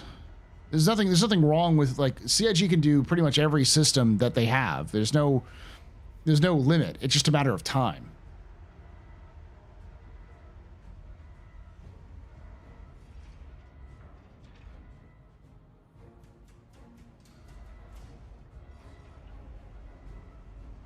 Maybe not a complete 4.0, but a 4.0 nonetheless, yeah.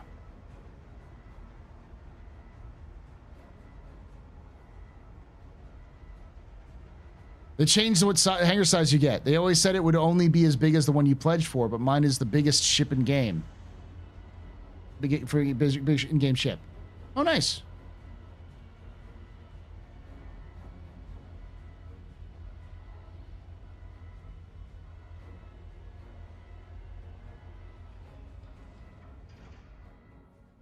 Yeah, things change in development.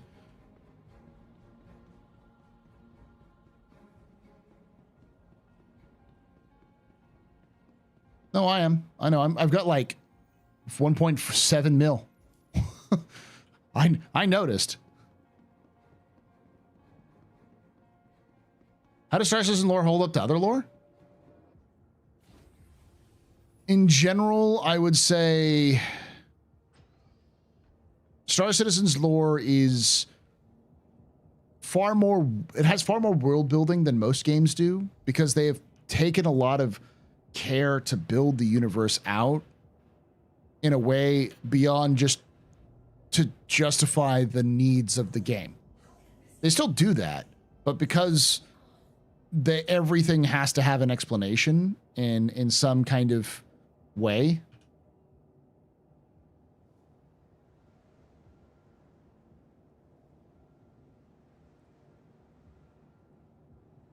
It leads to the lore being a lot more dense than your typical game. And because it's a game in development, a lot of that lore just hasn't been reflected in the game yet.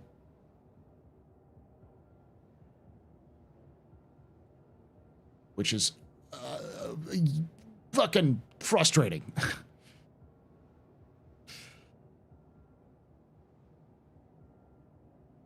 Can you name your Peregrine? I don't think you can name your Peregrine, but you're going to have to fight a lot of folks.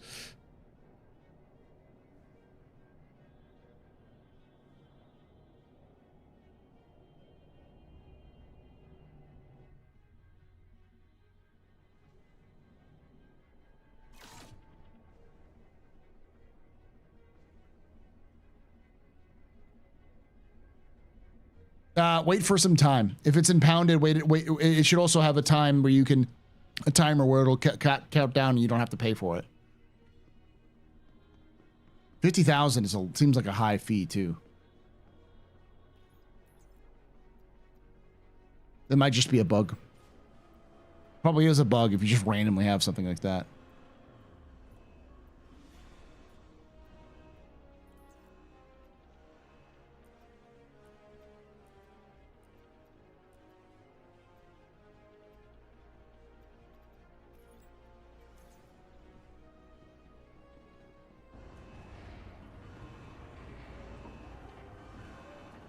We got 8 SCU cargo crates. We got 8 SCU cargo crates.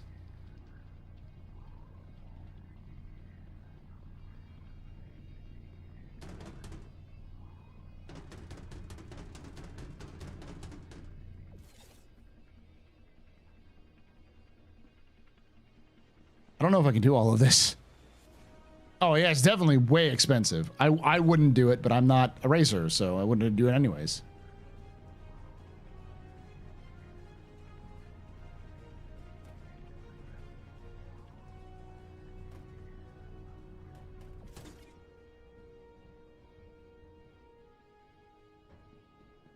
Yeah, the Freelancer Max is really the ship that shines with this patch.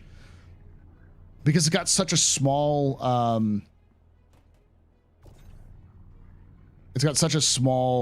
footprint, but it's got such a huge cargo bay that it can really like go the distance. The only problem is that you don't really have a lot of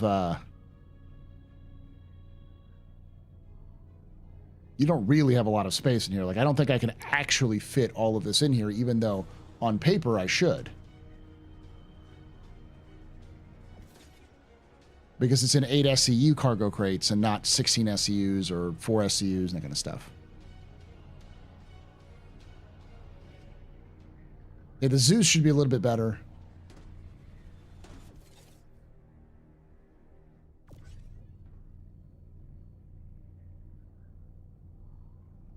Yeah, the Wrath is good because you can just put lots of, like, it's much more freeform and because it's open.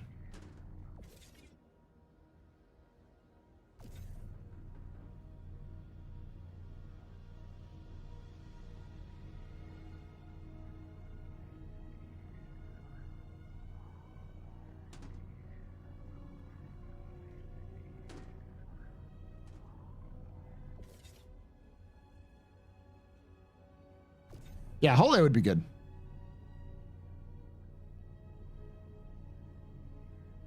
You can actually rent them in game, I believe, Darsh. In this patch.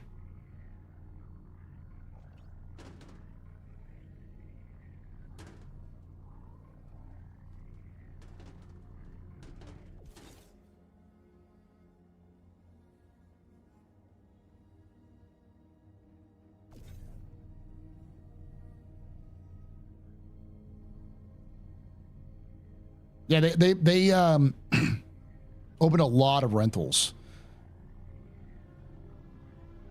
I just find it funny because I remember it was because Elliot and the economy guy were talking. And I just found it funny because it was Elliot and the economy guy had a picture of, like, the economy guy was like was there with very stone face, and Elliot was just like behind him. It's like, that's a meme right there. That's just me talking about economics. My students, when they ask about the black market, what black markets are.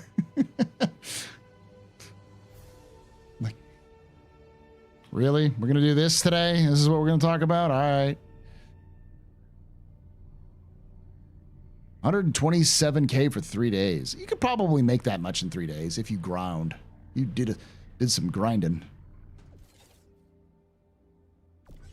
See, like, this isn't going to fit the full thing, but it will, because even though it doesn't snap, it'll still fit.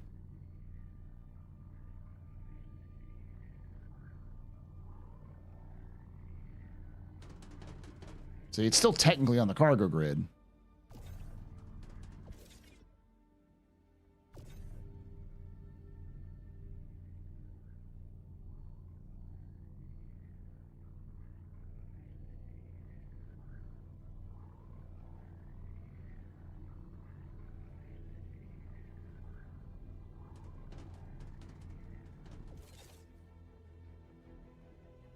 It's all right. I'm testing out those shock absorbers that Misk likes to go fucking on about with their ships.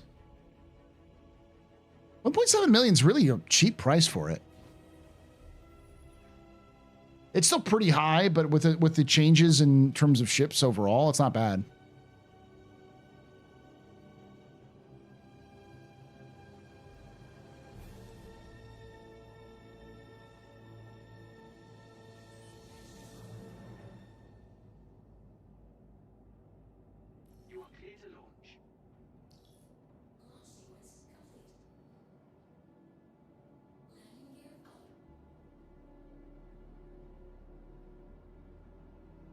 To Bajini we go.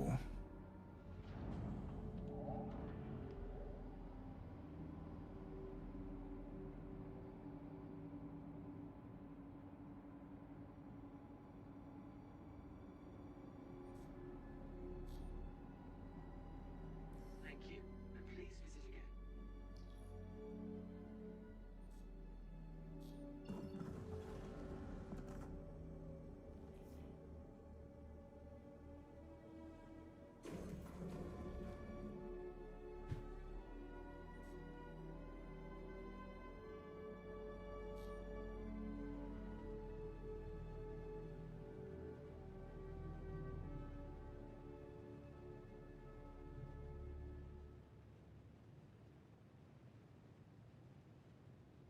I didn't see the sneak peek of the player's page, no.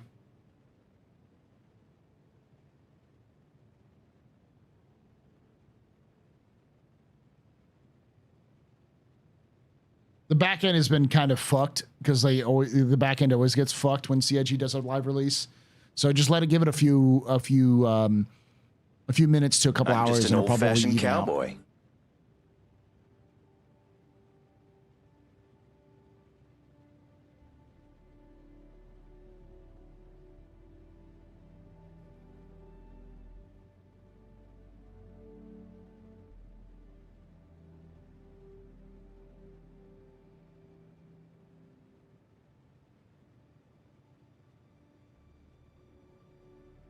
You just loaded 3 medium missions, 300 SCU, and 30K. Try to log it back in if you 30K'd, because sometimes you can just come straight back to it.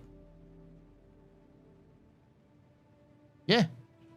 A bunch of ships. I think they're the The whole sea is there as well. Some of them are like rentables, or some of them are purchasing. So.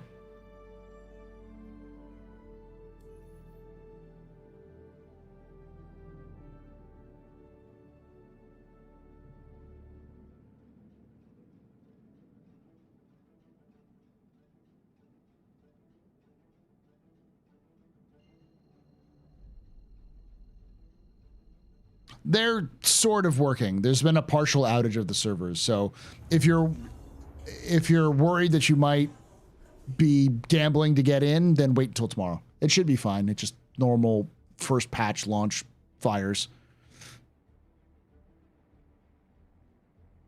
Yeah, if the menu doesn't have a play tab, it means that the servers are down for some people. So I'd wait until tomorrow. The PTO tried trading with a tally. It's hard because the boxes and cargo elevator hydraulics get in the way of the 8 SCU boxes. Yeah, like this is in theory like 120 SCUs, but it can barely fit 80 in there, or like 90-ish.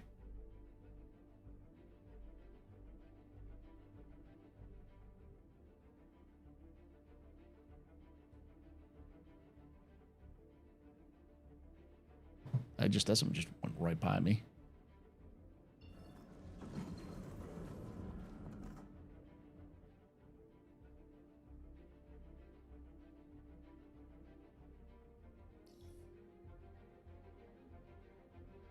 Please proceed to assigned landing bay.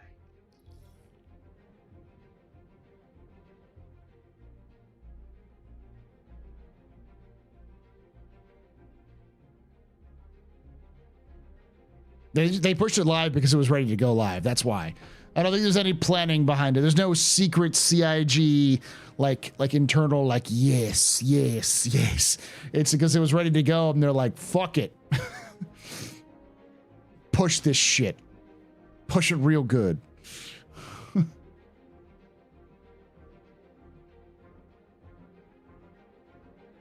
Hit the go faster button.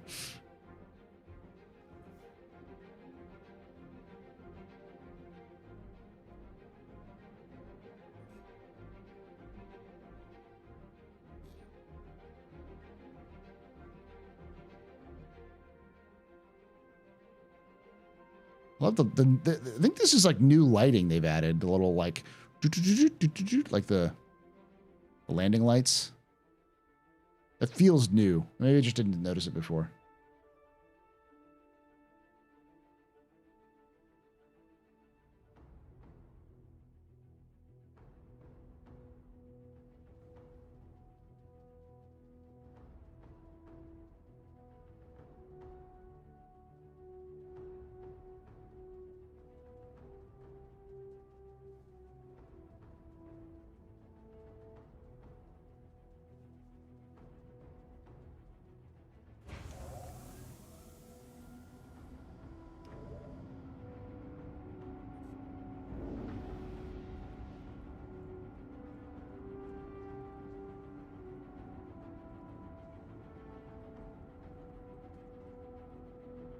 Fuck it. I can see a picture of it.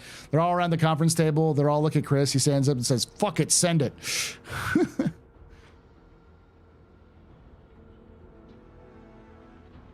Actually, it's 6 a.m. Time for bed. Good night there, Darsh.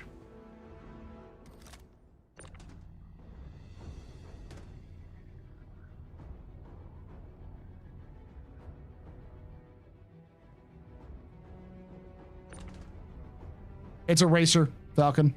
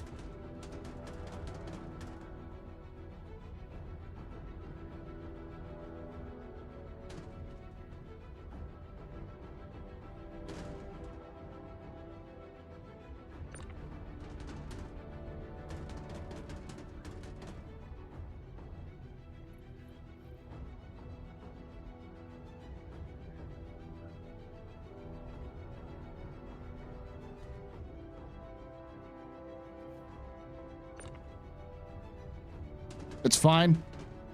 2.4 is fine for stability. It's as good as the PTU was. Still has some weird issues, like listen. The audio bug when you go through the back of the hangar when you're doing these sorts of missions will sound like you're like, sometimes it will sound like the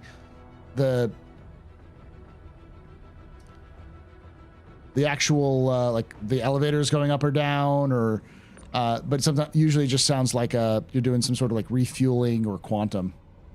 It's not a weird audio bug, but not like awful. It's just a kind of a weird one.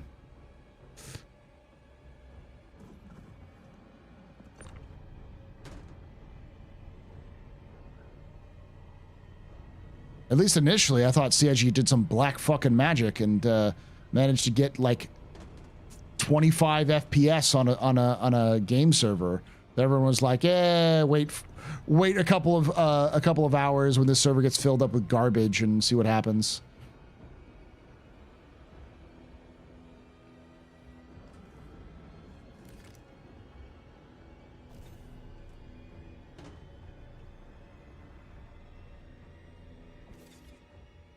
Yeah, they're okay. This is like 17K.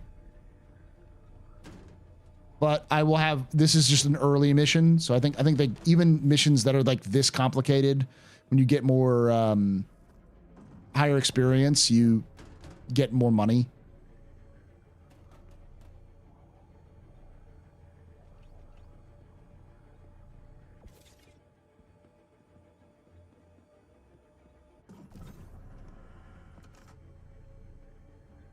This is just a simple ground to space mission.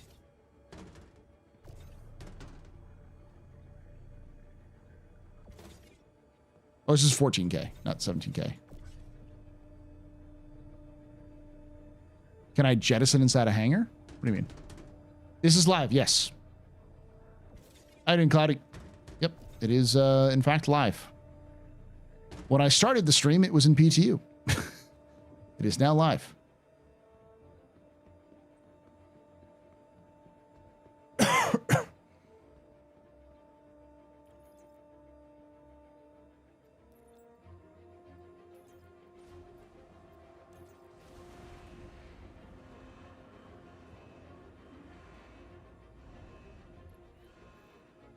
Contract complete.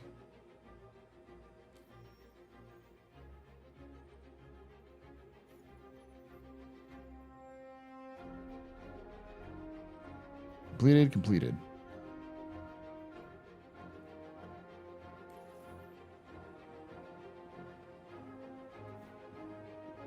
All right, I'm going to push this back to a normal space and then we're going to go down.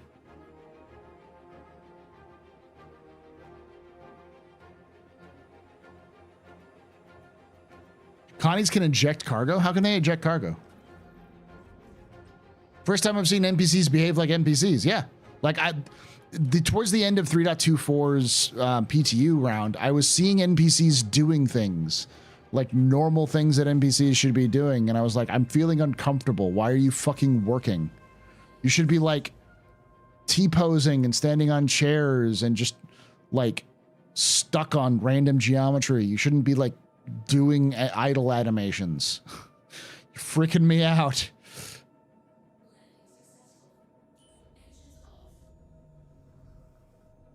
What's not the best way to trade to players? I mean, you can do the hangars as those work, because you can invite them to a party and have them come in, and then you're safe.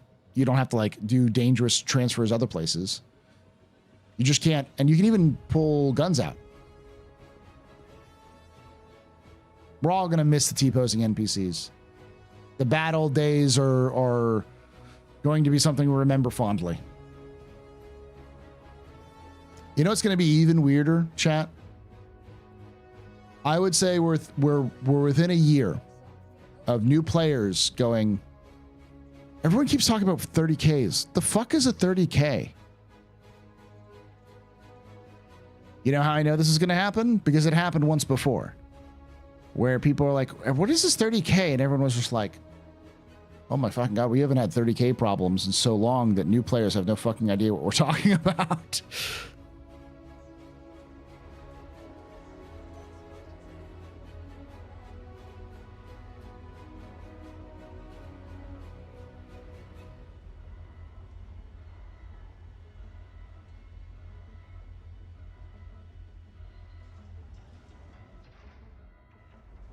I've had people ask if server is 30K, and you can tell people are just coming back.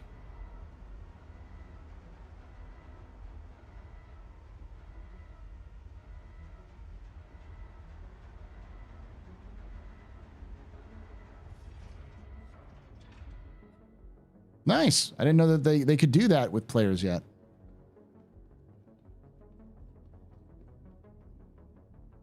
"30Ks will live forever. Society for the Preservation of Historical Error Messages."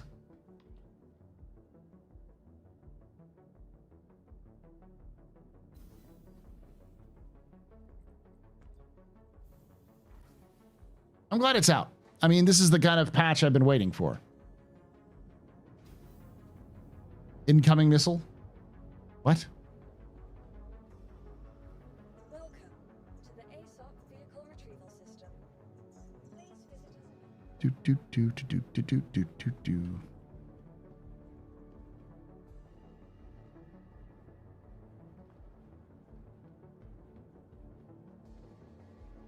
Let's check my rep. See if it's got moved up at all. I'm a rookie. I moved up a little bit. Nice. I need to get to master level. I'm gonna do it, chat. New faction incoming, 30 Kings. Oh, that'd be great. It'd be a great name for a pirate gang. Like a jacker, like a shipjacker gang.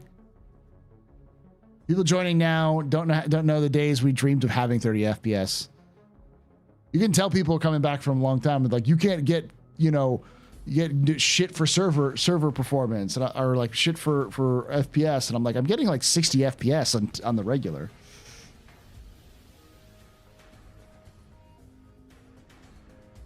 Right now I'm getting 80 FPS. Almost 90. Now I'm getting 90 FPS. Server FPS is down to what I'd expect it to be, which is 12. Average is like 12 to 13. It was at 25 when it started, but that's not bad.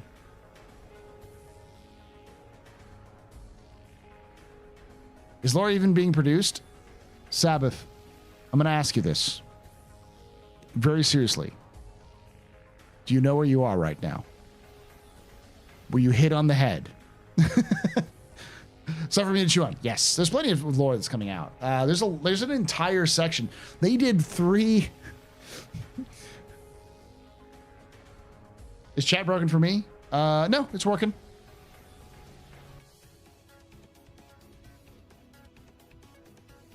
The Thirsty K's, that's a good one.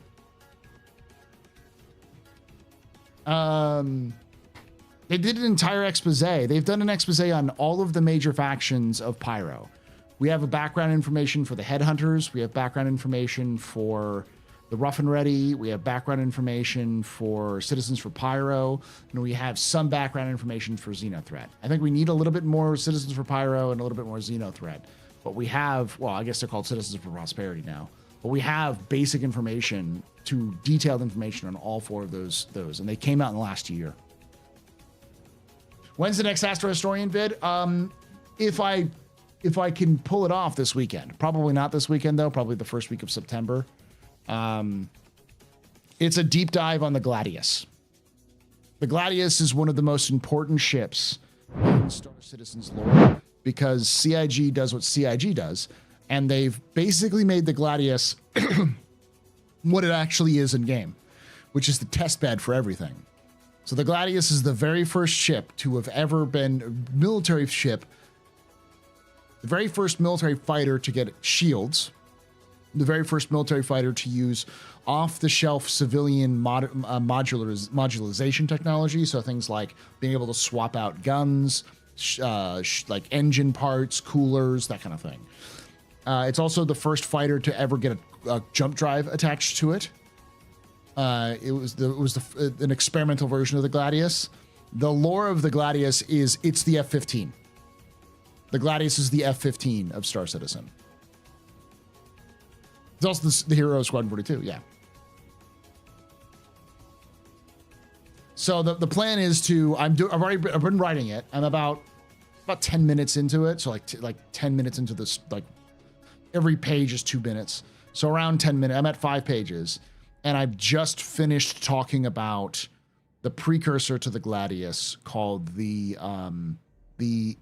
Harmon Stiletto, which was a weaponized tube that used chemical propellant. It's basically a 20th century space capsule with fucking 50 cal strapped to the bitch.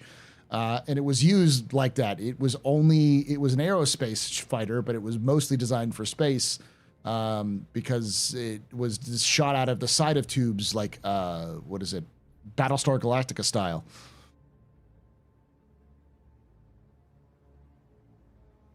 It's a rocket fighter, yeah.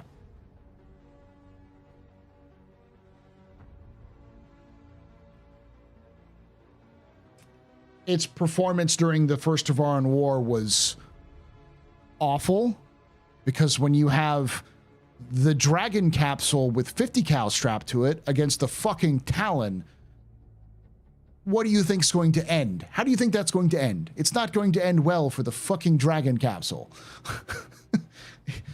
It got fucking destroyed by the Tavaran routinely. But it did well enough, and because of the fall of the Olympus, because of the Olympus cap ship that crashed, and the last combat air patrol of that Olympus being several Stiletto fighters, that fucking shot down like 30 fucking pirates who were trying to, stop them from stop other members from escaping.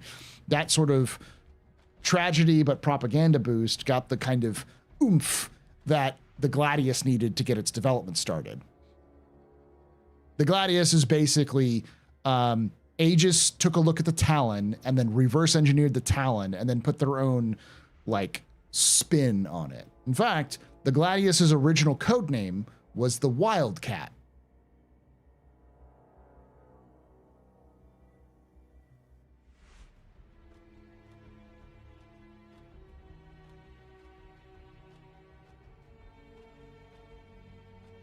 You said the Buck pilots would be approved of that. The funny part is that the Buccaneer is kind of like a spiritual descendant of the Stiletto, because that's basically what the Stiletto was. It was the Buck without wings that used chemical rockets for propellant and no shields.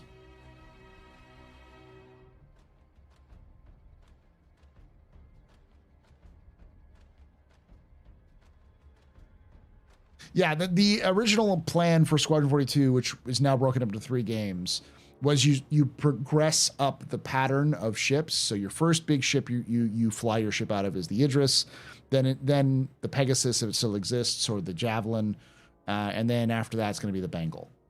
So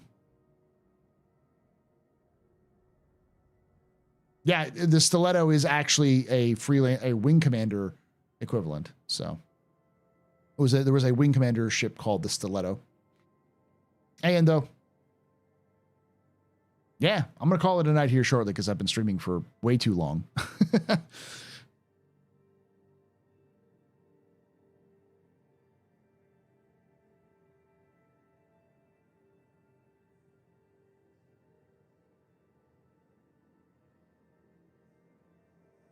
Stiletto goes size 10 torp, yeah.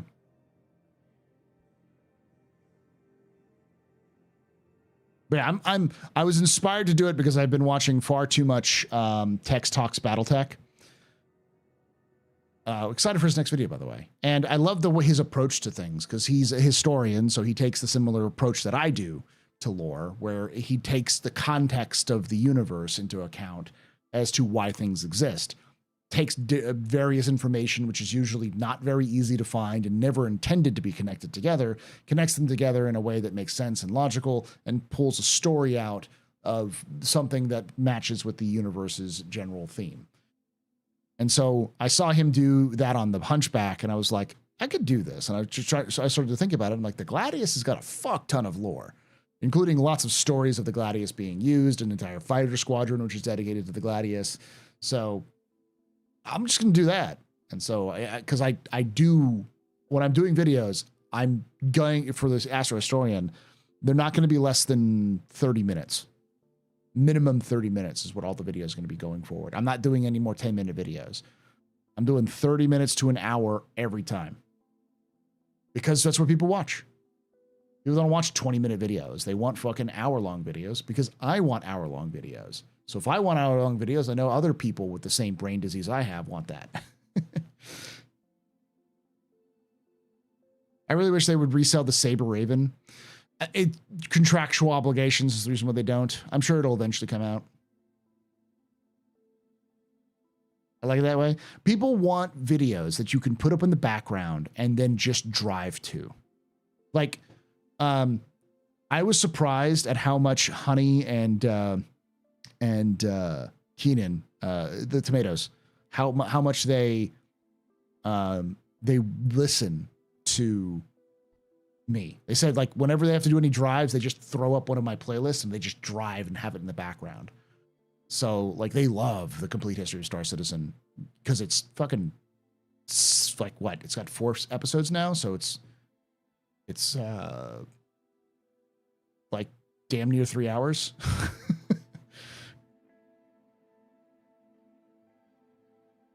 Wow, did the intro hauling mission. Now you have 34 to choose from. It's going to get bigger because every single rank has more. At the end of 3.24's PTU, I had 80 plus missions available for hauling.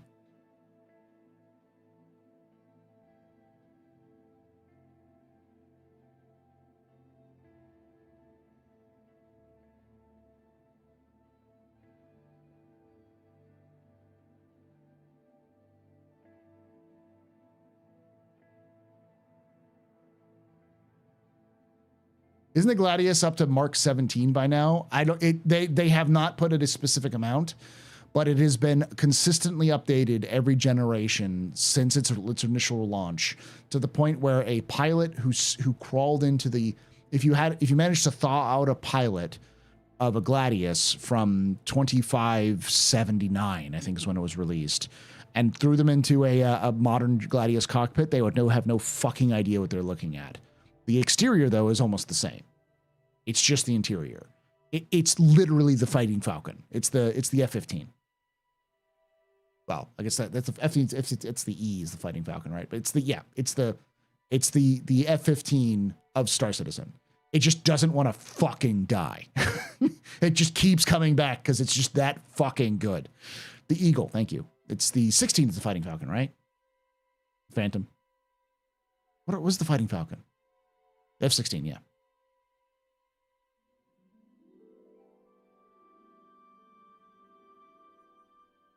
Phantom was there for you. In the 1970s, Lockheed made the best dog fighter that has ever existed in the history of man, and you cannot improve upon that, apparently. You can only just increase the technology added to it, because that thing is. There's a fucking new F-15 that was released this last couple of years that they're using, the EX. She is fucking 50 years old and it's still being new versions. That is literally what the Gladius has become. It's basically that. It's the old adage, if it isn't broke, don't fucking fix it.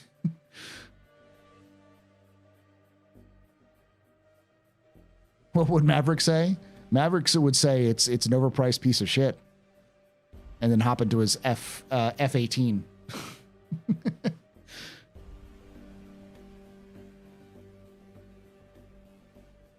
The F-22 is the F-15 without Ritalin and stealthy. Yeah.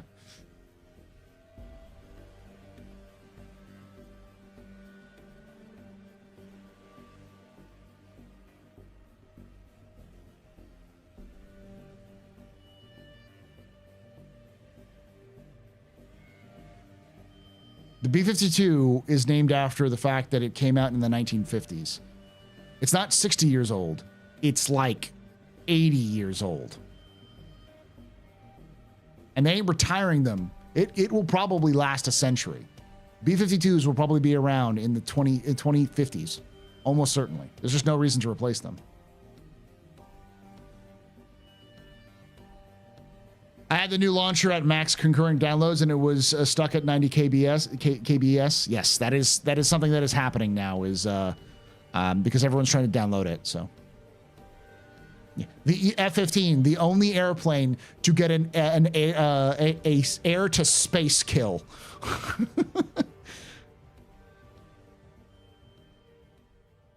That's a weird bug. You changed it to 20, and now it's 90 megabits per second. Huh. Yeah, I may have had to bed myself. But yeah, so basically that's the kind of angle I'm going at is it's the F-15 of Star Citizen.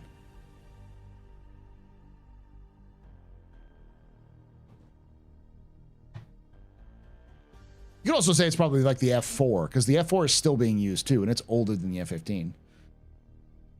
Though the F-15 is probably a better angle because the Gladius is literally a revolution in design. Every space fighter in the Star Citizen universe today has its origin in the Gladius program. The Wildcat program is the progenitor of all modern space fighters.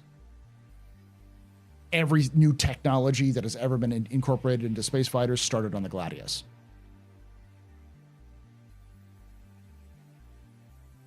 Hornet being the F-16. Yeah, it's the improvement on the F-15, but not by much. It just makes it more multi-role. And the F-8 being the F-22.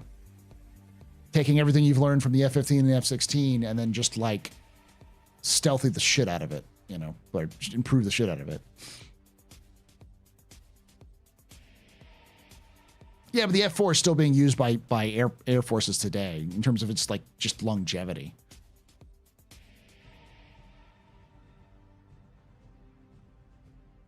I'm just hoping my Ghost Mark 1 doesn't become totally obsolete. I'm keeping it. Yeah, it'll probably be fine. All right, y'all. I'm calling it. I've been streaming for a very long time. Thank you for hanging out. Thank you for all your subscriptions and everything hanging out, or your subs on Twitch, your follows on Twitch. Thank you for those of you who are following us on YouTube.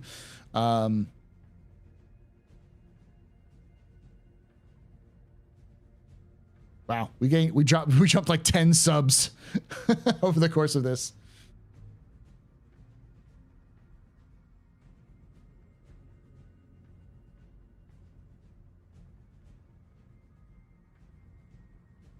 Just seeing something real quick.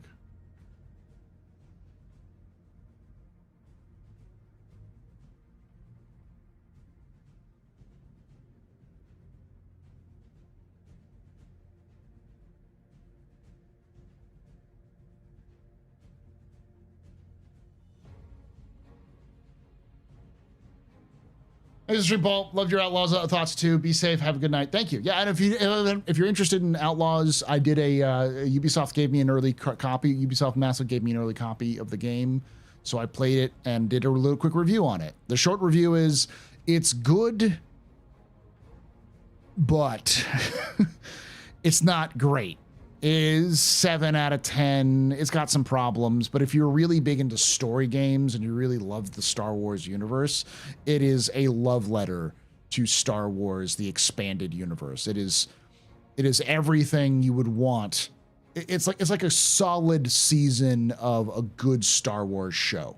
Like it's like season 1 of The Mandalorian, or like the Rebels, or Outlaws, or the Clone Wars. It's that kind of good storytelling, interesting characters, but the motion capture is last generation. The line delivery and some of the dialogue is, the gameplay is, not bad, not good, but not bad. It just is. It could improve. There's some interesting things they do with it, and as the more you play, the better it gets.